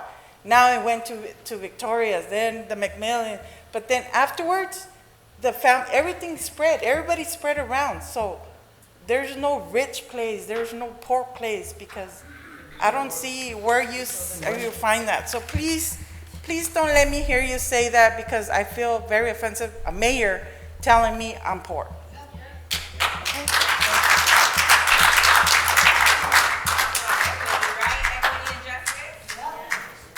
¿Tu nombre, for the record?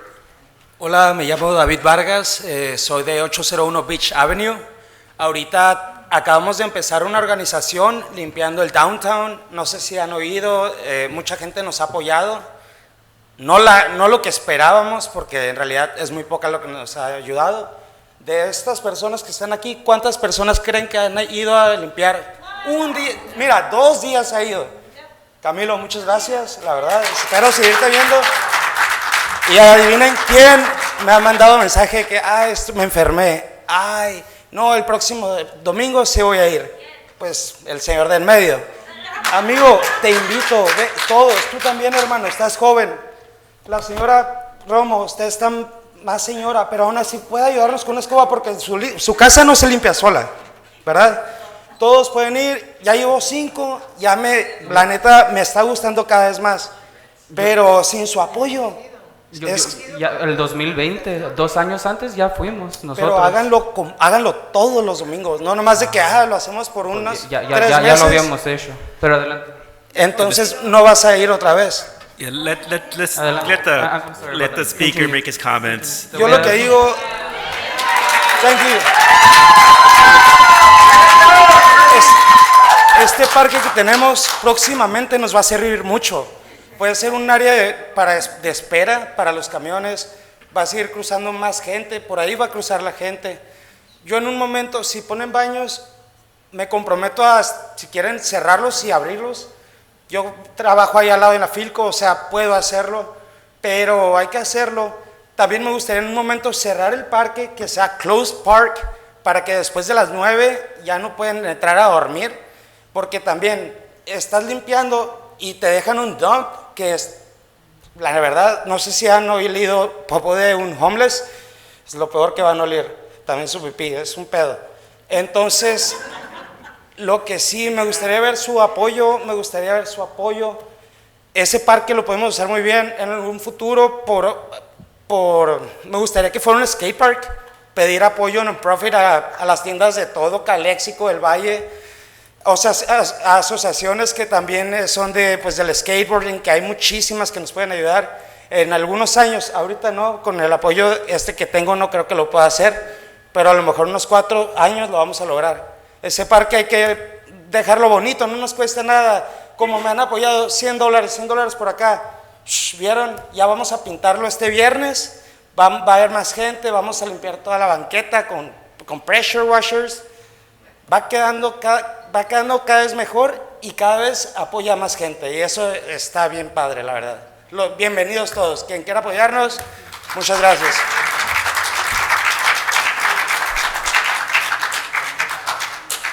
Señor Castro, ¿sigue?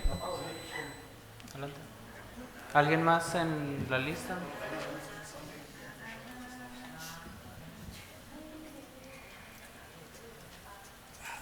Bueno, yo nomás quería hacer el comentario. Antes del COVID, nosotros teníamos, la familia Castro tenía el transporte, el Calexico Transit, y nos estacionábamos ahí por la Heffernan y Primera. Y como a media cuadra estaban unos baños, los cerraron. Ya tienen como 7 años. Nosotros operábamos cerca de unas 20,000 personas por mes. Nomás el transit, los buses, operaban 20,000 personas al mes. Y todas esas personas cruzaban Calexico. Son los que les llaman los shoppers, los que vienen a la escuela, los que vienen a trabajar. Pues ese es nomás Calexico Transit. Del Port of Entry, creo que pasan cientos de miles de personas. Entonces, es muy penoso, pero es cierto. Las personas hacen 1 hora de fila, 2 horas, toman agua, toman soda, las que cruzan a Calexico, especialmente señoras. Y yo personalmente miré personas apuradas, yendo a callejones a hacer sus necesidades. Es muy penoso que siendo parte de Estados Unidos, nosotros no podamos apoyar un baño, un servicio que como ciudad fronteriza, nosotros somos la ciudad diferente a todo el valle, tenemos la frontera, tenemos que tomar ventaja de eso. La mayoría de la gente que se levantó aquí habló de que necesitamos, el canso necesita trabajar a cómo crear impuestos para cumplir todas las necesidades. Tenemos que iniciar, el mayor Ureña habló de una medida, se puede trabajar en eso, una medida a favor de incrementar los sales tax. Pues hay soluciones, están escuchando las soluciones, pero la necesidad de esos baños, les vuelvo a repetir, se me hace muy penoso que el canso no se ponga de acuerdo en algo tan sencillo, o a no ser que no tengan familiares que hagan línea, o que vengan a comprar, o que vivan en Mexicali. Se me hace muy triste, se me hace muy penoso, pero es buen comentario ese, Mayor Ureña. Es cierto, yo lo viví porque tuvimos el transporte por 49 años, lo vivía diario. 49 años es es mover mucha gente, y ojalá que si yo no vuelvo a operar, pues que venga otro tránsito a operar, pero la necesidad. Gracias, Noricumbo. Gracias. Te escuché. Pues, por favor, guarden el silencio. Por favor, sí, te doy gracias. Te doy gracias. Sí. Señora Noricumbo, pero, if that's a warning, please do not interrupt the speaker. Pero una vez más, es una necesidad. Yo espero que, como alguien mencionó, no me acuerdo quién, pero dijeron, pues ¿para qué hacen más largo esto? Voten hoy o sigan mandando a esa gente. Queremos un downtown limpio, pasen por la Heffernan, enseguida el Jack in the Box, enseguida de la otra tienda. La verdad, huele muy mal. Entonces, pues la gente, ¿dónde va a ir?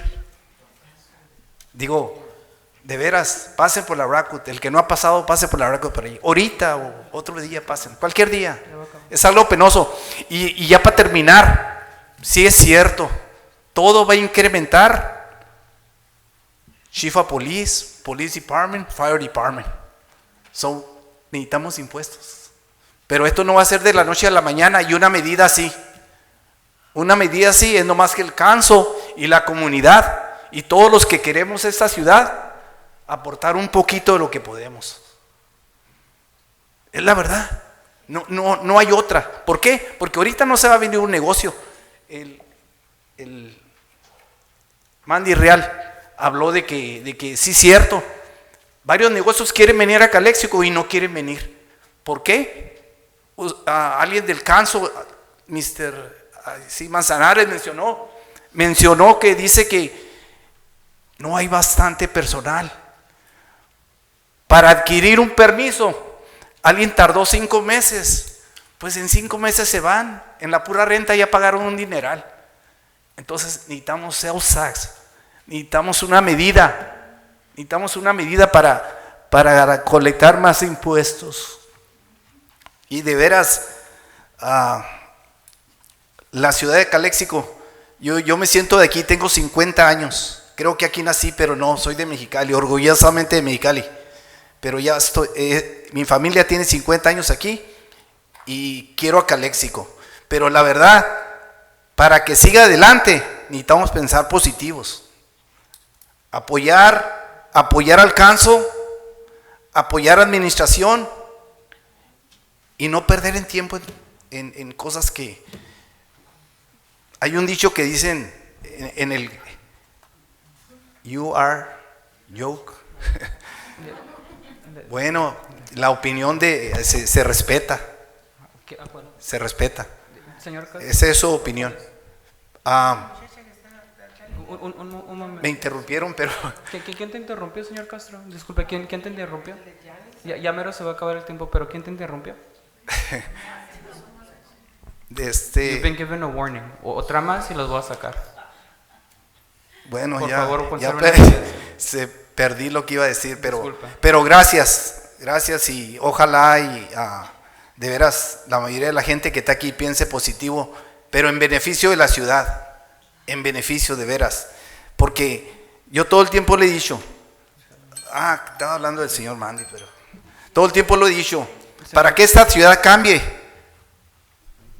cada uno de nosotros tenemos que cambiar, aportar un granito. Y ese granito es como puedas, ¿no? Gracias. Gracias. Señora Carmen, adelante. Señora Estrada, adelante. Necesitamos las cámaras atrás para que la población vea cómo se comporta el público. Ya se lo dijimos, yo tengo rato diciendo. Adelante, señora Estrada. Bueno, buenas noches, soy Carmen Estrada. Soy fundadora y presidenta de la Liga de Calexico Parents Athletic League y directora de Calzar. Estamos muy orgullosos porque nos afiliamos a Calzar y pues mi recomendación es que se termine el Parque Córdoba porque todos los deportes son muy importantes para nosotros, pero sí soccer no tiene ni un solo campo. Tenemos la liga de adultos, que son los niños de 17, que ya nos cobran, pagamos por usar los campos, los desagües. Entonces yo también quiero decir que si estamos pagando a ustedes por usar los desagües, pues que de pérdida del dinero que pagamos, se compren los focos del campo Daniel Gutiérrez, porque estamos a oscuras. Son 9 focos los que nos sirven. Y ahorita pues estamos cooperando entre todos y vamos a juntar como $5,000 para pagarle a la ciudad para que jueguen nuestros niños. Señora Estrada, ahorita estamos hablando del Teco, Rodríguez y del Crumet. Okay. O del Community Center. De los baños. Ese es el item de los baños. ¿En qué momento puedo hablar lo que estoy hablando? En el que sigue. Ok, gracias. El Córdoba, sí. Muy amable. Gracias. Ok, muy bien. Teníamos un motion para hacer table, una segunda. Disculpa. Roll call vote on the motion to table. No. No. Mr. Garcia? I'll vote when he comes back. No. Yes. Okay. There's a phone ring, Mr. Warren. Is Mr. Garcia still present? Mr. Garcia, your vote on the motion to table? Yes. That is 3-2. The motion fails. Is there a secondary motion? I would like to make a motion, but with amendments, however. Of course. I'll introduce those And amendments. And I bring this up because So the, right now, the floor is clear, so there's no, since the first motion failed, the floor is clear. A new motion? Correct, yeah, it's, no, so you don't have to make an amendment, it'll just be a first motion. First motion, okay. So I just want to clarify why I'm making this motion. I asked people, everyone was talking about, so many people here were talking about the downtown, right? And that they want it clean. And at the same time, they tell us, don't fix Friendship and don't invest in the promenade. So do we invest in downtown or do we not invest in downtown? That's the question. Every time there's an idea, it gets incredible backlash by the community. So do we not touch downtown and leave it as it is right now? Because así va a pasar. I just overheard la señorita Fernandez when Mr. Castro was making his comment about a specific street smelling bad, and I heard, don't go through there. That was the mentality of people who served in council before. Just don't go through it. Qué vergüenza, qué vergüenza. Excuse me, Ms. Guillen. That's a warning. So, and we also have to consider this is going to be for concerns here. I didn't feel comfortable spending $500,000 in this, although it probably needs a lot more. Pero realistically, this is also the entrance to Calexico. When the port of entry finishes and it's completed, what are people going to walk into, right? Van a venir, they're going to turn around right away. But that's the entrance to Calexico. And it will be the official entrance to Calexico with this huge, dilapidated, welcome to Calexico sign. I appreciate your efforts to by yourself clean or make what you can with Friendship Park, but the reality is that we need real money investment into that park. You've seen it yourself. I've seen it myself, and Ismael and Joey from Calexico Exchange, that we also cleaned Friendship Park for a few weekends since 2020, 2021. So we know what it's like. It's in horrible shape. One time fuimos a inspeccionarlo, there was someone living inside that fountain, right? So I definitely hear what people are saying. The next agenda item will take care of Cordova, but I also want to make sure that since this is one-time money, that we can do something for directly impact people. For example, with recreation, I mentioned before, I went to go see the end of the season presentations, and so many people mentioned one thing. Can we please get an oven so we can provide ceramic classes? Please lower the signs so the public can see. Please lower the signs. Please lower the signs. Please, a little bit lower. There you go. Thank you. That's legal. So if we can't even provide people with an oven so that we can, the seniors, by the way, that were asking me for, we want to do ceramics, pero we don't even give it to them. So I will make a motion to approve with amendments being the 300,000 for Friendship, the 150 for, sorry, I'm looking at the 150 for Rodriguez. However, I want the 50,000 for the community center to instead be invested in AC units that they're needed right now. And not only for the community center, but I mean like community center, Carmen Durazo Center, right? And just a comment on Carmen Durazo building. That building is not ours. That building is a lease. I contacted the Chelsea Investments, and they're looking into it because that's actually their responsibility, not the city's responsibility. So we cannot invest in ACs that do not belong to, for a building that does not belong to the city. No, I was aware that it's not for the city, but I mean, these presentations were like a bunch of people went in, and I was actually really glad to see. And I get it. I'm just gonna let you know that that's the process that we need to follow, and I've been following that. Chelsea owns that building. Exactly. So Yeah, Chelsea private has to company. replace the AC. We cannot replace the ACs. If your motion is approved, Mr. Manzanares, and it turns out that Chelsea will take care of it, the money will just not be used there. So your valid motion. Adelante. So I'm gonna hold off on that until we get confirmation from Chelsea. But they are needed like at the moment, right? I believe the community center is working with one AC unit, if I'm not mistaken. But not only that, I want to allocate a sub-account for one-time recreational investments, which includes $15,000 for an oven so we can provide ceramic classes to the community, as well as $20,000 for soccer goal post, with including nets, because the soccer community has been long ignored in this community, long ignored, right?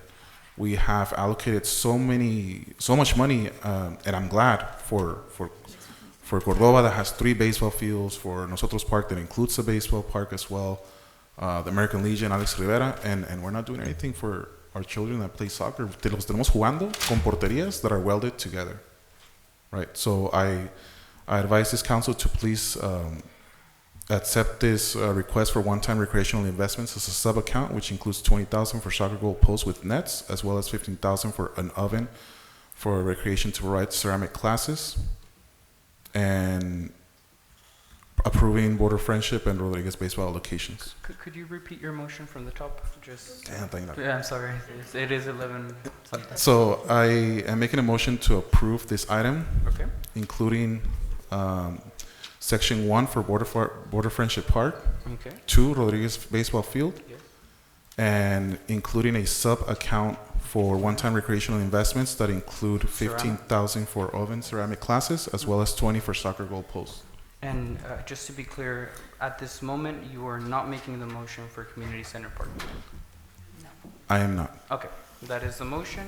I will gladly second that motion. I'll let Ms. Romo second that motion. We'll call a roll call vote on this item. Can we have a discussion on that? Yes, absolutely. Okay, according to California state law, Government Code Section 65300, all municipalities are required by state law to create and adopt a master plan in open spaces, parks. So I'm going to vote on it because we're in violation of that. You have a comment? I do not have, he may be just talking about the general plan, open space designation, I think. That's what I think that's, zoning yeah, that's, but I don't have the provision in front of me, that's what Well, I'm the city of speaking Brawley of. has adopted one just recently Yeah. for until 2030, and just developed it and submitted for adoption, and they have a master plan. That's what I said. We get into problems here because we should go regroup, collaborate, and work with everybody and bring it back, because we're in violation again. But you could adopt a master plan specific to parks, I mean, that would be. All right, The motion's there's a on the floor. motion and a second. Go ahead and have a roll call vote. If I can just Yes, make a briefly. quick, yes, please. So I go back to the same point, we are asking for help, we're asking to volunteer, right? Someone just spoke up to heart from experience, and yet we are not listening to that experience. This is what's wrong. I appreciate the passion, I appreciate, wanting to allocate this money, but I don't even know what those numbers mean. I don't know if that's enough or, what is going to be needed. So here we're going to be with the projects that we're going to start, and we're not going to be able to finish, maybe. So I want people to do their due diligence. I know that our people are willing to do that. They're willing to meet. They're willing to gather valuable information from the citizens. So with that, I stand behind the original proposal. So that's my comment. Okay, thank you. Roll call vote? Yes. Yes. No. Yes. No. Motion passes 3-2. Moving on to item number 13, which is the approval of the following: Cordova Memorial Park Illustrative Plan, Phase 1, and a budget amendment for $465,000 to essentially finish Cordova Park. If we could have a brief presentation. Let me get the...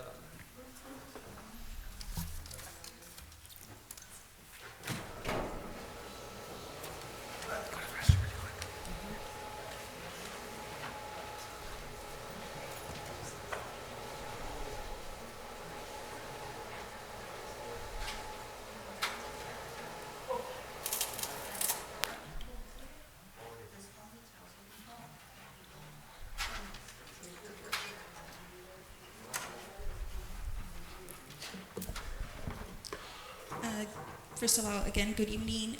Lily Falomir, Public Works Manager for the City of Calexico. For item number 13, I hope they're still on. I have our consultants from Kimley and Horn.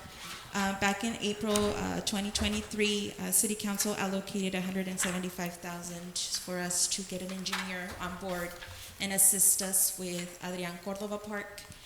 Since then we have met with Kimley Horn staff as well as the city manager, and they have come over to Calexico and did a site assessment. So now we are in the 30% plans. So we wanted to bring it before council to get comments as to if we can proceed with the 60% plans. Due to the funding that we currently have, which is just $740,000, Kimley and Horn has prepared what it is a phase 1. So Kaylin, I don't know if you can hear me.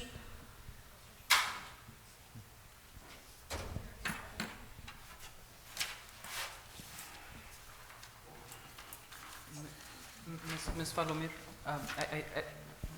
Señora Falomir? Yes. I think in the interest of time, if you could show the community what phase 1 looks like, para sure. whatever fund. So right now, the existing condition site plan is the way we have, which are the 3 baseball fields as well as the soccer field. The plan before you is the full concept plan, which has, of course, parking lots as well as a basketball court, and the most important that we need to open these parks, which are parkways, walkways, sidewalks. Right now we are unable to open the park because we are not ADA compliant, therefore we don't have access. If somebody's in a wheelchair or disabled, they cannot access, which is the baseball fields as well as the soccer or multi-purpose field. Also, one of the items that was also discussed is, of course, splash pad. So that's the splash pad is up on your left up corner. So this would be the full concept of Cordova Park, which is the 2 parking lots. One that has direct access to the baseball fields. The other one would have access to the basketball court as well as the multi-purpose field. So the estimated cost right now for the 30% is $3,904,386. So as I mentioned before, the funding that we currently have is only $740,000, which would cover portion of phase 1, which would allow us to open the fields because we will have parking and then we will also have parkways. Also, it includes utilities, storm drain lines, and water and sewer utilities for future concession stand. So we want to leave it in place and have all the infrastructure ready. So when we do get funding for the concession stand, we already have all the utilities. This is what we're voting on today? This particular one? Well, we're recommending, because of the funding, and we know that there is no allocated, then just going by phase 1. This is the future concession stand. Over here you'll find the restrooms, and this will be the parking lot. So because of the limited funding we have, we are recommending to do phase 1, of course, with requesting funding from $465,000 through the ARPA downtown to proceed with phase 1. That would allow us to, again, have sidewalks, open pathways to the areas that can be used. Okay. That would include access to the soccer field? It would be, yes, it's if you can see, it's right here. It will be a driveway, and this would be a temporary parking lot, and so they would be able to access this area to the multi-purpose field.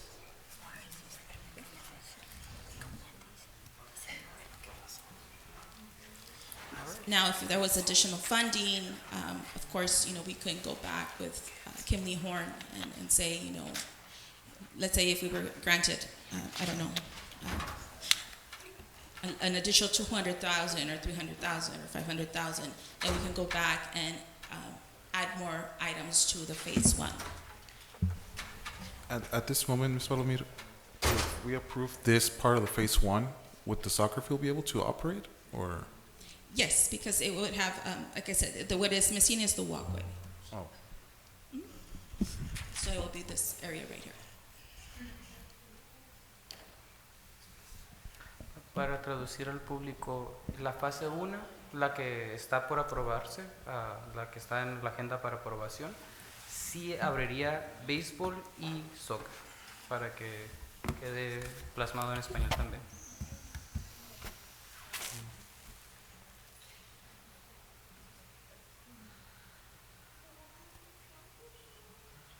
Okay, is that the main information, Ms. Valomir? Yes, I don't know if you have any questions. Let's go to public comments. Let's do those first. Mr. Solano, adelante. We can turn on the lights, please. Thank you so much for that presentation.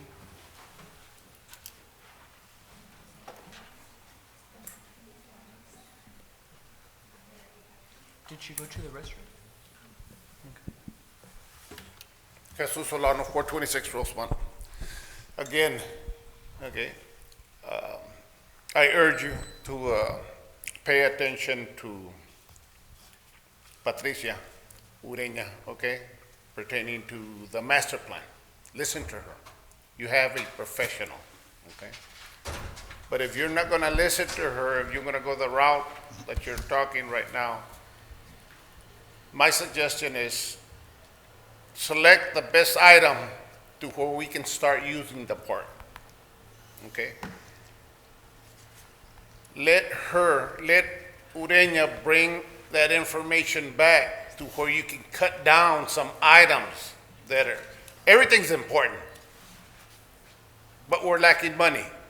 So we have to cut down somewhere, okay? Listen to her suggestions, okay?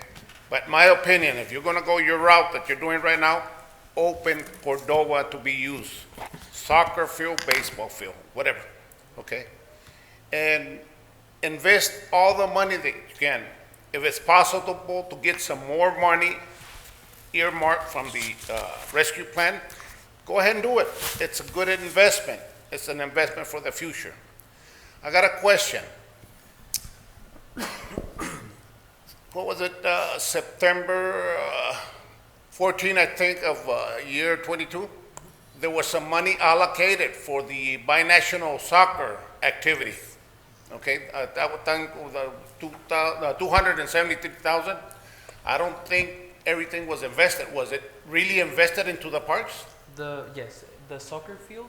No. The money, that Yes. 273, was it invested into for the? Yes, Okay. that part was not for the, sorry Yeah, about just that. for clarification, Adelante. only of the 272 that were approved back in September, only 172 was allocated for Cordova, of which the balance right now is 107,000. So that's the balance that we have that we will also be using towards Toward the park. towards Cordova Park. Yes. Okay. Okay. Thank you. Yes, sir. Señora Estrada, adelante.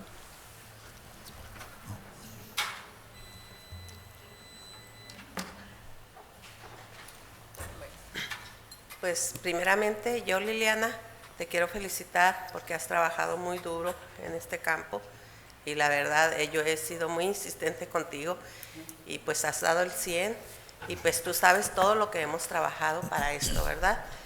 Y pues no quitemos el pie de renglón de hacer esto porque la verdad nosotros hemos trabajado muchos años aportando a los campos y ahora paramos cuando vino el dinero de ARPA, porque pues sí estábamos un poco agotados, porque nosotros somos una organización que hicimos cerco, traímos el proyecto de la luz, traímos bastantes proyectos aquí, porque no teníamos ni desagües con luces, y ahorita tenemos desagües con luces, y tenemos pues una liga de casi 400 jóvenes, de 18 a 45 años, de muchachas también, de 18 a 45 años, tenemos 350 muchachas de todas las high school de aquí del Valle Imperial. Entonces, Calexico debe de sentirse orgulloso porque es la sede de todo el Valle Imperial en soccer. Tenemos un director en cada ciudad y Calexico es la base y ahorita ya estamos afiliados a Calzar, entonces nosotros queremos enorgullecernos de Calexico, que tenemos buenas áreas donde jugar.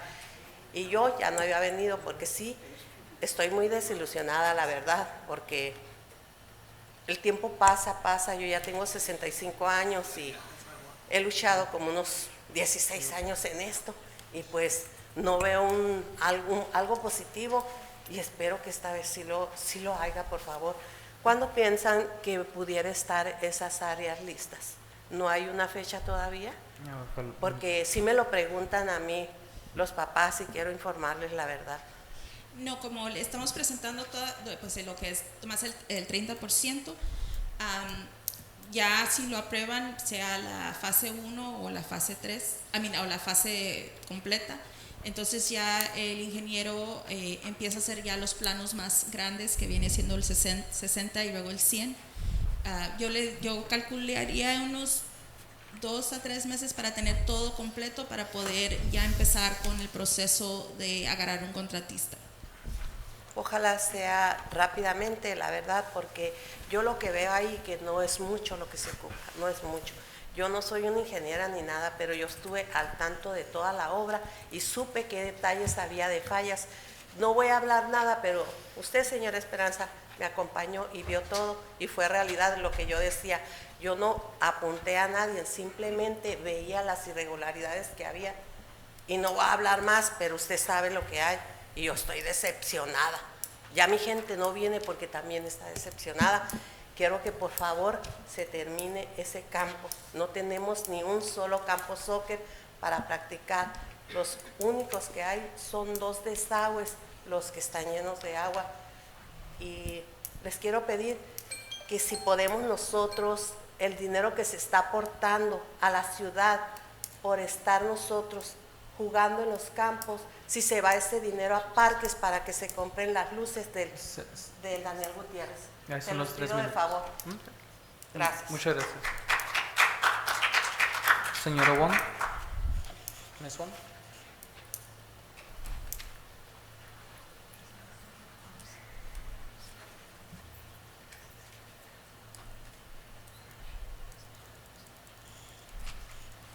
Just a couple of comments. This is phase 1 which you want to complete, right? This is phase 1, which would open baseball and soccer. Okay, and that's fantastic. However, the way you're wording it is wrong. You're saying we're completing the park. You're not completing the park, okay? You need to tell the people exactly what you're doing without lying to them because of the fact that you tell people, oh, I completed Cordova Park. No, it's only phase 1. Yes, it opens up 2 fields, the baseball field and the soccer field, and that's great.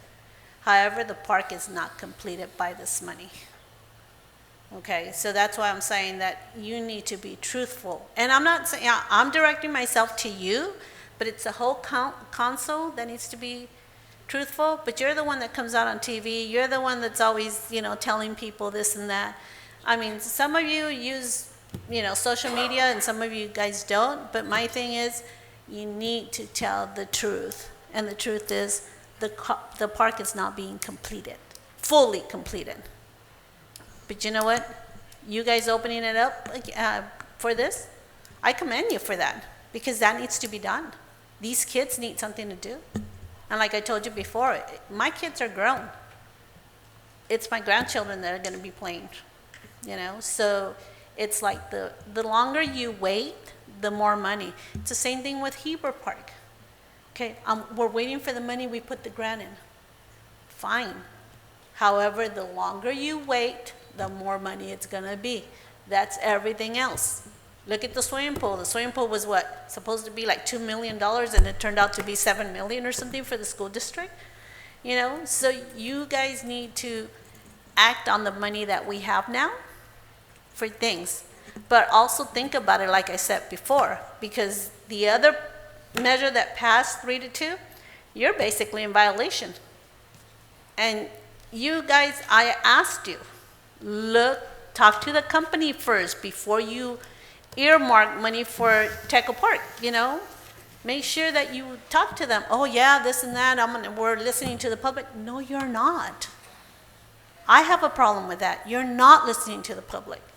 You're not doing by our recommendations. And we're not telling you anything out of this world.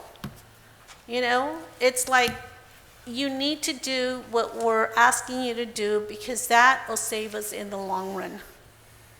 Because if you take care of doing things the right way and getting the information and putting it out there, then you can go. A lot of these people, you say, oh, we're short on staff. Okay, what's happening to the salary of these people that have retired? Because some of them are my age that have retired. And usually when you have a business, you bring in a person that'll train that other person, and that way it goes on. You don't lose the position just like that. And yes, you can talk all about the past, but I'm talking about the present. I'm talking from the time that you took over. I'm talking about the 4 people that I know that have retired from the city. I'm talking to the people that you put on leave. I'm talking to... Ms. Wong, we have to focus on Cordova. Okay, but I'm just letting you know that you're saying, okay, we're going to open the park, then we don't have anybody to maintain it. That's why I'm going back to this, to the employees and everything else. Okay, because you need to be able to maintain it, not just open it and say, oh, everything.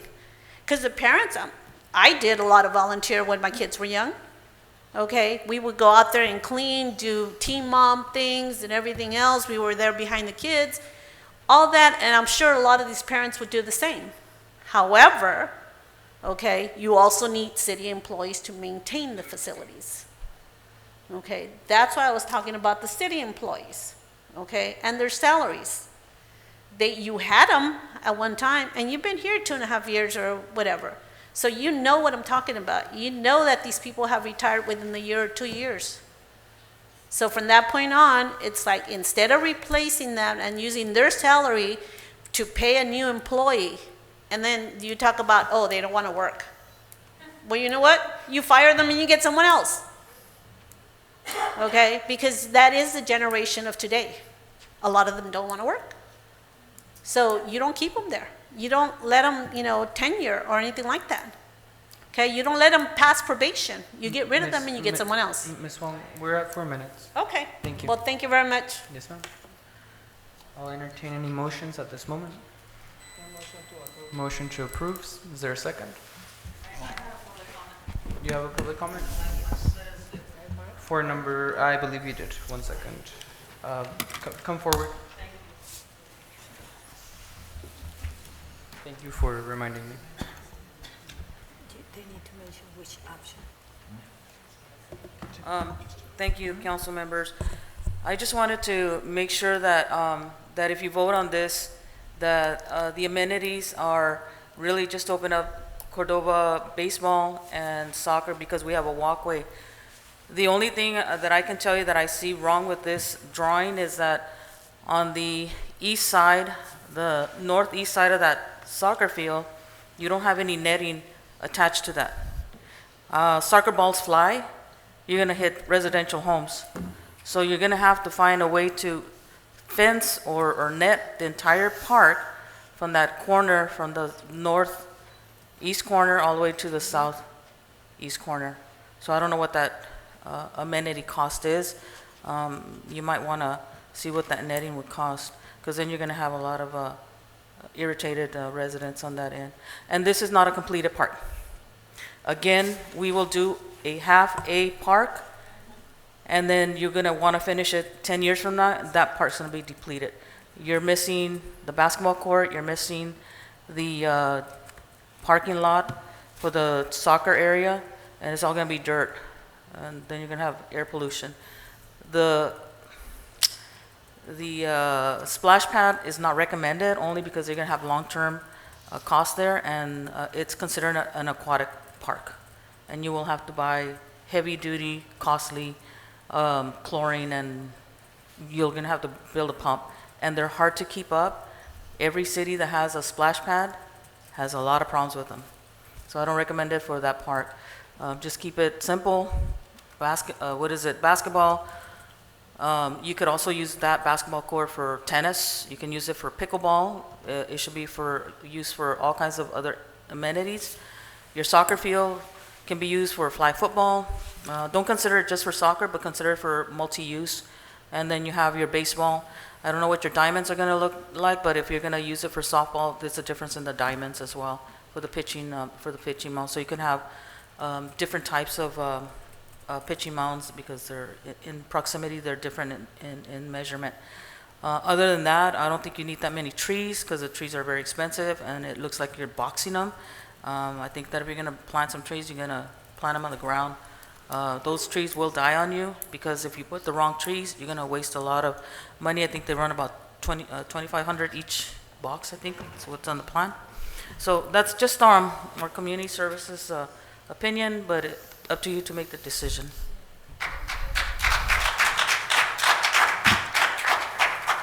Okay, the motion second to approve. Mr. Moreno. Just one question for staff. So is this, I know you weren't here, Ms. Collier, when, I wasn't even here on City Council when this was approved and all this planning stuff. That was part of the general plan? Right, I'm assuming it's part of a general plan, right? Or was it just an idea, we're just gonna decide, build a park and then we're here now? Was it part of a, in fact, the reason I'm asking that because I've always said this before with the other park, and so in Lesnar Communications versus City of Walnut, 1990, the California Supreme Court has described general plans as a charter to which zoning and ordinances must conform. But the general plan extends beyond zoning and land use. Why? Because general plans benefit local communities by promoting better projects, streamlined processes, integrated planning, and improved access in area of available resources. That was according to the Office of Planning and Resource.gov. The reason I say that is because we have a plan here that's been working, for whatever reason hasn't developed, and we're here now 10, 20 years later. Well, there's a reason we have a plan. The same thing with the other parks. If we don't have a general plan, then we're going to run into the same problem all over again. So there are several issues. You're talking about general plan, that's a different, it's not a park plan. It's something different. Well, the city does the city have a general plan that encompasses open space? That's my question. Yes. Let's speak one at a time. Right? Okay. One at a time. So let me explain. General plan is one thing. Park plan is another thing. Two different things. But I'm asking that. I'm asking, does the city have a general plan that incorporates parks? That's what I'm asking. Yes. We do. Never had a plan for parks. So we don't? So when I arrived to the city, this project was already to be done, only to find out later on that you have a concept plan, meaning you have an idea of what you want, but you don't have an engineering designs. And that's why this project is not ready. With the issue about the payment that it was done, that is not completely correct. It has some deficiencies, which is going to be demolished and then rebuilt because you lack the engineering side. That's why the direction was, let's do the engineering design so that we know that we're going to do it right. Right. That's what we are right now. You have design engineers done by an engineer. That was supposed to be the way that it should be done for every single park, because all you're doing is trying to bring improvements with no designs at the mercy of someone that is really, I'm not taking anything away from the workers, because they're trying to please everybody by doing improvements on their own with their own experience, but they're not engineers. And so every part has to be designed. It has to have this design plans to do it right. And it hasn't happened. So that's what we are right here. And every single one of the parks that you want, either restrooms or walkways or whatever, they need designs. And that's what we're close for engineering, planner, chief of police, and finance department. They close on the 28th. So we're reviewing applications right now submitted so that we can have an engineer on board. The engineer will ensure that every single part that needs improvements is going to have a design engineer so that we can do the things correctly. That's the way it is. Right. But there was no plans before. Thank you, Ms. Colio. I understand that. Thank you very much. Again, the city of Brawley just put out their general plan that incorporates parks. Does the city of Calexico have a general plan that incorporates parks? Yes, they have in the past. Where is the updated version? That's what I'm asking. I don't think we have one to avoid all this confusion, right? So we can address all the parks, which is called open spaces, right? Part of the general plan. This is why we're having problems, because we don't address that. So hopefully we learn from this. I mean, I'm going to vote in favor of it because it's a project that needs to be done. But I think we should be looking into updating our general plan that includes the parks. Thank you. Thank you, Mayor. Thank you. And we can give that direction as One the quick engineer comes. comment also? Very, very brief. Yes. We're about to vote. Yes. On the soccer field that was built or is being worked on, right? Was that run through an engineering firm or someone that designed that, field? I mean, because we're looking at this plan right now, and I don't know if they assume that that is already there and it was already ready to go. But because it is my understanding that some of the work was done by our, employees, by our staff. Yes, So, our employees are we okay followed, with that? an irrigation plan that was prepared by former, I guess. A former engineer had an electrical irrigation company who prepared the plans. So the soccer field was done according to the plans that we had on file. Okay, so I just want to make sure that, again, we don't go back and try to, or find something else that it wasn't done appropriately, and we have to go back to the table. So, because we won't have any more money. So let's just make sure that all of that is taken care of. Roll call vote? Who was the second? Did somebody second the motion? What's Was the there a motion? motion made? No. Oh, motion then. Is there a motion? Motion to I'll approve. second it. There's a second by Moreno. Mr. Manzanares, if you're okay with voting at this moment? Yeah. Yes? I'll just do a voice vote. All those in favor signify by saying aye. Aye. Aye. Motion passes unanimously. Moving on to number 14, appointment of general commissioner. We do have two candidates, Ms. Luna. What are their names? I make a motion to approve Ismael Lopez. I think he's already a commissioner there. He's been experienced. He's been doing, this will be a. So I second that.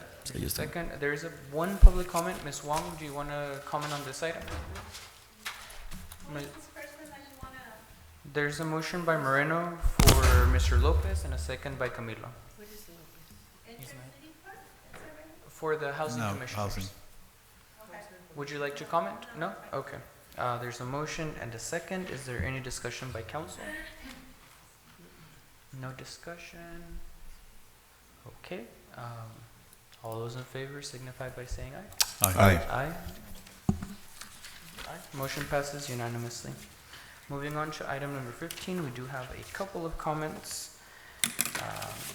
Before we get to the comments, Ms. Colio, very briefly tell us proposed changes. Yes, so first of all, let me go through what we have done so far, a new direction, following the guidelines, the comments that you made to create the guidelines. They are in the board and the staff report. We have a total of 1,098 applications. Out of those applications, we're missing 200. What we did, we gave tickets to individuals so they can get the full application. We gave 1,098 tickets in total, okay, but we're missing 203 individuals to submit their applications. What we did, we gave them a ticket so that we can control the applications. They will go home, they will fill the application and come back in a week. Okay. Some of them will come back on the same day, some of them will come back next day, up to a week. But we're missing 203. Out of those individuals, we have 37 county employees submitting applications for $500, which is a concern to me because the county gave up $7,000 as well, $1,000, $3,000, and $3,000. So my recommendation, along with this package, is not to allow any government agencies to employees to apply. hold on one second. Let me finish. I have also Calexico Unified School District has 74 applications from them. Okay. I have other government jobs, which includes Border Patrol and Homeland Security, 10 applications. And I have individuals that are not eligible. Under this criteria, we have money exchange, income tax services, and farm workers, 11 farm workers. Those are going to be denied because they're not part of the application. Okay. So technically, we have 744 applications if we remove those the government agencies. I'm making that recommendation, but it's up to you to approve it or not. The way that I see it, and this is just my opinion and recommendation, I'm fully aware of the county giving $7,000 to the individual, so I don't think they should be eligible, to be honest. I don't know about the Calexico School Unified District. I know that they receive ARPA money. I don't know if they distribute any of the ARPA money to their employees. I don't know. I'm not aware. It's a question. Are you saying that IHS workers got something from the county? IHS workers did not get anything because from the technically those individuals, although they are part of the system, they get paid by the individuals that they take care of it.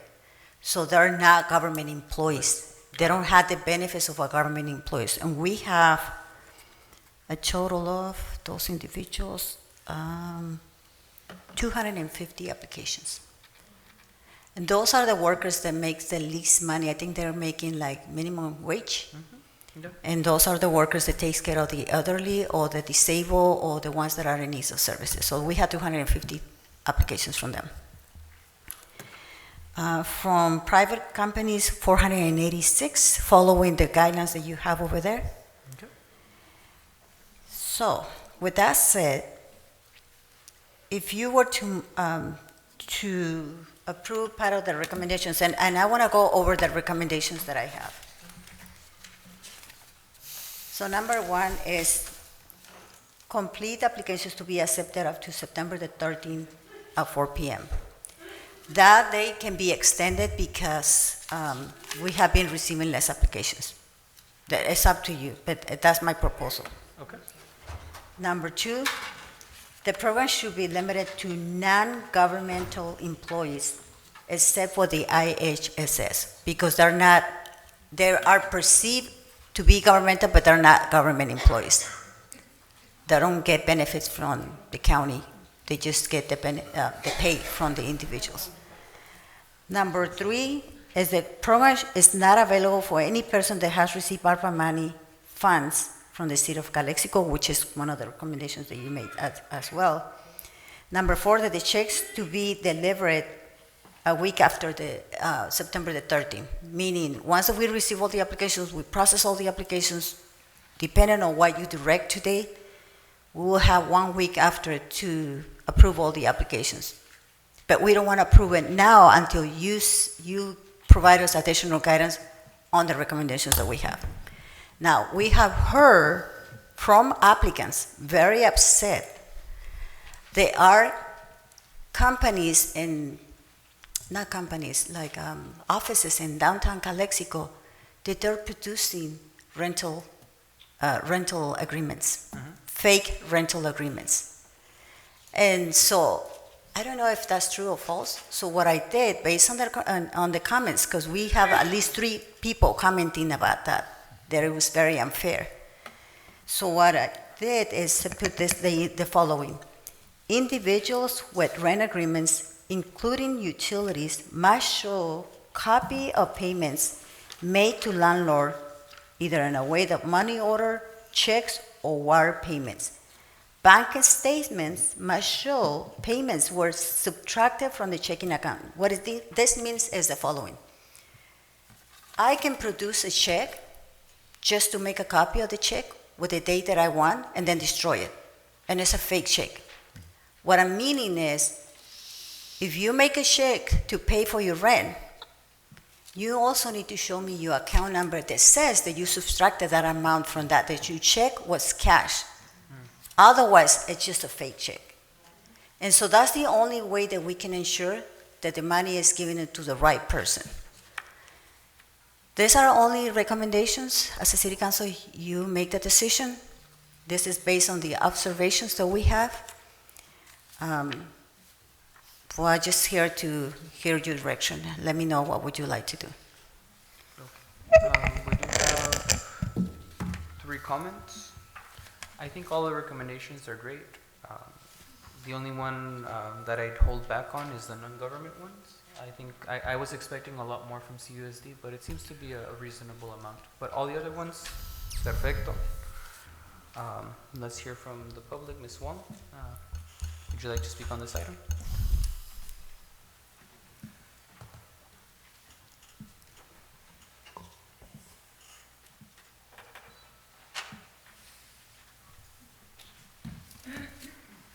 Question.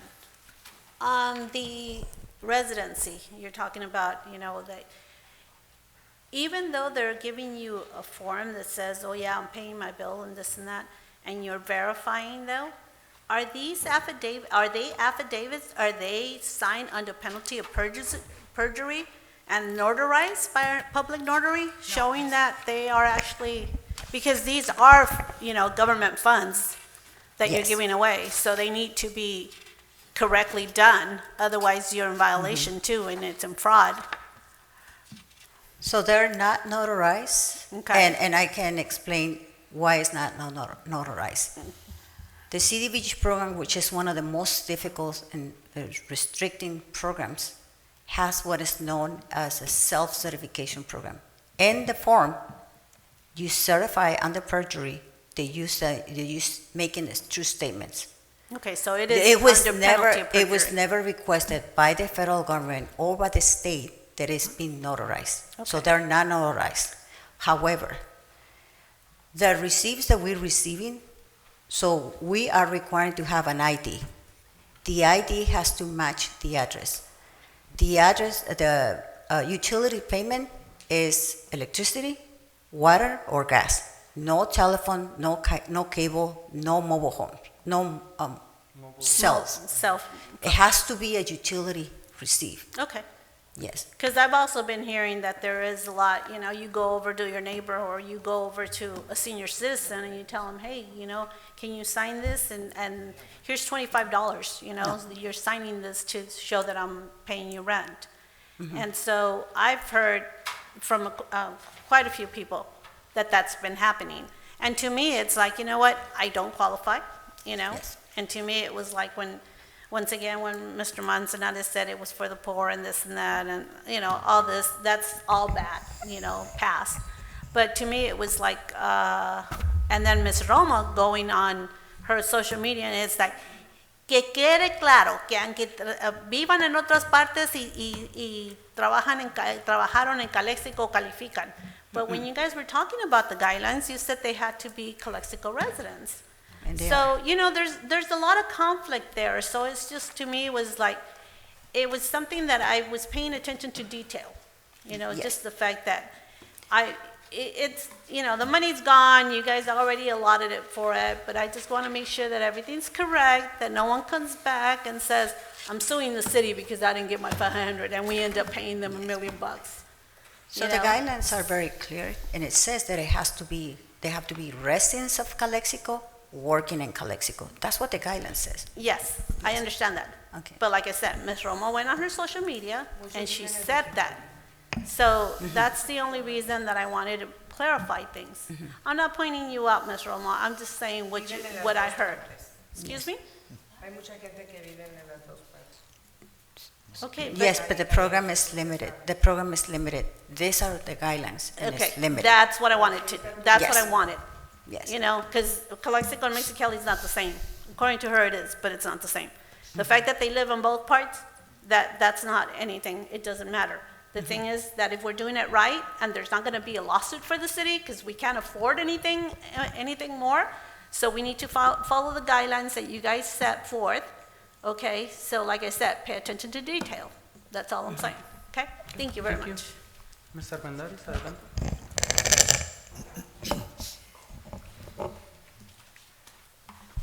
Good evening, almost good morning again.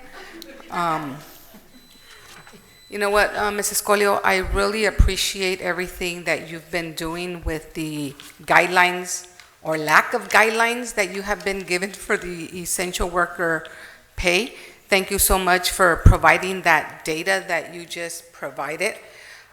1,098 individuals are going to be the only ones that are going to receive $500. Only of all the population of Calexico. So far, 1,098 plus those 203 that haven't submitted their application. You know what? Right now it said that we need big solutions. Let's make big decisions. And you know what? If this was decided or recommended that you wanted to use these funds for essential workers, but even just today in a few hours, you've heard the need of Calexico in the parks, in the fire department, ACs. You could always say, you know what, people, I had promised you $500, but guess what? I promised those $500 some time ago, but our needs have changed. We wanted to give you $500, but our needs have changed. How sad that only a few people are going to receive this money. And I say how sad because there have been so many people that want to get an application and they can't. It's between, do I get the application to see if I qualify for $500, or do I take time off of work? 8 to 5, there's a lot of people that are working that are essential workers.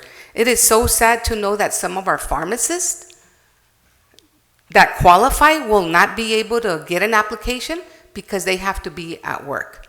So that is really sad to me. Another option that I said last time is that instead of giving these checks out, give them credit for their water bill. That money can stay in the general fund of Calexico. Then that way you don't have to give out checks. You know that it's people that actually live here, that are not buying a rent receipt, that are not using the system. This is really, really sad to see that. I really see that this is unfair when you're also talking about not allowing essential workers that worked for the government not to get these $500. Sorry, Mrs. Colio, I'm really against that because and I'm just going to talk for Calexico Unified School District.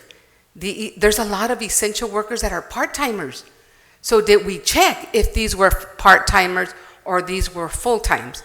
Another thing is that every single application that was given, did you ask every single person, did you receive any ARPA funds? And most likely, there were other people that said that are going to say yes. They don't work for the district, they don't work for the county, any other government agency, but they probably received some funds. So please take into consideration, especially what you heard, that the West Side does not have a fire department. If you want to treat people equally, get the West Side Fire Department open. Those were the essential workers that gave their life during COVID. They were there taking out so many families or so many individuals that were COVID. So, you know what? The definition of the essential worker is not clear, and it's not fair. The whole application process is not fair. So do what's right for all of Calexico, not only 1,098, plus the 203.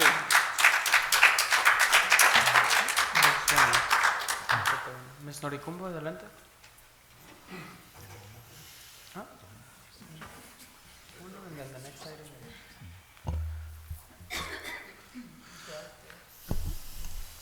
So I don't know if I'm going to make any sense because it's midnight, but you asked me to come to illuminate you. Here I am. 2 years ago, we get this ARPA fund. Everybody knows. The city's got these funds, if the purpose of these funds was precisely because businesses were closed and cities weren't generating sales tax revenue. So it was to offset the costs for the cities for this revenue that wasn't coming in. Okay, $9.6 million. Now, the guidelines that the city manager just read, it seems like you should just change it from essential workers to retail workers, because those are the only people that now qualify. Retail workers. So you, like the lady just said, you just heard 5 hours of all the needs. We can't finish any parks. We can't finish the fire station. You can't put, or well, yeah, you're gonna put the toilets in the Friendship Park now, but you just misspent. You talk about the old dinosaur politicians spending $10 million in the last, $13 million, wasting $13 million in the last 10 years. You just wasted $9.6 million in ARPA funds in 2 years. I hope you're happy.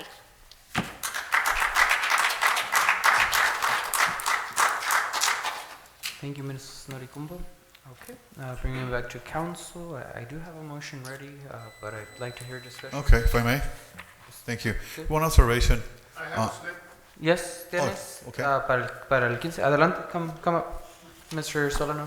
Should be there. Let's see, it's somewhere in here. I remember I had multiple, yeah.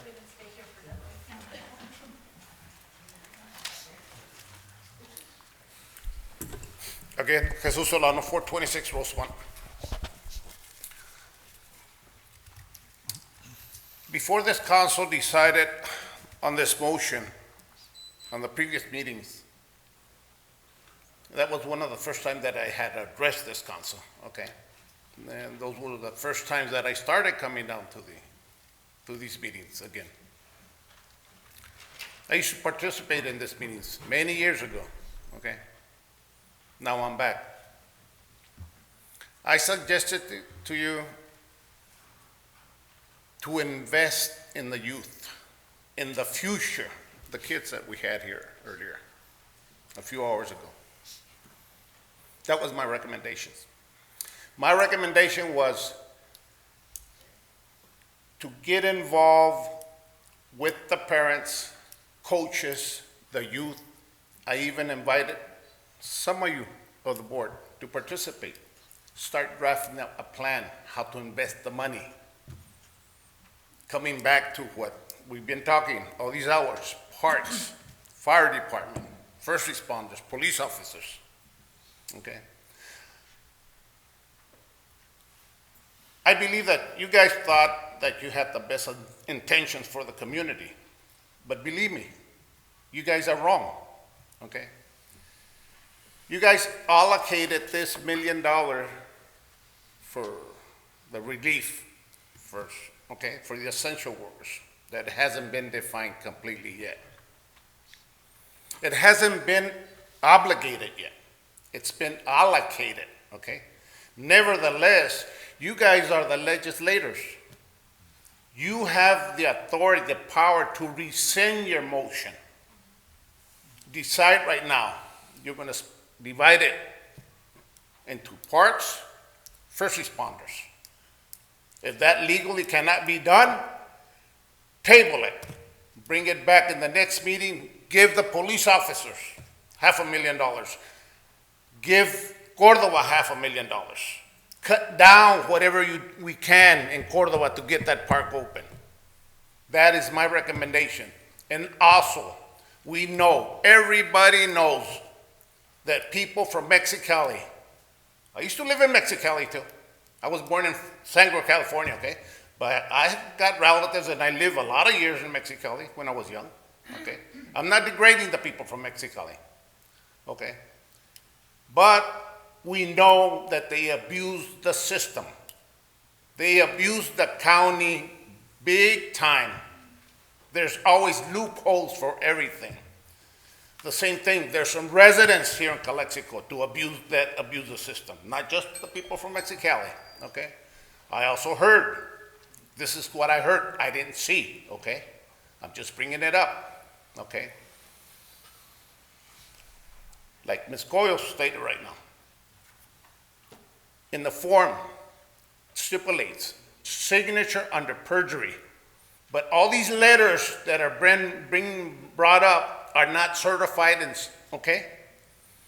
It's not required through the government, but you see, when you guys did that motion to give that money away, you just open a can of worms. There are loopholes all over the place. The people know how to use the system. So right now, my recommendation to this board, rescind your motion. It's not the first time that you're going to be rescinding your motions. It's not the first time that a councilman, council board has rescinded their motions. Okay? It's not the first time that Congress has rescinded their motions. Senators and Congress have rescinded their motions. Okay? It's legal within the law. Ask the attorney. Get advice from the attorney. Give the first responders their money. Give the youth their money. Ms. Jasmine Guillen, adelante. That'll be our last public comment on this item.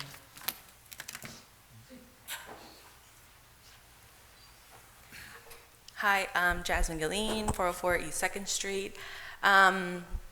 Since we're talking about ARPA, right, it's to my knowledge that there was a Plan A, right, before Plan B, which included the essential worker checks.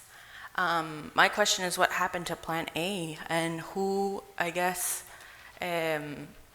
allowed for there to be a Plan B, right? I guess the belief was that it was going to be more equitable, but thank you very much for bringing those statistics, right? 400 people truly qualify, is that correct? What is the question again? I'm sorry. How many people that have applied truly qualify with the guidelines set? 744. Okay, so a plan that was supposed to be more equitable only is going to help 700 people. I don't understand why you would do away with, right, a consultant's actual, not surveys, right? Sorry. A consultant's actual work, right? Professional work, not a survey that polled 140 people that we cannot trust, right? This survey for Plan B came from Ivy Equity, Calexico Needs Change, which they're a part of, which would be a huge conflict of interest. I don't know why we accepted that information as Bible, but somehow we're allowing these nonprofits who have no status to create plans with city governmental funds that are supposed to be equitable, but it seems quite clear that it's not equitable. It seems like it's a waste of time, I think. It seems like there's a lot of, obviously there's a lot of problems and a lot of fraud that can be committed, and I feel like it's a waste of her time. You guys are trying to be equitable, helping 700 people. It's a waste of time, a waste of funds, and it's sad that you would choose somebody's poor surveys on SurveyMonkey over an actual consulting firm. And I'm sure it costs the city a lot of money, right? A consultant to come and help create this ARPA plan. Yeah, I don't know why the three of you guys allowed that to happen. But that's just my comment. Thank you. I do want to mention that we continue receiving the applications. So the original target, based on your direction, was out of the $1 million, $75,000 will be to hire 2 temporary workers, which are actually working on it, and fill in the applications, print the copies and everything for them, and do the paperwork. The target is 1,850 applications. We have continued receiving somewhere in the 50 to 100 tickets every day. It is possible that by September the 13th, if we close this on September the 13th, we will not have 1,850. We may have maybe 1,500, 1,400. We don't know, depending how it goes. Now, as it is right now, and I'm going back to the same premises, the county employees got $7,000 in ARPA money. I don't think it's fair that they receive additional funding from the city, my opinion. The school district, I don't have an opinion because I don't know if they receive any funding. I'm just saying it's easier and cleaner to get all governmental agencies away from this, but it's just cleaner. I'm not saying target those individuals. When you make the decision, you have to consider the following. If I'm working with IID and you decline the county, and then I'm coming as a resident with the IID, I will say, hey, why are you denying me? Ms. Condu, I'd like to just, to cut to the chase, I'll make a motion, and I want to see if this council will support it, which is to adopt your proposal with only 2 changes. Okay. That it's extended to September 20th. September what? 20th, just 20th? extending it one more week. Okay. And we'll leave non-governmental employees with the exception of CUSD and IHSS. So CUSD can continue to qualify, but the county and IID and Border Patrol can not qualify. That's my motion. Is there a second?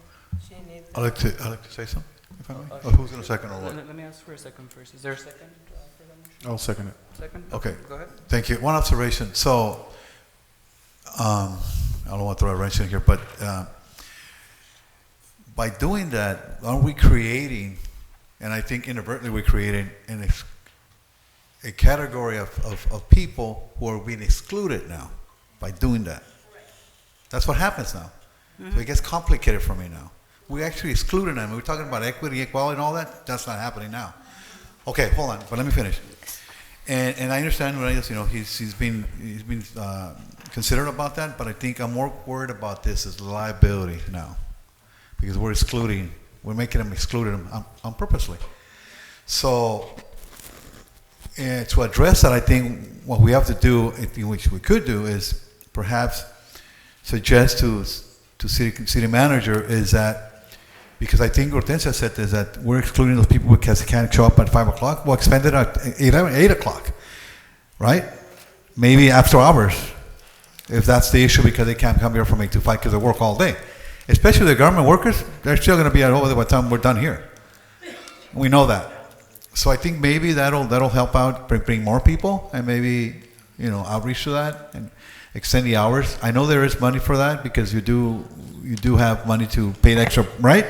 Yes, from the ARPA funds. but let me mention something. When we did the $75,000 was with the understanding that we will give 100 tickets every day for a period of time, which is September the 13th will be the timeline, plus the approval, plus everything. Now, if you're extending the time, and you ask him in addition to the extending the time, extend the schedule, then I'm paying 2 hours. Let's say that I open till 7, right? Okay.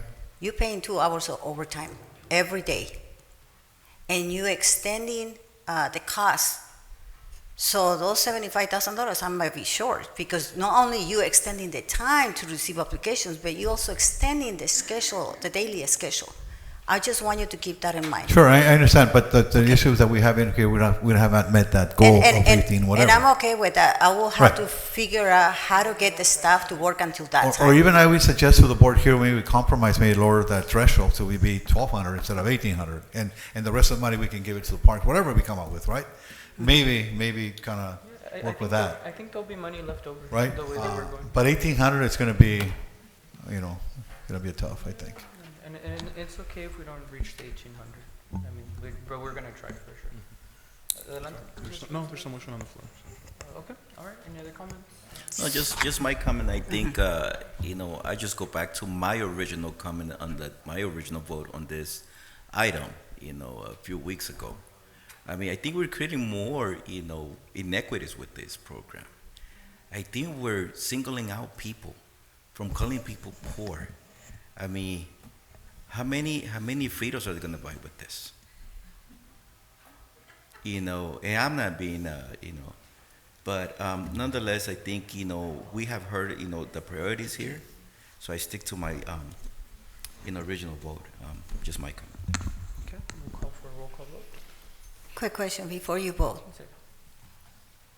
It is, are you voting in 2 items to be changed? To receive applications on the 20th and to exclude all non-governmental employees with the exception of Calexico Unified District and IHSS, Correct. not to extend the time till 7 Till 7 p.m. What do you think, Manzanares? So what do you think, Martin? Well, I made my observations based on, we're gonna create an exclusion category. I'm talking about liability now. That's what I'm saying. Can you work within the allotted hours? Just shift them for a couple days? Like have them come in at 10 one day or something? Is that possible? Or would you like I'll us try to to authorize? do our best, but I'm just saying that it's gonna incur an additional cost. That's all I'm saying. I'm going to amend my motion Mm-hmm. to authorize you to extend to 7 at your discretion. Okay. Is there a second for that? Second. Just a second, roll call vote. Okay. Any adjustments, bring back. Yes? Yes. No. Yes. Yes. Motion passes 4-1. All right, our last item for the night, we'll leave number 17 for a later meeting, el último de la noche, el 17 para otra junta, si así desea el cabildo. Recommendation, cancellation of regularly scheduled meeting for September 20th. We have one comment, Ms. Noricumbo, and then another one by Ms. Wong, if she would desire to comment.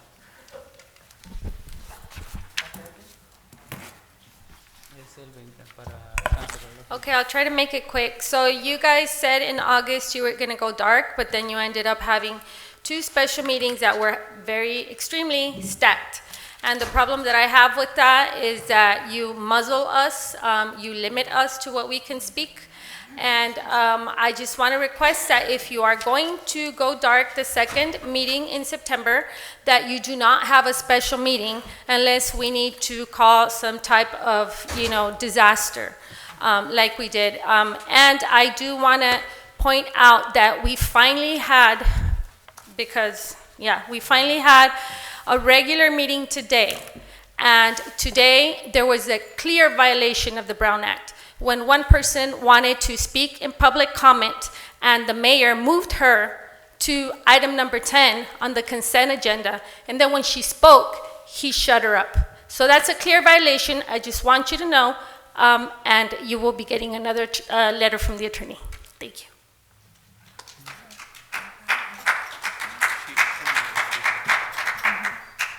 All right, Ms. Julio, any comments? All right, any comments from the council? For future agenda? Or? Yes, go ahead. No, we're on number 22, or sorry, number 16, to cancel the meeting. I understand how a regular meeting functions, okay? And I understand how a special meeting functions, okay? For next meeting, I would like the attorney to bring back some information, okay? And we want it in hard copy, okay? How legal is it if you guys are gonna keep operating with 2 special meetings within the month and then your regular meeting, okay? Because we can speak in the items when it's a special meeting, but we don't have no public comments in special meetings. If you guys think that it's feasible and it's important for you guys to operate with 2 special meetings per month, open it up to the public, okay? I need some legal information from the attorney for next meeting. Thank you. Okay. If not, I'm gonna bring it up. Okay. Again. Yes, sir. Ms. Wong? I don't need a mic. Basically, what I wanted to know. For the record, please use the mic. Good morning. Buenos dias. Okay, so basically what I wanted to know is, why is the reason that you're not having a meeting? The California League of Cities Conference.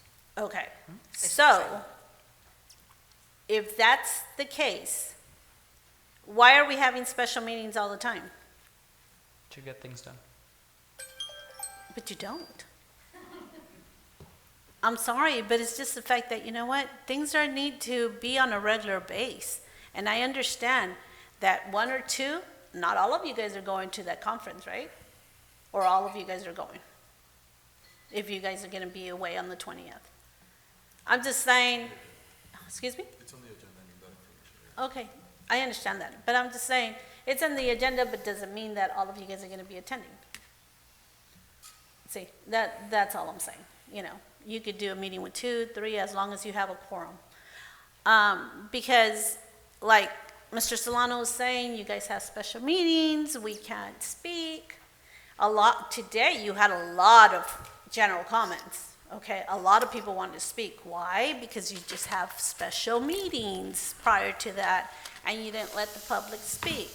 So, to me, it's like, you violate our rights by not letting us speak, okay? By you saying special meetings. And to me, it's like, I spoke to a civil attorney and he just said, you know what? You know, like when you get to that point, Mr. Urena, that you're gabbling everyone and this and that, it's like, I was told, hey, you know what? If it's your time to speak, respectfully, stop. Let him control the room, do whatever, but then my 3 minutes will restart. So I can be up here 3 minutes and 3 minutes and 3 minutes. I can be up here for, 15 minutes? Because that is my right, because you will not violate my First Amendment right. So, my thing is, let us speak. Do your regular meetings. You know, whether you like it or not, we're all gonna speak on what we believe. Because sometimes when you say, okay, we're in social media, right? And you have my friend, your friend, Maribel Padilla.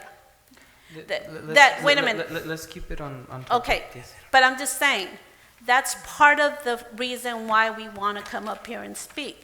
Because when you put something on social media, okay, we're following, we're seeing what you're doing, okay? Right or wrong, we're seeing what you're doing. And if it affects us, our city, okay, or us individually, then yeah, we get upset, but we don't go out and we do something about it, or we talk to that person with respect, you know? Because otherwise, you're the one that's creating the hate, the line, the borderline, the individual, the division of people.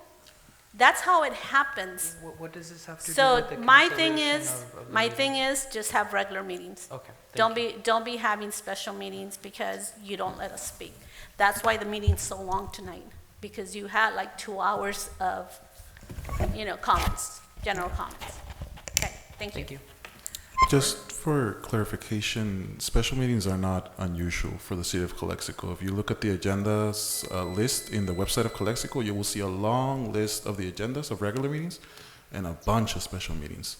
Even on an example where Mr. Luis Castro and Maritza Hurtado were in council, November 16, 2016, there was 5 discussion items that were not emergency items. So it's not unusual, but I understand your concern and I agree to. I understand that it's not unusual. I'm just saying. No, I said I agree with your concern. That not to do it, Because it costs money too. Just consider the public, because that's the reason why this meeting is so long. Because there was and a lot of us want to speak on the agenda items too. So it makes it a little bit longer. Okay. But if you got special meeting, and then a general meeting, you're going to have this happening all over again. Also, there hasn't been 2 special meetings per month. There was one in June, there was one in July, and there was one in August. We're in September, and there's been 10 for this year. 2 in August. There's one in August. There's only been one. It's on the city website if you'd like to. We're gonna get there after this. Are there any motions on the table for 16? Make a motion to approve. Would Mr. Manzanares respectfully, could you amend your motion to have a special meeting on the 27th? Let me see. Oh, there we go. tú? That's it. I'll make that motion to go ahead and cancel. I'll make the motion to cancel and to have a special meeting on the 27th. Is that okay? 27? It's the next Wednesday. Do you need to have a topic? Excuse me. Do you need to have Please remove her. Remove her. So what's your... You've been warned. Just what's the? Okay, Okay, so, there's a motion on the floor. There's a motion. I'd just like to ask what's the emergency?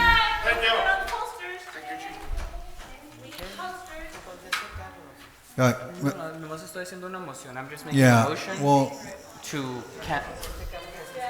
Por supuesto que sí se puede. yeah, the question is for legal. Special meetings, according to the government code, are specific for special meetings of right? Not be conducted as regular meeting or be abused for regular meetings. Yeah, the Brown Act doesn't really discuss what type of items. That Well, you what have I'm saying is we had that issue last meetings where non-essential items for special meetings supposed to be for special items, not to supplement a regular meeting. Yeah, I mean the idea. That's the idea, though. That's the idea. The law doesn't specify on what type And of we items. can do at the end of the day, we vote on it and we go move on. But yeah, right? the concept is you should have regular meetings, special meetings when you need them, but the law doesn't specify that an item needs to be. I put a motion on the table to cancel and to have one on the 27th. Is there a second? Second. There's a second by Ms. Romo.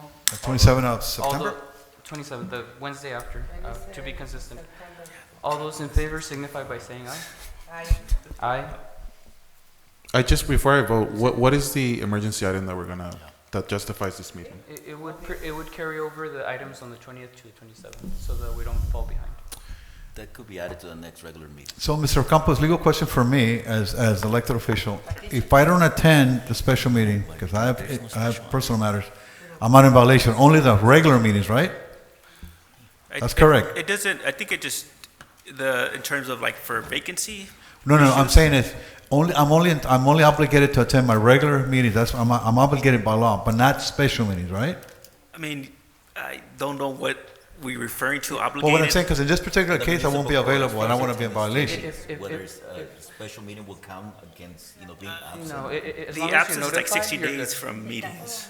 Well, It's not based on meetings. As long as you send an email. Well, the question is to have to notify if it's not legal requirement. That's the question too. If you're talking about the vacancy issue, it's like 60 days, if I recall. It's not based on the meetings. I think it's like 60-day period. Okay, as what I'm saying But is, I'll look what at I'm that, saying but- is, as elected official, am I obligated to go to regular meetings? And if I miss two or three, I'm out, right? Like the idea, you should be Yes, attending but every if meeting you I can miss attend. a special meeting, am I still obligated to report and ask permission? No, right? Same, I mean, people,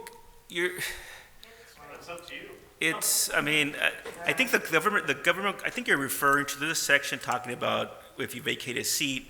I want Right. to say it's 60 days. It doesn't necessarily say it's a meeting. I Right. think it's want to say it's for the 60-day period. Okay. And Okay, that's how that's come, good. so I don't think it's based on. Got it. Thank you. Whether regular or special, just based on the Please time call a roll period. call vote. I get it. Okay, my question is, And I'll check, but it's do not. we need a special meeting? No. You. Yeah, it really is up to you. No, all what is going to happen is the following. The next agenda in October is going to be a long Right. meeting. Be prepared to be at 1 o'clock over here. That's all. That's if we don't have a special meeting. I mean, you could just. Even if you have a special meeting, the way that this is going, honestly, is outrageous. It is outrageous. We, the employees, are the ones that are paying the token for this. I know, it's ridiculous. So, all I'm saying is, if we don't have an item necessary for the 27th, don't have a meeting. That's why we're asking you. Yes. Is there something on It's- the For 27th? us, a special meeting is that we need to meet a deadline, for example. Let's say, for example, we submitted the grant application for the fire station, and they ask us for an final execution or something. Yes or no is, do you believe? Or you could As just of- give the as of city back today, discretion. we don't need it. We don't need it, okay, then I'll retract my motion. It's I'll just make- 1 week Okay. after. I'll make a motion to just cancel the meeting on the Yes. 20th. And we'll do a roll call vote. Adelante. Sorry about that. Is there a second to just canceling Second. the 20th? Is there a second? I second. Second by Garcia. Go ahead and call a roll call vote. Yes. Yes. Yes. Yes. No. Okay. Is there a motion to adjourn? Well, we have to make a motion to send the last item as to the next agenda, no? Yeah, sure, you can make that a combined motion. Or do we need to make a motion for The it? table to the next agenda. Huh? Oh, so we don't? Okay. Oh. It's just an informational item. Okay, so a motion to adjourn? Is- So moved. All those in favor signify by saying aye. Aye. Aye. Meeting is adjourned at 12:27.